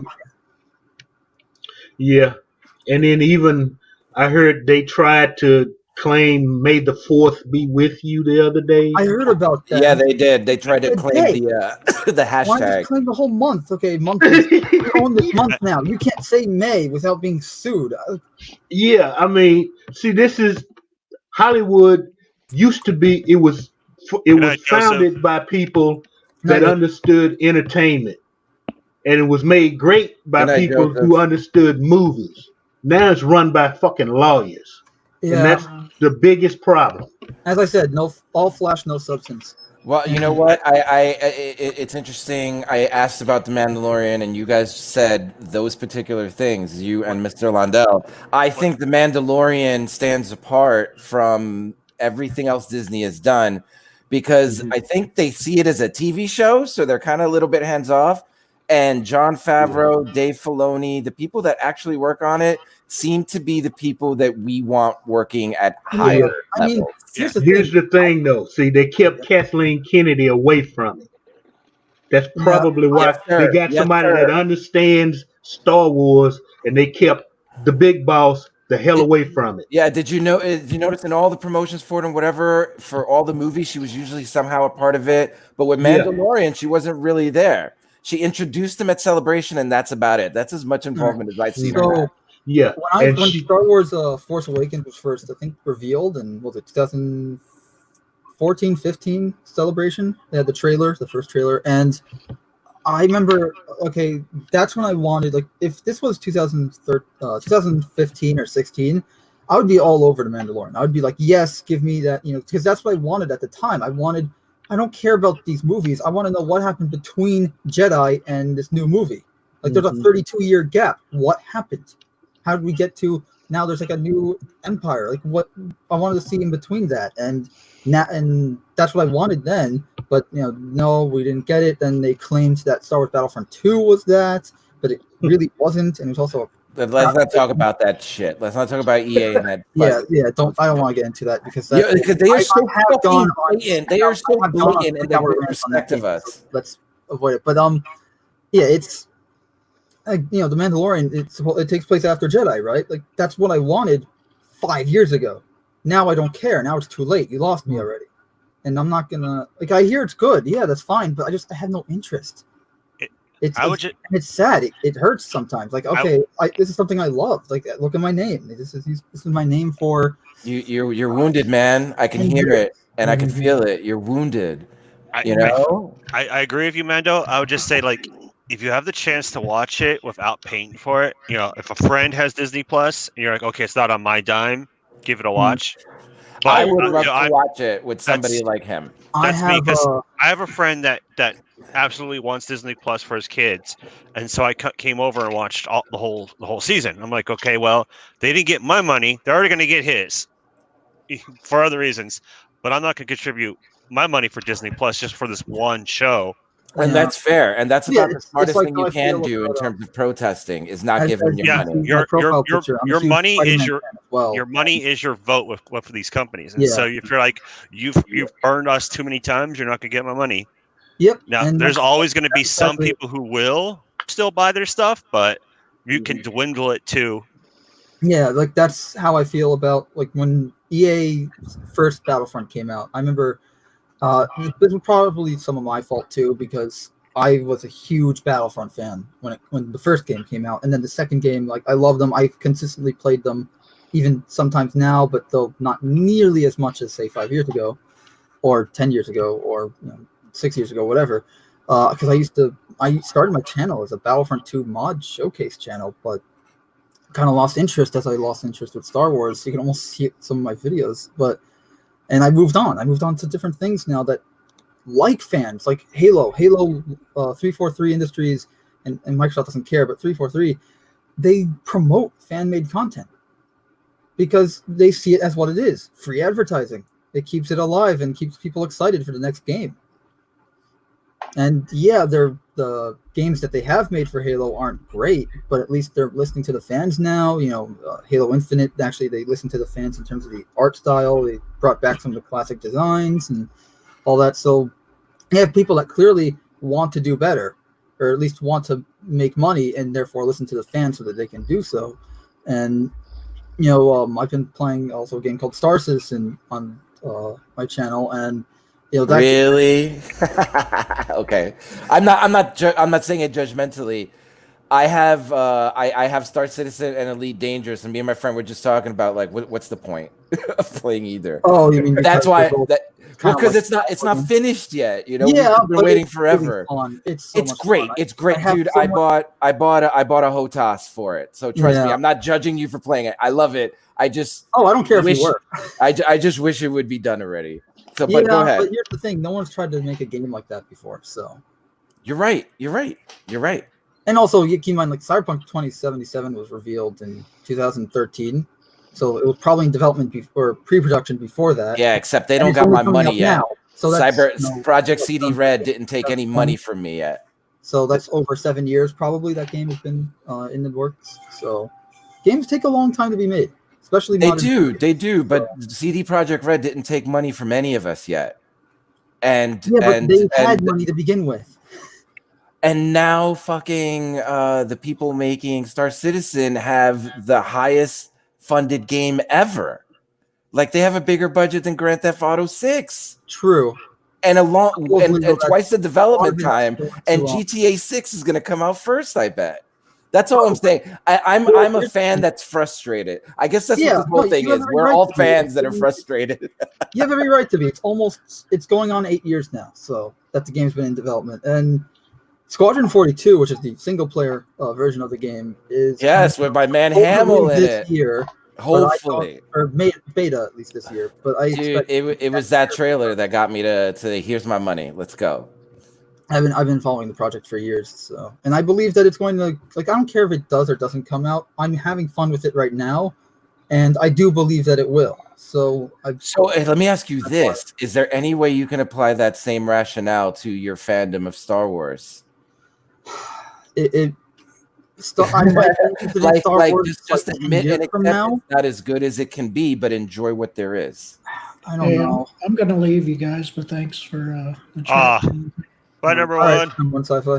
My number one sci-fi. Take it easy. Nice meeting you. Check out my second episode tomorrow. Is your channel called your same name, number one sci-fi? Is that how I search for it? Okay, I will look for that. Thank you. Okay, no problem. Have a great night. Okay, you too. Yeah, it's, I don't know, maybe in 10 years I'll be interested in Star Wars again. Wow. All right.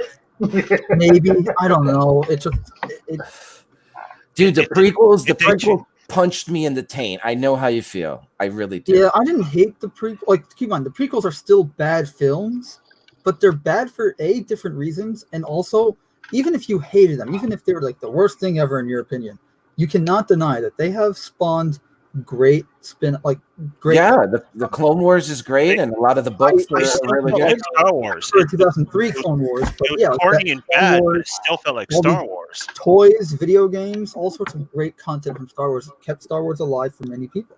I think the prequels were more Star Wars than Rise of Skywalker, without a doubt. And I feel weird. I feel weird saying it because for so long it's just been automatic response. Prequels are the worst, you know. Yeah.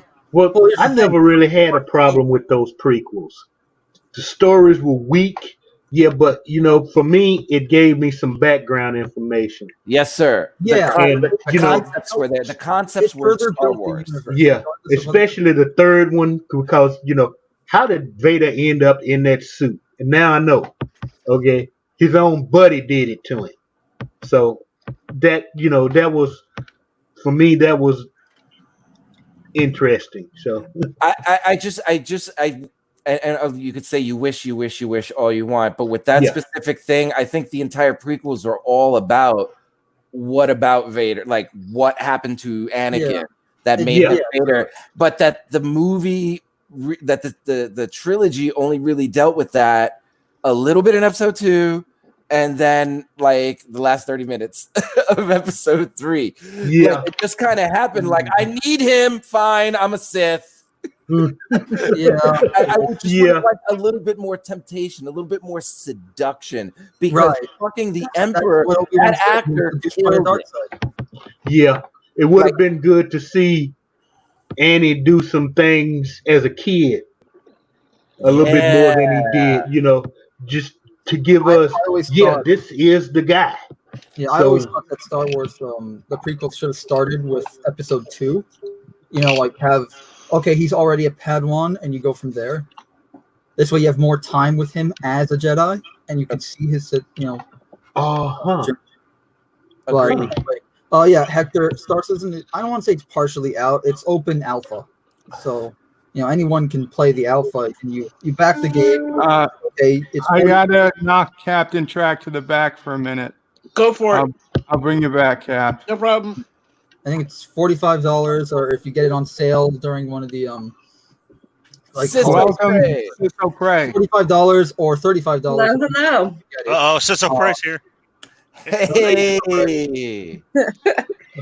I used to have this friend who could draw really well, and maybe if he would help me out, I would have an avatar to put up for occasions like this. Well, I made mine from scratch. I just grabbed a random picture of me. Damn, if you know what, I would take you up on that challenge right this instant if I could connect my. Well, I guess I can just doodle something, take a picture of it, and upload it, right? You could. Put me on the spot, you bitch. Trey. When are you due? Wait, is that PHI? Should I not be talking about that on the internet? Sorry. Everybody knows. Okay. Everybody knows. Okay, when is nephew Opre due? So he is technically due on June 29th, but oh my god, so close. It's even closer due to my risk factors like advanced maternal age and blood pressure. They say it's probably not good for me to go full term, so they'll probably take him around June 15th. They'll induce me. At least a week early is what they said. And they were like, and I said, okay. And they said, yeah, that's pretty optimistic, just so you know. If your blood pressure goes up, it might be, like a week before that. And I was like, June 15th it is. So we are, about the time. Cool. How you doing? I find it funny this child hasn't been born yet and already has like 3 nicknames. What are the other ones? There's like Chiclet Opre, Opre, Baby Opre, Nephew Oprah. Nephew Opre. Yeah, and of course the actual probable name. The probable name is Charlie Rudolph. So there's that. And there's just baby. You just, baby. Oh. He's gonna be the baby for like months. The baby did this. You can always give him like 7 names. My grandfather had like 7 names. I can keep adding. Who else wants me to throw their middle name in there? Their name and middle name. Maybe I'll let people buy spots on the birth certificate. Make a crowd fund or something. Like, okay, pay to get your name in. I have a friend that has 5 names, 5 parts to their name. It's like she has 2 first names, then a middle name, and her last name is actually her father's last name and then her mother's last name. So it's Thomas, we're still on. That's a lot. Juan, you're 4, right? Exaggerating. My grandfather does have like 7 names, not including nicknames. He was born with like 7 names, like Joseph, Aaron, Benjamin, whatever. It's like when he was in the army, his sergeant called him Alphabet. That's funny. It's funny. Oh, he kicked, guys. He heard the laughing, and he kicked. Nice.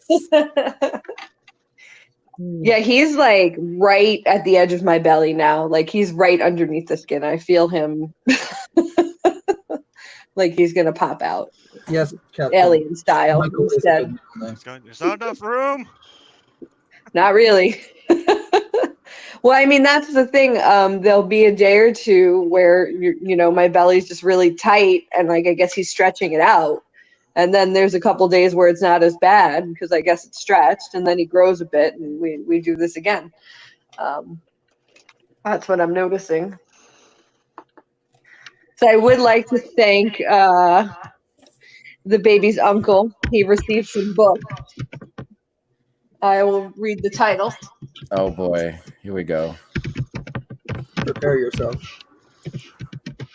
It is. I picked these out myself. I mean, the baby picked them out himself. Telepathically. I sent a few things on your list. They were the cheap things, but. Oh, thank you. No sci-fi. I don't think that the baby will be born alien style. Chest. Wow. Well, that's what it feels like. It feels like he's just gonna bust out. Some days he's right there. He seems ready. Okay. They are quantum physics for babies, general relativity for babies, Newtonian physics for babies, and lastly, rocket science for babies. Start with the Newtonian physics. Well, you got to build a base, base knowledge. Can I get these books? I mean, Maybe I'll come on and read them to my belly and let everyone watch. That would probably be my highest rated stream. Does it really explain those topics like in baby talk? Or not baby I talk, haven't but like opened the plastic yet. all right, okay. So yeah, you guys, you want this to happen, don't you? Meters per second, but we round up to 10 meters. Yes.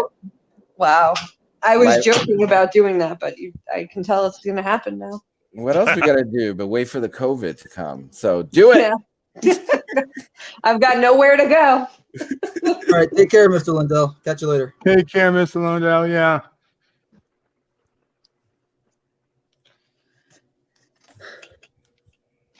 And then my friend got me a tiny T-shirt that says "My mommy is single."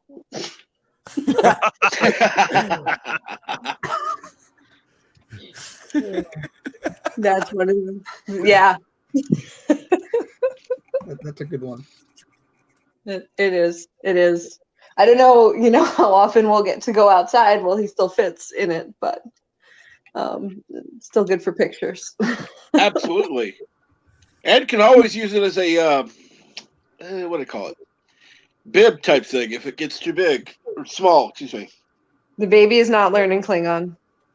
Yes, that's true. Oh, it no. could be made into a bib. So we got a super chat here for $1 from Joe Biden. Name the baby after me. I love the smell of babies. Wow. Oh boy. See, I still like my idea from the back room, which is Michael as a middle name. Boy, After Anti-Tracker? Me. Baby O'Prey. Oh, you. My middle name. T-shirt, according to Sci-Fi. You were named after Anti-Tracker? Well, yes, we know he's older than dirt, so sure, why not? Isn't everyone named after him? The Archangel is named after him? Okay. Yeah, the Archangel.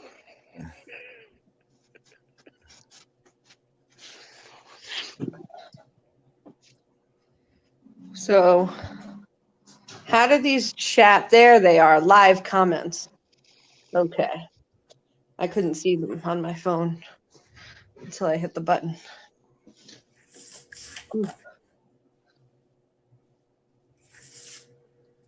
I did not want Adolf as a name. Oh my God. No. Wow. Not even if they paid. Well, you can always say you will take the money. Maybe as a middle name if they paid enough. I think it would be an interesting proposition, though, to approach a mother and offer her a sum of money. You're taking it back. Yeah, exactly. What if a company says, the Adolf whatever company says we want to change the look and the feel of the name, so we're going to pay 100 mothers to name their babies Adolf, and then do a big media blitz. Of all babies, little babies. Yeah, how can you hate this name? Look at all these babies with the name. It better be like $1 million each, plus free college. Hey, Kronos. Like, I'm how from much New would York. it cost, right? How much? Like, what's the number? $100. Oh, that would be ridiculous. No. Sci-Fi's offering $1. I'd say free college at least. Oh, that would be good. That'd be College very might be expensive free by the time the baby's that old anyway. Probably won't better. even be The way college. things are going. Remus is a nice middle name. Okay, Uncle Remus. Remus. Gee, why not name it Romulus and Remus? Couldn't get more Star Trek than that. No. Joe's an awful name.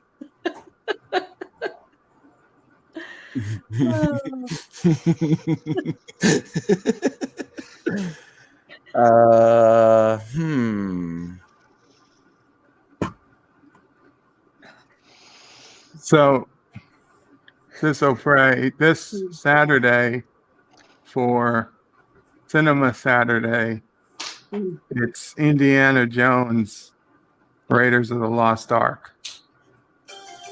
Do you have any interest in co-hosting that? I have less than zero interest. I have negative interest. What do you mean? I thought you liked Harrison Ford.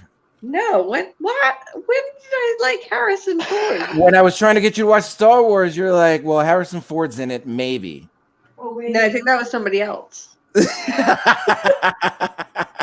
Because I didn't even know Harrison Ford was Indiana Jones. I can tell you. Oh my God! Yes, Terrible. you do. You just didn't know that you were looking at him as Indiana Jones. I'm sure you've seen this image. I'm sure. I mean, I know who the guy who plays Indiana Jones is, and I know that Harrison Ford is an actor. Oh my god. Okay. I'm not good with the names and faces thing. I'm very bad at it. No, it's true. I'm the same way, except of course, I know Harrison Ford, but I wouldn't know, who starred in a more popular movie. Like, I also argue with Joey regularly about. I insist certain actors are the same people. Like, there's some actor that I think is Matthew McConaughey in a lot of things, and apparently he's somebody else. And I don't really know which movies it is and which movies it isn't. Okay. Is he in How to Lose a Guy in 10 Days, or is he not? Or is that the other guy? No, that's McConaughey. Okay, that's good. So I don't know what the other movie is where I swear it's the same guy, but it happens all the time. I can't even think of who you might be confusing Matthew McConaughey for. It'll come up. I'm sure it'll wind up on Oh, TV. wait. The guy in Sweet Home Alabama? Yes, that's not the same guy. Woo! No, it's not. Let's keep playing this game. Who else do you fucking not know? That's crazy. I just pulled that out of my butt. That was really good. That was. It's exactly the guy. I forgot his name, but he's been in a bunch of stuff. He usually plays like in Sweet Home Alabama. He was the romantic lead, but in everything else, he's usually like a jerk. He's just the white jerk of the movie, like that character, except not in high school because he's older. I think I have it right that Jason Bateman's in like everything because that guy's just in everything. He is in a lot. Yeah. And he's great in all of it. Ozark was pretty good. I can't complain. I liked him in Dodgeball. Yes. What? Movie Dodgeball. No, I know the movie. Who was he in Dodgeball? He was one of the announcers during the Dodgeball match. Oh yeah. He was a he was a retired dodgeball player. Yes, he was. Never needs new shorts. It's a bold move, Cotton. Let's see if it works out for them. I haven't seen that movie in a long time either. It's good. Okay. That's some good family-friendly entertainment right there. I don't know if you remember watching that movie. I genuinely thought this, and I remember you saying to me, do you really think that? And it was like years later that I was like, oh, that's not how it ends. I thought that it was a funny ending because, it looked like what's his face and what's her face were going to get together the whole time. And then at the end, she tells him, no, I'm bisexual, right? And she kisses her girlfriend. And I thought it was just funny because I really thought that was her monogamous girlfriend and he wasn't going to get with her. And that was one of the jokes, as opposed to things just got much better. They foreshadow at the beginning when he's talking to the guy that's always looking on like dating sites and then falls in love with the foreign dodgeball player who killed a guy with a dodgeball. And I think there's some people can get lucky and get two. Sometimes there's two special people for one person. I call that the jackpot. That was I think a line. Oh, that's right. The foreshadowing. Yes. I just love how she's actually Ben Stiller's wife in real life. So. Yep. So it's just fun when you think about that when you watch the scenes where she slaps him. Oh yeah. Right. First of all, his character is great. I mean, just the moments with the pizza and the donut.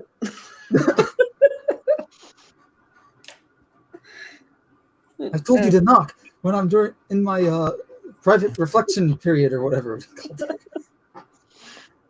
What's their saying for their gym?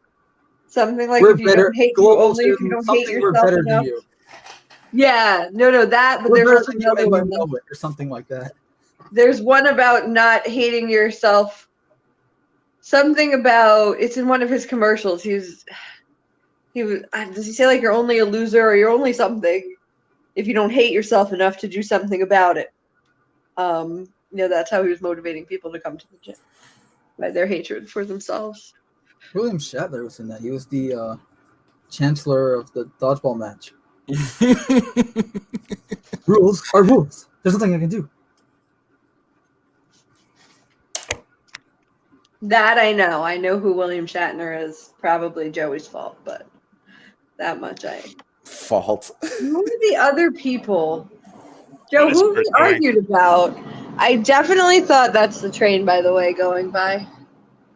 That's all I right. definitely thought the actress who played Cersei Lannister was also the actress from multiple things. I thought she was the same actress that was in. Ooh, what was the name of that show? Average Joe's Uncle Remus was Average Joe. Arrested Development, yes, and the same actress that was in. What was that?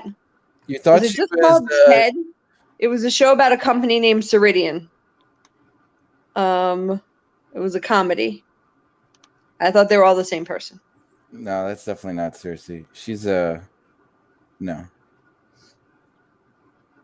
Do you know the one I'm Cersei, talking you know about? who Cersei was? The only thing I can think of that you would have seen Cersei in is she was the queen in 300, and she looked very different. So let me get this straight. Um, Sisso Prey can't tell one actor from another actor, and Bird of Prey can't tell one song from another. Is that true? Yeah, that's We pretty know they're true. related. That reminds me. I want to know how Sisso Prey's musical abilities are compared to her brother. I would say a None. I have bajillion times better. no musical abilities, but I did pay extra for a biological father with musical abilities to correct Wow. Oh, you mean the ability to make generations. music? I No, mean thought the you meant ability to to hear. name songs. I meant the ability to understand and comprehend music. Oh, okay, the words. Yeah. Yes. Slightly better, but not definitely below average. We definitely both have that, but it's definitely better than. Oh my god, I love it. Okay, put it up. I Debut it to will. the world. Oh. Yes, All Uncle right. Remus. Don't forget about Chuck Norris. Thank you, Chuck Norris. Damn, Deanna. You know I'm feeling all kinds of ways about this. Like, all I had was a red pen in front of me, and that's written on the back of my letter from Trump saying he personally saved my life with $1,200. So I don't know. Did you I'm get supposed to yours? get something, and I didn't get mine yet. Pretty I didn't pissed. get mine yet either. You're Okay, not so getting anything, everyone- are you? No, I am. I'm getting 1,200. Well, Republicans got something. Is that how it worked? Bird needs that wow. money. Anyone with an income under X, and then also all Yeah, Republicans. it's not everyone who has a job. It's just if you make a certain amount of money. And if you're Republican. You were the one that was making the big bucks last Not year. last year when I had Well, no job. whenever you filed your taxes last. That was my 401k. That was in those taxes. That's just because I had to state how much I used from my savings as income, which I find to be unfair. Okay, I'm trying. There we go. Yeah, where's my bag of money? Are you a dependent, What the hell? Wesley? Wait. What do you mean by that? As in, Nobody else claims you as a dependent on their No, taxes. yeah, do they? no one does. Then you should get something. Yeah. Did haven't you yet. file taxes last year? Yeah, I file taxes every year. Okay. Did you make more than $99,000? No, Then you should get something. I thought you were going to say 99 cents. No. If between 74 and 99, it reduces. If you make less than 74, you get what, 75? If you make less than 75, you get the full 1,200. If you make between 75 and 99,000, you get a percentage of the 1,200. It's forcing me to make this image square. And I can't get... Well, see, that's another thing I would have done. I would have known what the perfect dimensions are for the profile picture, and then I would have, sized the file appropriately in Photoshop for you. Well, You would have. I know you would have. It should let you drag the square wherever you want it. There it is. It doesn't, though. It lets me What drag the hell a is that? square. Are you topless? I'm not topless. No. What did you draw? Why don't you try enlarging the picture? I don't want to. I'm afraid. Take off that K at the end. You're closer to the truth. I'm not topless. No, I just didn't. I only had one color ink. I didn't want to color her dress in red. Form-fitting. Oh, I dress see. is Okay, sweater. the baby is kicking and says hi. Yes. Oh, good grief. Yeah, Okay. I actually finished this 10 minutes ago, but I've been stuck on what the baby should say. Like, I was thinking it's going to say something anti-Star Trek, and I'm like, nah, let me start no fires right now. The baby should be saying that he wants to hear more about Newtonian physics. I'm all for that.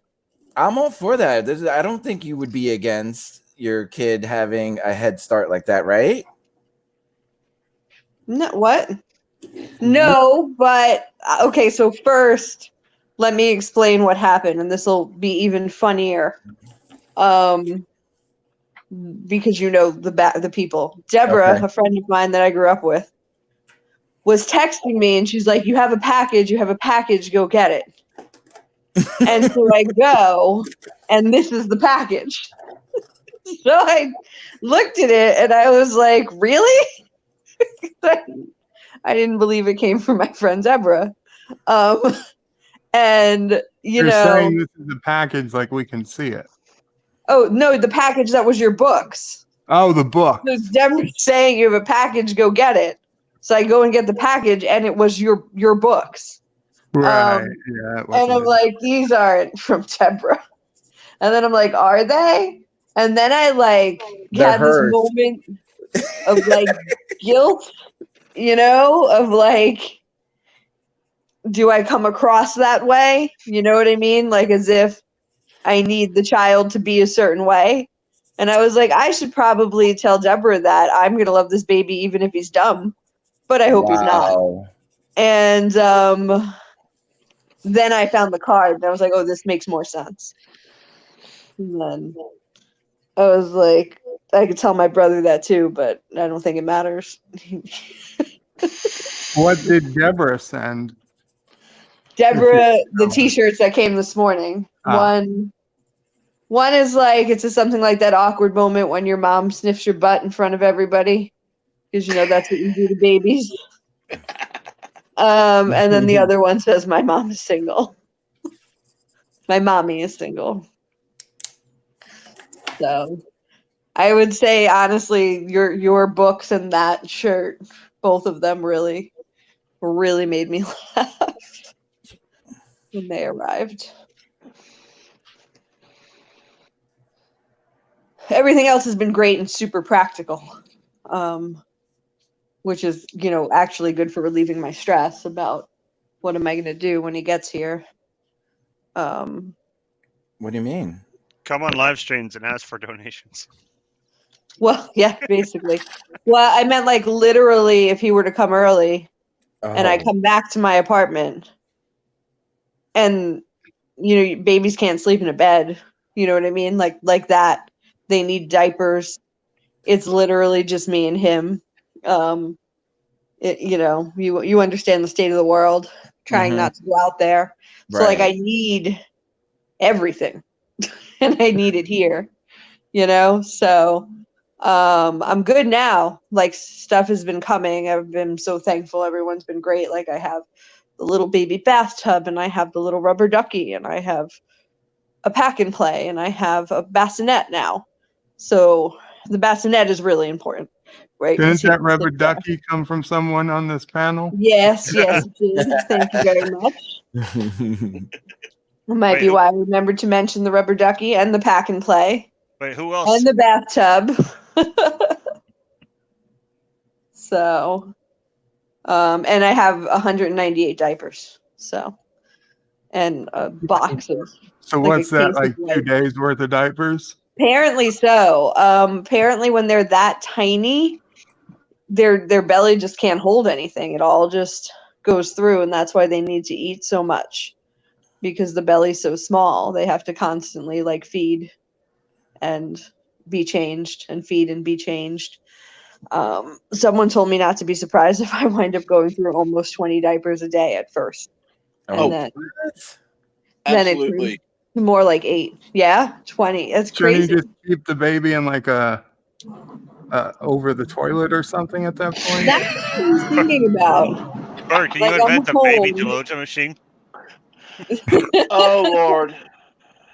I mean, I'm just thinking there's got to be something that goes into the toilet seat, that No, keeps just the like a high baby. chair over the toilet seat. Just keep the baby there. Yeah, keeps the baby secure. Like a bouncy seat, but Save on diapers the first couple of weeks. I was thinking I could just put like a chuck down and then just keep throwing it out. Except he's a boy, so he can shoot. That's why I said baby Geloja machine. Yeah. So. Why don't you engineer something, Joe? Just You could be a billionaire, man, if you made a baby Geloja machine. It's gotta be safe though. If he, that's the like I said, like he could have like a little. There could really be like a little laid down potty under him, like just a little hole. Yeah. Like a platform with a hole, but again, he's a boy, so you'd have to. I don't know. I could put like a wipe over him so it points down. All right, why is Chef Franklin making a? You can rig a face diaper with this guy? tube. This way, you can have him around or wherever, and this way it always goes into the toilet. But then There you go. Where you can move him. Actually, one of the women I worked with, and this is something you'd almost think that like, oh, you can just ask a guy and he would know, but this isn't something that, any guy, even a father, would know instinctively. She was saying, everyone, of course, had the advice like, when you're changing him, be careful, put a wipe over him, whatever, something to make sure he doesn't, just pee in your face. Actually, the first person on the call said, keep your mouth closed, which was kind of funny. But the other person was like, the absorbent part of the diaper is kind of in the middle. So you're actually, like when you're diapering him, don't point it up, point it down, gently point it down. Otherwise, he'll just pee out the top of the diaper, and she said it took her a little while to figure that out. And I thought that was funny. It's true. No, Thomas, she didn't choose the gender of the baby. No, I didn't. I later on did know the gender of the embryos, which is weird. But I still wasn't going to choose the gender, even if I had to use those. I wasn't. I was going to just let them pick the healthiest and go from there. Yeah, but the one that went in was not by choice. It was just by chance. Yeah, he was the first one to grow. So that's why. Because if they're going to do the transfer, I think the transfer was on day 5 or day 6. And he was the first one that was ready. And the only one. It was really interesting. When they put in the egg, there's a screen, a million billion time magnified screen. And I saw them, just like shoot him in. And then he went to the, like the side of my ovary, the wall. Like I saw him hit the wall and stick, which was really cool. Because I didn't know what that was gonna, I know that they have to stick. Obviously, they have to embed themselves, right? All that has to happen. I just, it doesn't necessarily always happen right away. I thought that would happen within the next day or so, but like, he just stuck. And that was it. And then he grew.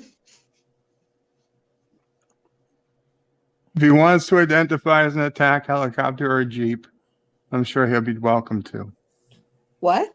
Oh, The question came up, what if your baby wanted to identify as an attack helicopter or a Jeep? He can identify as anything he wants. Yeah. Mommy, I'm a Jeep. Kronos, have you been reading my my sci-fi writing? No, I was reading a quote What- from Wesley. what if I it's think- a No, because I created a one like a few I years think ago. that would only happen if the baby's around Transformer bird character too that much. transforms into a Jeep. No. And it's one that Yeah, yeah, attack. I wouldn't take it out on the baby. I'll put it that way. But no, see, I have an even worse nightmare for Sister Prey. What if the baby wants to identify as a Klingon? No, that's not gonna happen. Like I said, that was a worse nightmare. It's just not gonna happen. We'll just have She'd to be like, "You're change, not going over to your uncle's house anymore." to change things up a little if that happens. Yeah. No. I'm sure Sisso Prey will love the baby or whatever he chooses to identify as, Even if Yeah, that's but it's just not gonna be Klingon. though. even if it's a Klingon. I would still love him, but it's still not course you'd gonna love happen. As long as it's not a Discovery Klingon. Well, thank God. Then Yeah, we'd but have that to, means- I don't think I send want to him see a off baby somewhere. Discovery Klingon. Oh. He's gonna be a civil rights lawyer, I'm sure of it. Wow, look how quiet it got. Why not a Supreme Court justice? I was just reading Uncle I was Remus's gonna say, left do you think comment. there's going to be any civil rights left to argue by that time? Wow. So Anti-Tracker just went live for those who are interested. I put the link in. Oh, darn that guy. What if the baby identifies as a John Campia? Why did what? I don't know what that is. Yeah, probably because Anti-Tracker went live. No, I don't know. Who?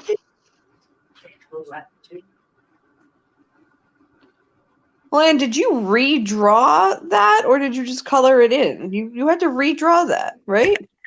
No, I didn't redraw it.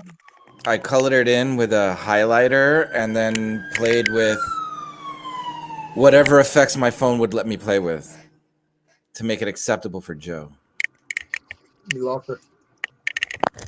I think Sisso Prey got knocked off trying to change the avatar. I assume she'll be back. Okay, why is Jeff Franklin always mad? Jeff, I feel for you, buddy.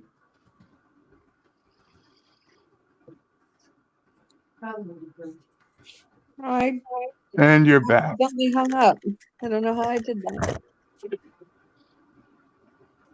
Is that a new picture? Well, You have to. I have one with a green dress now that is the same picture. I No, kind of that's like the red one. Gotcha. Yeah, to change the picture, you have to click on when you see your name in the lower left corner. There's a little picture of a white picture with blue mountains. Click on that. It says edit avatar. I don't think I want to. I like this one. Oh, we Well, definitely know that Sister Prey is related to Joe because, yeah, stubborn. Just like Mama Prey. Why can't I like the one I have? Oh, I was just saying so that you don't remove yourself from the- Absolutely. You can like anything you want. Well, can I have Anything. two? It looks like I can have two. There's two boxes. Why is that? Usually you can upload a handful of avatars and pick which one you want. It's better if you're signed in. So maybe I'll do that. And you should be able to switch them without exiting.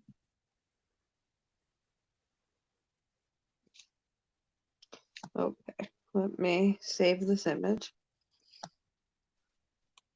Thank you very much for this. And then Sci-fi, you making fun of the way us New Yorkers talk?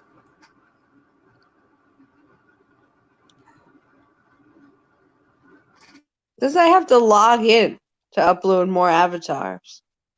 Kind of bullshit is that? Son of a bitch. Oh. Oh my god, it's 9 p.m.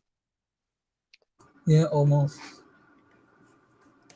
Yeah, this stream is officially gone 4 hours and 45 minutes. Yes, it Wow, has. that's So really you funny. still my normal time. Oh, I missed a lot of it. Yeah, we started off as a Risk stream, Wesley. Darn, I I wanted to play won again. the second game. That's because I wasn't there. Baby. Well, first one, Anti-Trigger ended up winning because John DeMarco went after me instead of Anti-Trigger like he should have. Second one, I won. Because I didn't know what I was doing. I didn't even know what the cards were for until my last turn. I don't even know what game we're playing. All right, well, I'm gonna hop out then. Hop off. Thanks for inviting me in. No problem, Wes. Take care. Later. Bye bye. You know what, Uncle Remus? I Yeah.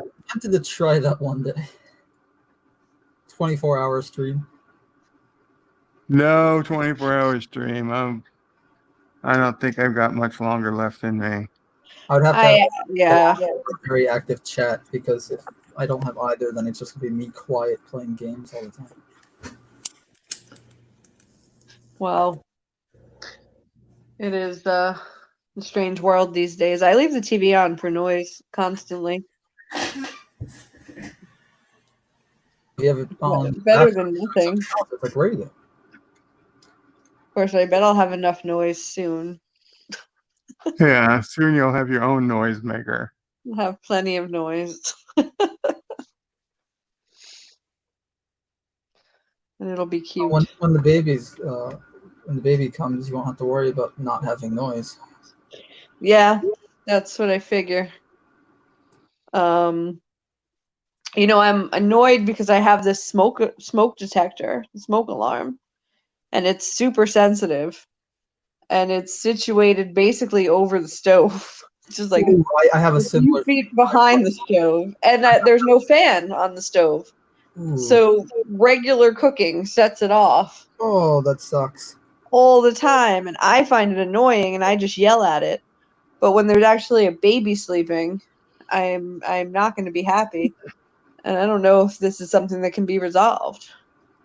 I have a really sensitive one too, and I have it. It's luckily not in the kitchen, but it's very close to it. So every time I cook something, it's like beep beep beep beep, or whatever the noise is. Is it the only smoke detector in your apartment? Yes. Mhm. I wonder if I can ask them to move it. I don't think they will. I think I have two. Well, it doesn't hurt to ask. The worst they could say Right? is no.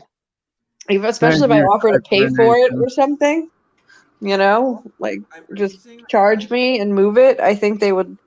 The one thing is they are very cheap. So I think if I offered to pay them to move it and they saw an opportunity to make $50, they might take me up on it. Yeah, if it's not connected to the building wire, then yeah, they'd I probably think move it. mine for is a so I fee. can move it even if I wanted to. At least not without doing some renovations to my ceiling. Is there are there any rules or laws around that it's supposed to be within X feet of your kitchen or anything? I Or don't think so, because mine is at least a good 6+ feet away from my kitchen. yeah, I think it just needs to be anywhere else. Like I still need one. I'm also in New York City, so it's not like a local thing where it's like, oh, it's only where I live. Like, I'm pretty sure. Oh, you are okay. I'm in the city. Oh. What part? Manhattan, Upper West Side. Oh, well, I have a lot of friends over there. They live within a couple blocks of each other, actually, kind of around 72nd. I can see them when I go to Trader Joe's when the world is normal. Yeah, I have family that lives in the Bronx, so this way I'm within walking distance of them. Oh, cool. It's like a 3-hour walking distance, but Where you go up past the cloisters. Yeah. I tried to walk to the cloisters one day. It did not work out well. We went for brunch first, and then we just didn't want to walk anymore. Take care, Uncle Remus. Sounds good. Night. All right, I've got. What did I do? I just closed a window. Was I getting something to talk about? Oh, Sci-Fi Nation is saying that fire codes do vary from city to country. Right. Oh. Okay, But- yeah, I was checking my bedroom. There is no smoke detector in the bedroom. There's just the one. I mean, it's not a very big apartment, but there is just the one. Why don't you try putting it? Because mine's in between the bed and no, it's past the bedroom, away from the kitchen, and before the bedroom. So before the bathroom. Put what where? Like put it if you could move it, maybe put it like Yeah. between say the bedroom and the kitchen or whatever. That's why it's kind of like in the center between the two rooms. Well, what's interesting is the kitchen is it just runs along like the front wall of the apartment. It's like you walk in the door and then there's a closet. And then next to the closet, just all straight, is the stove and the dishwasher and the cabinets and the refrigerator. Like the kitchen is really more of one counter. And it just opens up into the bedroom and the living room. So it's not really a room. I don't know how else to explain it other than that. No, I know what you're talking about. Lifting my I face. used to love my kitchen. My old apartment had a great kitchen. It had an island and room. Nice. Yeah, I miss it. That's all right. All right, I think I'm gonna have to go. I started working at 7 and ended right before I called. So that's what was that? 7 to 8. And now it's 9. I need sleep. Solid It's 9:02 or 9:01. 13-hour day. Yeah. Well, you know what happened? I had a call with Australia at 7 a.m. because Boy, Australia, you say. oh my Did god, they sound like this? So I will say there is one really funny thing. I was on a call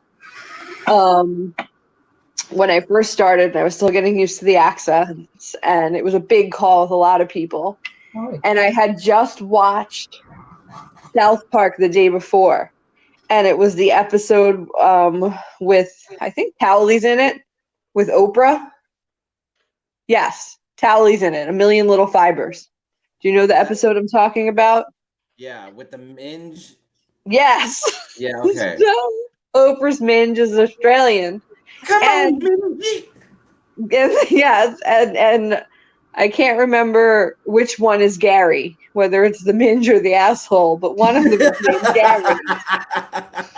And I get on this call the next day, and this guy starts talking, and he says his name is Gary, and he sounds just like him. And I couldn't, I had to mute the call and just die laughing. It was like, I'm on a call with Oprah's Minge. Wow. Yeah. Yeah, and no one to share that with. Like, who can you say that to? It was, it was a new job, and I was working from home that day. But yeah, so on occasion, it's how it feels. That's a funny story in and of itself. It's funny to me and maybe some other people here, because the reason I'm on this stream is because I just happened to see, like, Facebook told me that Joe was live, and I'm like, all right, let me see what the fuck he's talking about. And he was playing Risk, and I remember the last time I played Risk was up at the cabin. Yeah. And it was the worst game of Risk ever. It's so bad I had to play another one, and then that was the worst game ever. The dice were loaded. Everybody was cheating except me. I said, fuck this game, and I never played a game. I went into the woods and lived with the wolf. I believe it. That's how I feel about Risk. It's a terrible game. So I was about to get out of that, and then I heard Joey doing an Australian accent because he was in command of Australia. Australia is the key to risk. And so I You just can't kept win the game watching. without it. I had to keep watching.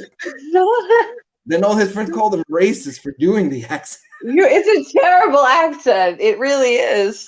I don't judge your accent, eh?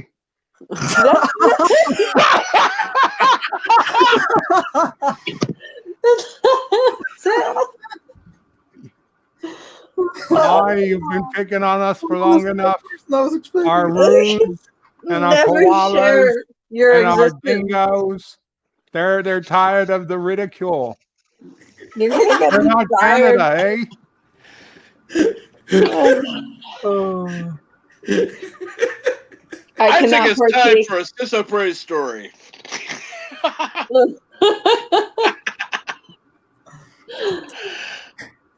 Well, that was a good one. I don't know if I can top that one. The conference calls. So yeah, this one's not funny at all. My point is, my day was, so there was some conference call at 7 a.m. because it's nighttime there. You know, Yeah. we can get on a call, and then there were some people from London. So 7 a.m. it was, and then I started working, and then I had calls at 7 p.m.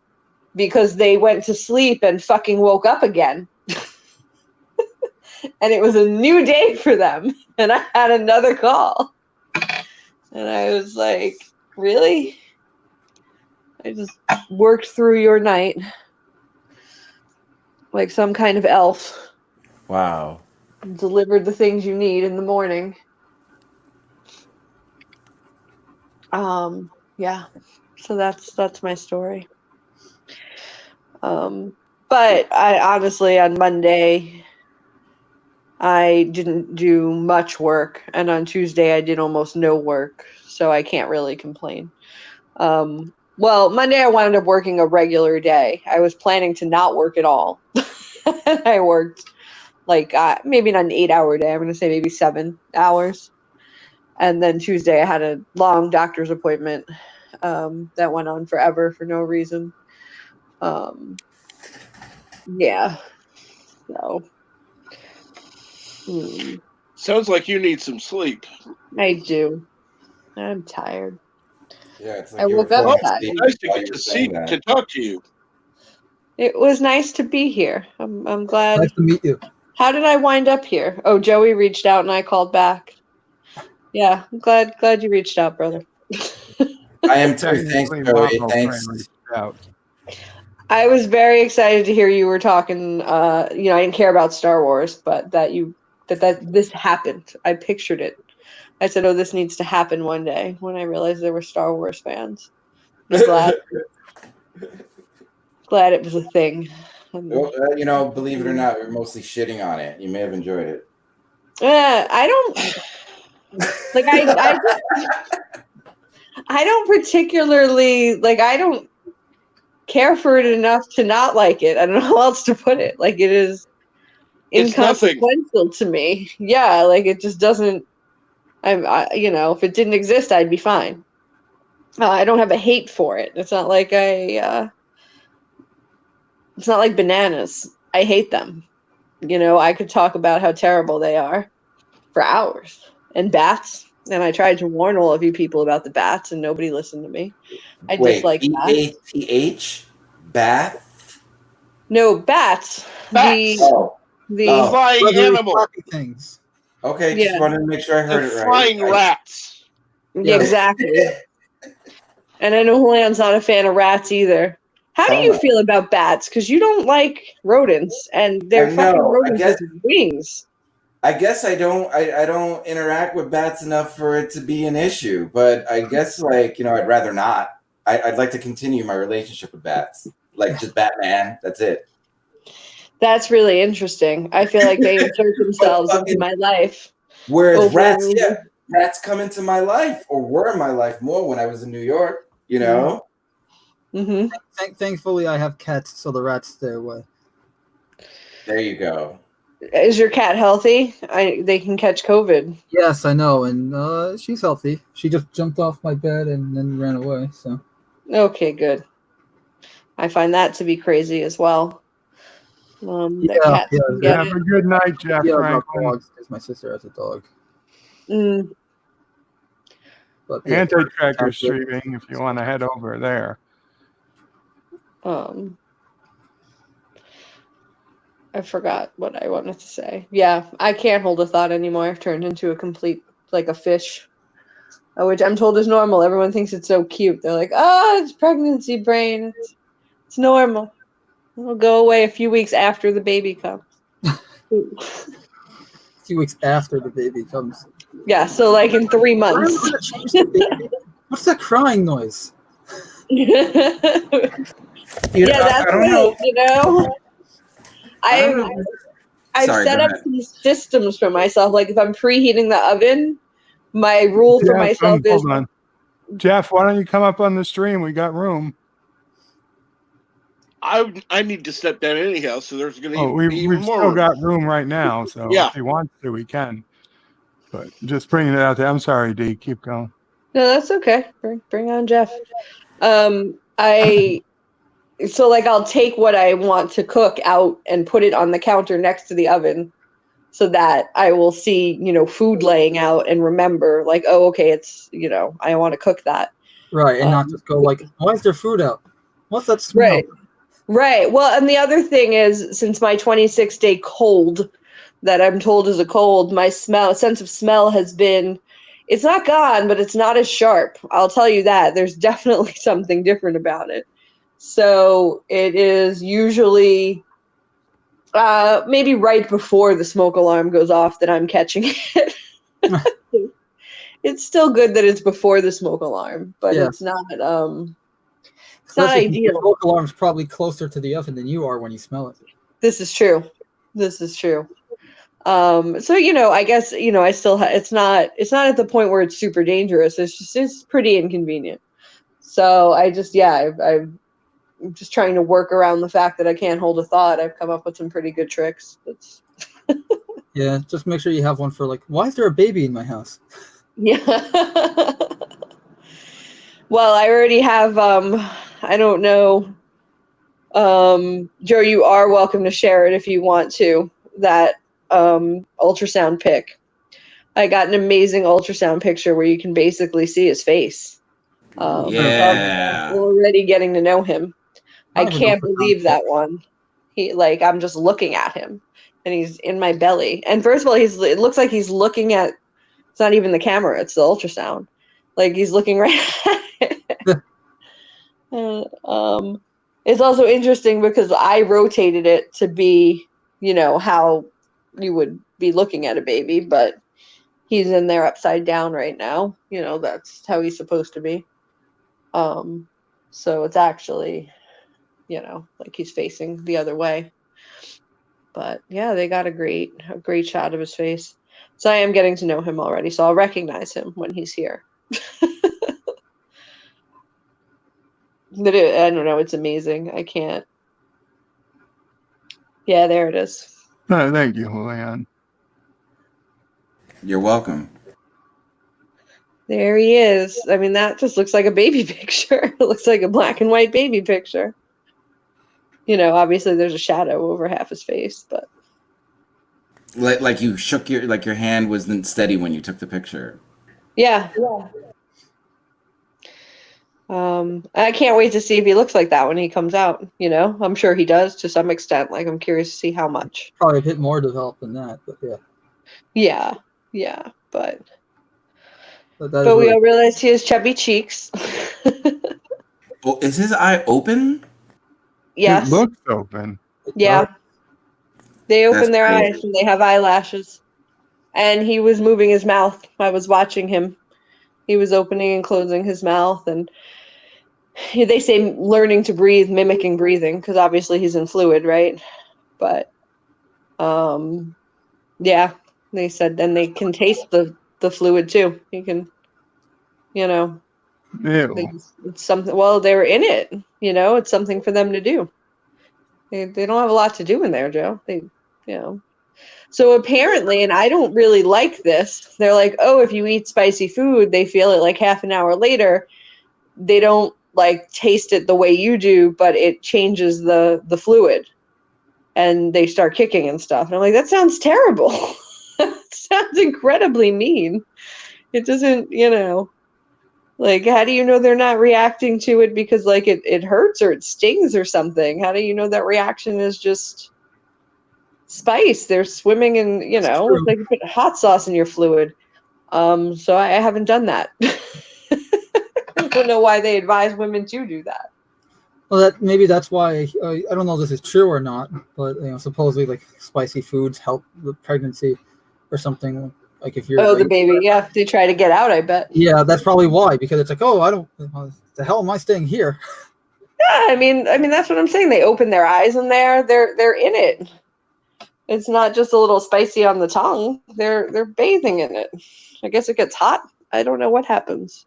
No one ever really knows, but no, it's been really cool because I, with the fact that it was IVF first and then all the other risks they were watching out for, I was lucky to, they monitored me very closely. So I got a lot of ultrasounds basically, and I got to see him at so many different stages, just hanging out in there or shaking his little fists. And, they do stuff in there.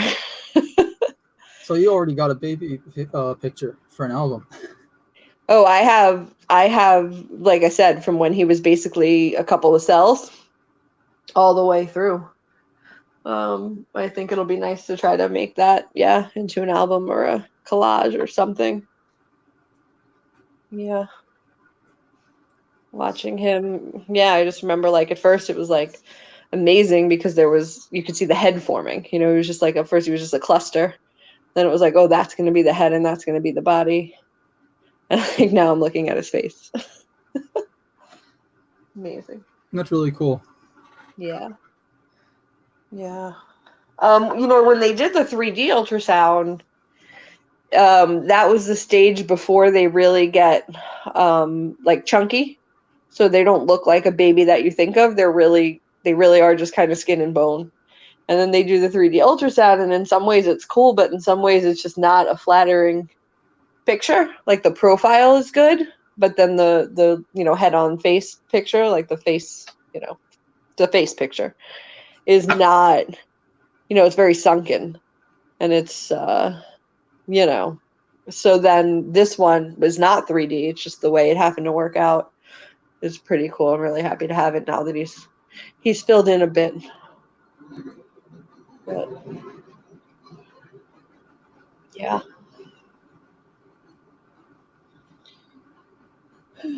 Okay, I need to go to sleep. Okay. Yeah, I Thanks think for it's sharing. about time to call it a night here. Yeah, it was great talking to everybody. Julian, thank you again for my my avatar. Yeah. How about every time this happens, I will draw you one on the spot. We'll make it. I think that's awesome. I can't believe tradition. that you can produce things like that and so quickly too. It's Well, I amazing. really. Thank you. I appreciate you saying that. Whereas I'm over here like, oh, I really want a shot of doing it better. It looks really good. And the icon I made from scratch too. So that's cool. So it's unique, right? That's awesome. Yeah. What is it? So I took the Spider-Man's back emblem. Mm-hmm. I made a custom version of it that I worked on when I was a kid. And then I took my cat, I took my gaming group emblem and made it one of its eyes. And then just colored. Oh. And let me click. It's very meaningful. Yeah, it's got a lot of like inspirations from things in my life, and it has a lot of meanings to me behind it. So. No, I had to zoom in on it. I didn't even see a cat in there. That's awesome. Oh yeah, I just took a picture of General Chang from Star Trek 6 and put him up. I use this. What is that? Is it? He's a Jewish cat? Is that what that is? Yes, that's it. It's adorable. Thanks. Oh.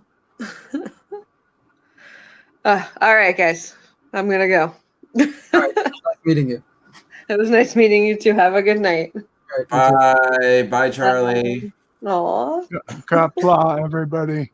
Good night, Joe. Thanks for Diana, having take me care. on. Thanks for letting me play. Like, do you just do that randomly, or do you have a set time when you play Risk and stuff? Risk, I usually play Tuesdays and Thursdays. You really in the play Risk that afternoon. much? God. Sometimes over the weekend too. Some Sundays sometimes. Basically, I stream most every day. Monday and Friday are Bed Life, where it's just me talking. I don't really have guests. Wednesday, I watch an episode of Deep Space Nine every Wednesday. Again, just me talking, no real guests. Tuesdays and Thursdays when we play games, that's when I have people on. But there's a ton of other people like who are in this chat, like Sci-Fi Nation, DJ Odyssey, who was on earlier. They have guests on all the time, and they, most every day, at least one or two of them are streaming at some point. Cinnabon Bunny is one of the people. If you go over to Anti-Trekker's channel, you'll see all them there. In fact, if you go to antitrekker.com, his website, I put more time into his website than mine by far.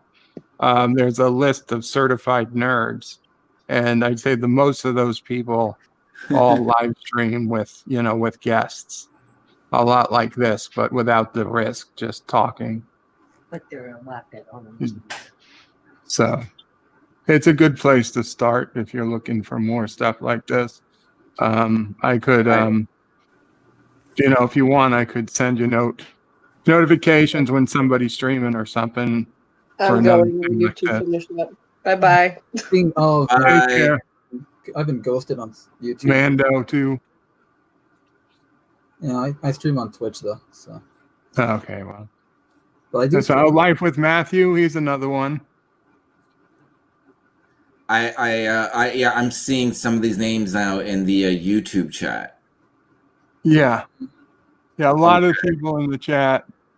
Life with Matthew, Sci-Fi Nation, and earlier on, DJ Odyssey, Cinnabon Bunny was here. They all do. Wesley Crusher.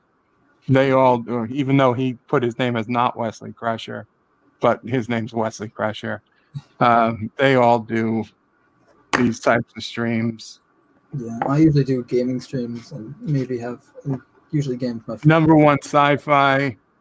He does more gaming streams, but he does conversations too. Captain Track. A lot of us actually. Yeah, and I always upload.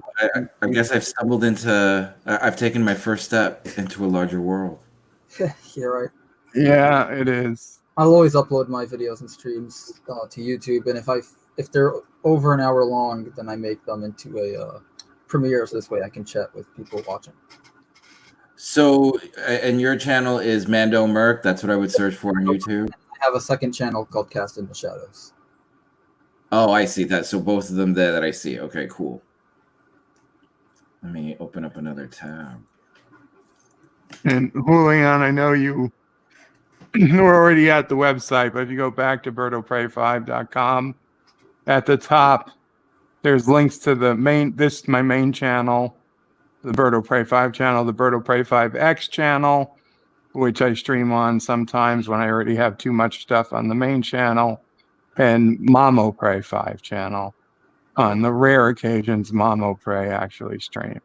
Okay, I see that here. Want to check those out. Oh, Cinnabon's still here. Yeah, so check out Cinnabon Bunny too.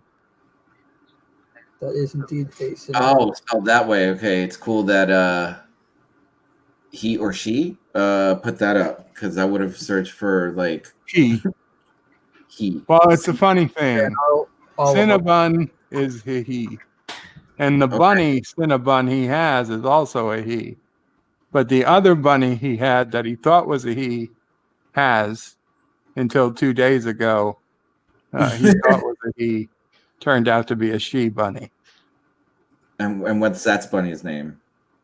Strawberry.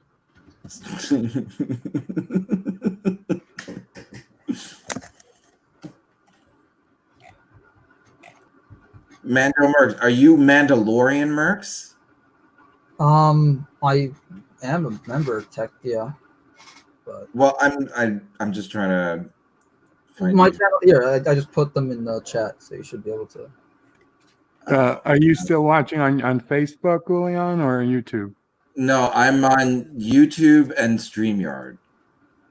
But like I'm mostly watching YouTube so I can see the Yeah, no. Okay, yeah. So if he puts I in just the put the link, name, just search those, and they should pop up. Yeah, that's what I did, Mando. Here, let me actually double check that they will pop up. Okay, I got you. You got Boba Fett as your avatar? Yeah. Okay.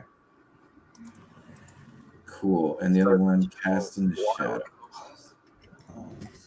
Love the copy paste. What? Can't get it wrong with copy paste. Oh.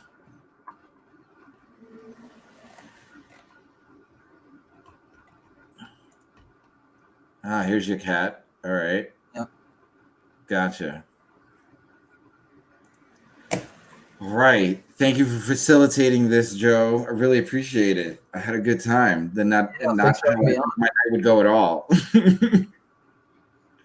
no problem. Have a good night, everybody.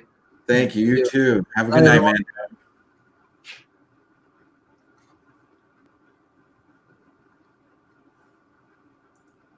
man.